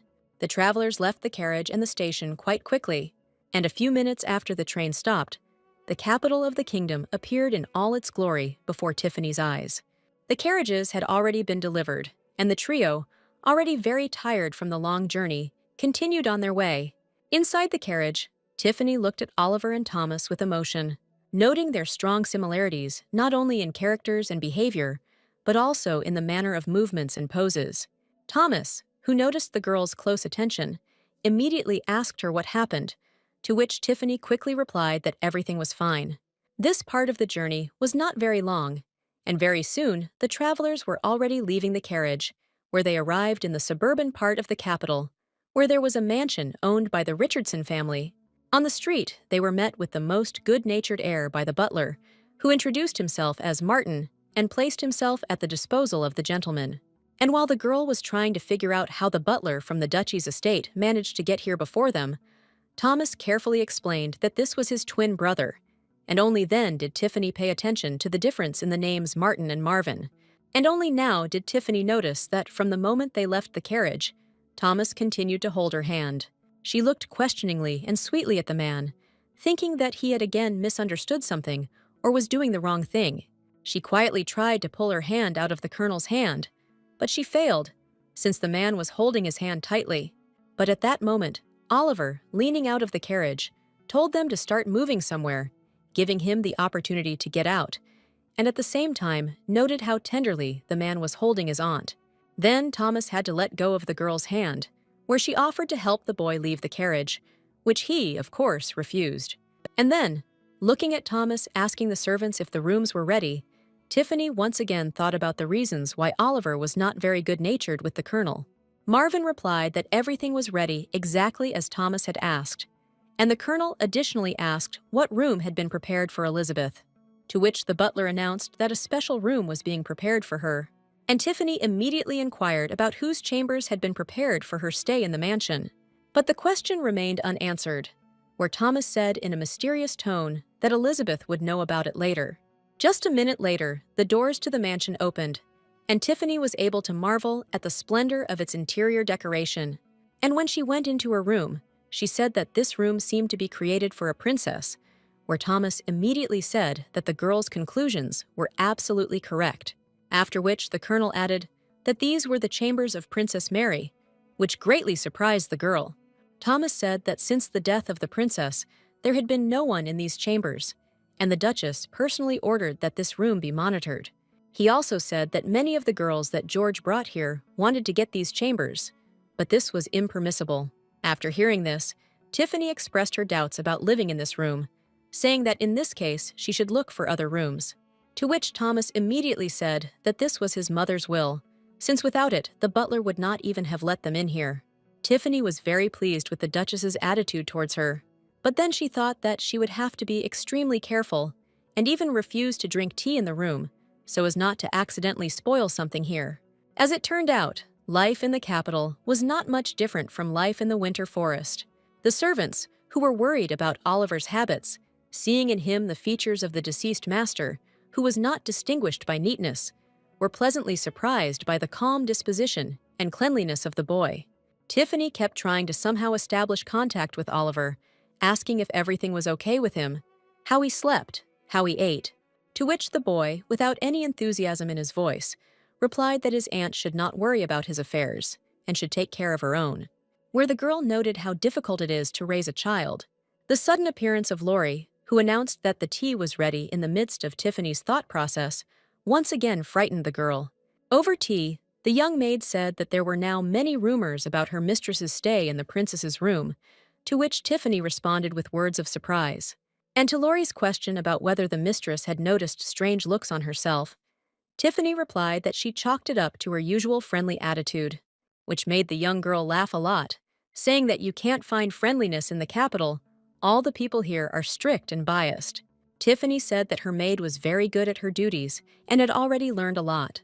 Previously, she had already noted how quickly and easily this girl found a common language with the rest of the servants and became one of them. And while Laurie said that she already knew a couple of people and was collecting information, Tiffany noted that this young maid was simply incredible. When asked how Laurie was able to achieve such a position, the girl replied that she simply became useful, after which she voiced the main thing that she managed to find out, where everyone in the house now thinks that her mistress will soon become the new lady of this mansion. Tiffany didn't know how to react to such information and simply remained silent, trying to somehow digest what she heard. But, finally, having come to her senses a little after what she had heard, Tiffany asked how this could even be possible and where such a rumor came from. And Laurie began to explain that the first and main evidence was that her mistress occupied the princess's room, which no one had been allowed to enter before, which takes place with the approval of the Duchess herself. And Laurie finished her explanation by saying that such news spread very quickly, and now all the servants treat the mistress's maid with special respect, and Tiffany asked why the room is so famous. After thinking a little, the young maid said that these rumors most likely came from those girls who Mr. George took here. Taking a sip of tea, Tiffany thought about the fact that her stay in this room might not be easy to organize, and in fact, it would be better to leave this place as soon as possible. She then turned to Laurie and asked her to invite Marvin to her. The lady's request was fulfilled quickly, and a few minutes later, the butler was already asking Elizabeth how he could help her. Apologizing for distracting the man from other important matters, Tiffany said that she wanted to know something, where her question about whether there was a report in the mansion that was sent to the duchy greatly surprised Marvin, who asked if he had heard everything correctly, to which Tiffany said that she knew about the mansion's monthly reports for the duchy, where a copy was sent there, and the original was kept here in the mansion. Adjusting his pince-nez, Marvin said that this is indeed true, but he doesn't understand why Elizabeth needs all this information. And Tiffany explained that she wanted to check something for which she needed reports from 10 years ago, and she found out about their existence quite by accident when she was wandering around the library in search of something to read, stumbling upon strange papers on one of the shelves. Having printed them out, the girl discovered that there was information about all the visitors to the mansion in the capital. And when George grew older, he began to spend more time in the mansion, and therefore the reports began to be monitored more carefully. Tiffany had a pretty good plan in her head. Amelia's illegitimate child was the same age as Oliver, which meant it was a lie that he was a descendant of George. And if Tiffany could find records of where George was about 10 years ago, then this lie could be exposed. However, the Richardson estate only had reports for the last 5 years. Tiffany then thought about asking the Duchess about the original reports, but abandoned this idea, since Evelyn might not approve of the girl delving into the past of George, whom she loved so much. Where even then, Tiffany had the idea that it would be nice to be in the mansion and look for the reports herself. And now she was in the place she needed, where Marvin was already asking what exactly interests the lady in these reports, where he said that the reports do not actually cover all aspects of life in the mansion. But the girl immediately interrupted his speech, saying that she was looking for information about George, from whom she had a son. This explanation was not at all suspicious, since it was obvious that she could be interested in the life of the man with whom she was close, and Tiffany asked to be given the opportunity to look at the documents she needed. To which Marvin first said that this was confidential information, but since Elizabeth was also a family member, and moreover, the Duchess herself had expressed confidence in her, he would provide the documents. The girl was very happy that everything worked out so easily for her and that she would be able to get the information she needed. However, the butler clarified that there were a lot of documents and Miss could use some help, to which Tiffany immediately replied that she dealt with everything herself, after which she turned to Marvin with another request, where she reported the need to track the movements of one person, where the butler, without asking unnecessary questions, only inquired about who was in question, and the girl was not slow to say the name Amelia, where, after thinking a little and remembering the necessary information, she added information about the surname, Watson. Marvin said that he had never heard of such a surname, and Tiffany explained that she might be from a noble family, but she was kicked out after giving birth to an illegitimate child. However, the butler said that with such scant information about the girl's identity, it would not be easy to find her. Then Tiffany said that she was sure that his father was helping the child financially, which immediately changed the situation, and Marvin said that he would prepare everything before the mistress returned. The girl could not help but be pleased with this state of affairs, and she heartily thanked the butler. Showing his courtesy, the man asked if the lady had any other requests, to which Tiffany, after thinking a little, replied that she would prefer that Thomas knew nothing about all this, to which Marvin replied that he would not specifically talk about this, but if the colonel asks, he will not lie. This option suited the girl quite well, because after all, he was the butler of the Richardson family and not her personal servant. Having received all the orders, Marvin took his leave and left the room. Sinking into a chair, the girl once again ran through her thoughts all that she needed to do in order to expose Amelia's lies. And once again convinced of the correctness of her train of thought, Tiffany concluded that Amelia had fallen into her own trap with her lies. The next day, the girl was prepared to meet the one who would represent her at the royal banquet. Thomas immediately appeared and said that he would accompany the girl to the palace. Tiffany tried to say that she did not need a man to accompany her, but the colonel said that in any case, he needed to see His Majesty, and therefore the girl did not need to resist his company, where he added that if only he could, he would have been present at Elizabeth's meeting with Princess Jessica, which amazed the girl, because this man, it turns out, could go far if he wanted. After listening to Thomas, Tiffany said that he should not worry. She would only say hello to the princess, which would not take much time. However, the girl mentally noted that she would not mind at all if the colonel were nearby, since next to him she feels much more confident. Already going down the stairs, Tiffany noted to herself that she herself had not noticed how accustomed she was to this man's care. Oliver was waiting at the bottom of the stairs. Tiffany was very happy with the boy, thanking him for coming to see them off. And while he was trying to tell his aunt not to do anything stupid when communicating with the princess, the girl had already begun to pat his cheeks, telling him what a good and sweet boy he was, and that he should prepare to take the arithmetic test when his aunt returned. Oliver tried to say that he didn't need this test, to which he immediately received a whole lot of information about the benefits of studying and decided to simply agree with the girl's arguments. But after that, he once again told his aunt not to follow suspicious people and not to say anything unnecessary to the princess. And then Lori intervened in the dialogue, saying that the young master can be calm since she will always be with her mistress and will help her if anything happens. After thinking a little, Oliver said that he relied on the maid, and he immediately added that he could trust her, which amazed Tiffany, who did not understand why the boy so easily trusted some unfamiliar maid, but did not trust his aunt. She tried to be indignant about the lack of confidence in her, but since they were already late, Lori and Thomas hurried the girl. But even sitting inside the carriage, the girl was haunted by the thought that Oliver trusted some servant more than her, his own aunt. But the jealousy and anger raging inside the girl gave way to a feeling of sadness, and her thoughts turned to the question of what she should do to earn Oliver's trust. During these thoughts, Tiffany did not notice how the carriage ended up near the royal palace. Busy with various thoughts on the road, Tiffany did not feel a sense of excitement, but now the girl was even shaking a little. And so, stopping at one of the doors, Thomas suddenly said that he could not go further. The girl looked at the man with her frightened eyes, still not believing that now she would find herself without his support. Not for a moment did she remember that upon arrival in the winter forest, she was very worried, but next to him, she was still much calmer. And so, having gathered her strength and thoughts, deciding that now everything would go well, as in the winter forest, Tiffany said that she would return soon. Then she opened the door and went into the princess's chambers. Princess Jessica greeted the guest sitting in a chair and holding a mug of tea. As required by etiquette, Tiffany greeted the princess, saying that she was very glad to meet her, and introduced herself, giving her first and last name. However, the greeting remained without any response, where the princess only took a sip of tea, after which she put the mug on the table. Then, looking at Tiffany with a not very kind look, she said, turning to you, for the girl to sit down.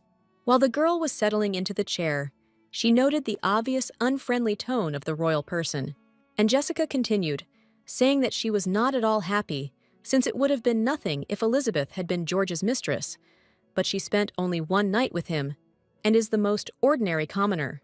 And then, clutching her head, the princess said that representing Elizabeth was a shame for her, and she was only losing from it. Jessica immediately added that Evelyn had sent her a gift, asking her maid to bring it. Pointing to the jewelry, Jessica said that Evelyn gave her this necklace, and therefore she could not refuse the request to represent Elizabeth.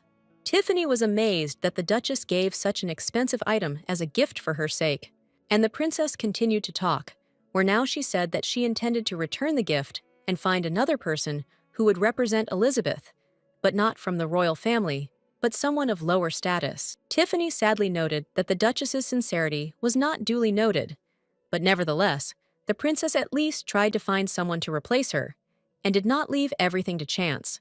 Thanking the princess for her generosity, Tiffany said that in this case she asked permission to leave the palace before dinner, but Jessica suddenly said that she had changed her mind. Thinking that she had misheard, Tiffany asked the princess what she had just said. Raising her voice slightly, Jessica said that she would introduce Elizabeth to the royal family. This was an unexpected statement, and the girl carefully asked the princess why she decided to change her mind, to which Jessica replied that it was difficult to explain, and the girl most likely would not believe that this was just her personal whim. Having given the order that the jewelry be returned to the Duchess, the princess, giving Tiffany a strange look, said that she understood why Evelyn asked for Elizabeth. And then it dawned on the girl that both of these women, the Duchess and the princess, saw the deceased Princess Mary in Elizabeth. Jessica suddenly asked if the Duchess treated her well, to which Tiffany immediately responded positively, and the princess noted that this is in the spirit of Evelyn, since only the two of them continue to honor the memory of Mary. Tiffany thought that, probably, the old king should also not forget his favorite. The girl looked intently at the princess sitting opposite her, and she noted to herself that she was probably mistaken in concluding that Jessica hated Evelyn, which could not be said about the rest of the Richardson family. And then the princess, in tune with Tiffany's thoughts, said that she would like to warn Elizabeth that she should not trust this family too much.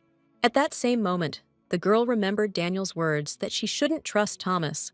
After thinking a little, Tiffany decided and voiced that perhaps the princess was saying these words out of the same personal whim for which she decided to introduce her to the royal family. But suddenly, after what Tiffany said, Jessica signaled for everyone present to leave her chambers. Lori, who promised to protect Mrs., rushed from side to side, not knowing what to do now. And Tiffany gave her a sign that everything was in order. The maid should not worry about her and leave the room.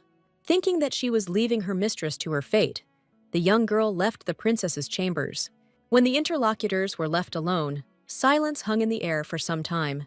The first to break this silence, as one would expect, was the princess, where she began to say that the day before Maria's marriage, she heard rumors that this wedding was arranged and the marriage should be dissolved after the birth of the child. The amazed girl asked whether it was really possible to dissolve such a marriage so easily, to which the princess replied that of course not, since her father would be furious at such news, since he values the status of the family very much, to which Tiffany expressed misunderstanding, and added that there was also an agreement that the Richardson family would build a railway if they were connected with royal blood. And Jessica said that no one will ever know what exactly was discussed then, but she knows for sure that the possibility of building a railway was just a pretext. And then Tiffany began to think that it was impossible to imagine that the entire relationship between Evelyn and Maria was a lie. And then inspiration descended on the girl. She suddenly realized that from the very beginning, the Duke loved not Mary, but Evelyn, and his wedding with Princess Mary was only an action aimed at getting Evelyn, where Mary was supposed to give birth to a child.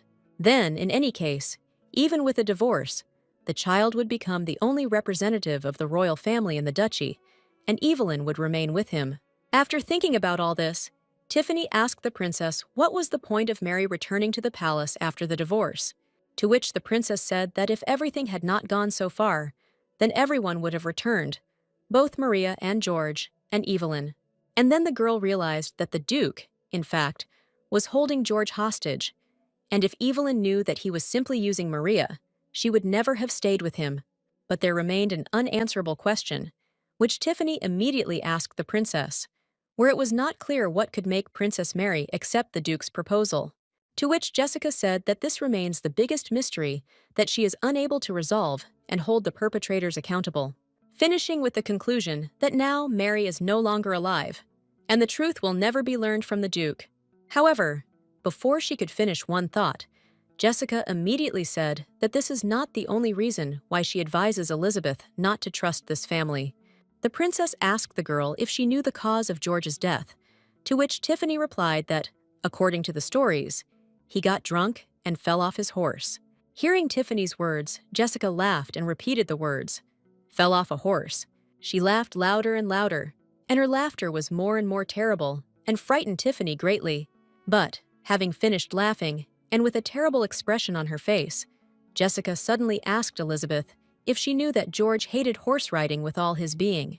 The girl listened without saying a word as the princess talked about how her nephew was too proud to admit his fear of riding, and even Evelyn, who raised him, did not know about it. It was a huge lie that he carried throughout his life, each time avoiding riding on horseback under various pretexts. And so, having voiced all this, Jessica asked Elizabeth whether such a person would voluntarily sit on a horse. Stunned by these new details about George, Tiffany didn't know what to say in response, and Jessica, hitting the table hard with her fist, shouted that in this situation everything was obvious, where George was simply killed, since the Duke had always disliked him, where he and Evelyn had a child of their own, and he definitely wanted to make him the heir to the dukedom, not his half-brother. Covering her face with her hands, as if trying to prevent a scream from escaping, Tiffany thought with horror about how the Duke decided to kill his own son. The princess continued, saying that she was very surprised that the Duke decided to make Oliver heir, since if he planned to give the dukedom to Thomas, then it was very strange to accept George's son. Tiffany was suddenly seized with horror, where she thought that all this time Oliver had been in mortal danger. And Jessica said that maybe she, of course, had become too sensitive. But this child is a relative of her sister Maria, but not Evelyn, after which she once again told Elizabeth that it was for all these reasons that she advised her to be extremely careful with this family. Tiffany, who had not yet had time to digest all this flood of information, said that she would take everything said into account. And the princess added that now she does not yet have evidence against the Richardson family, but soon they will definitely appear.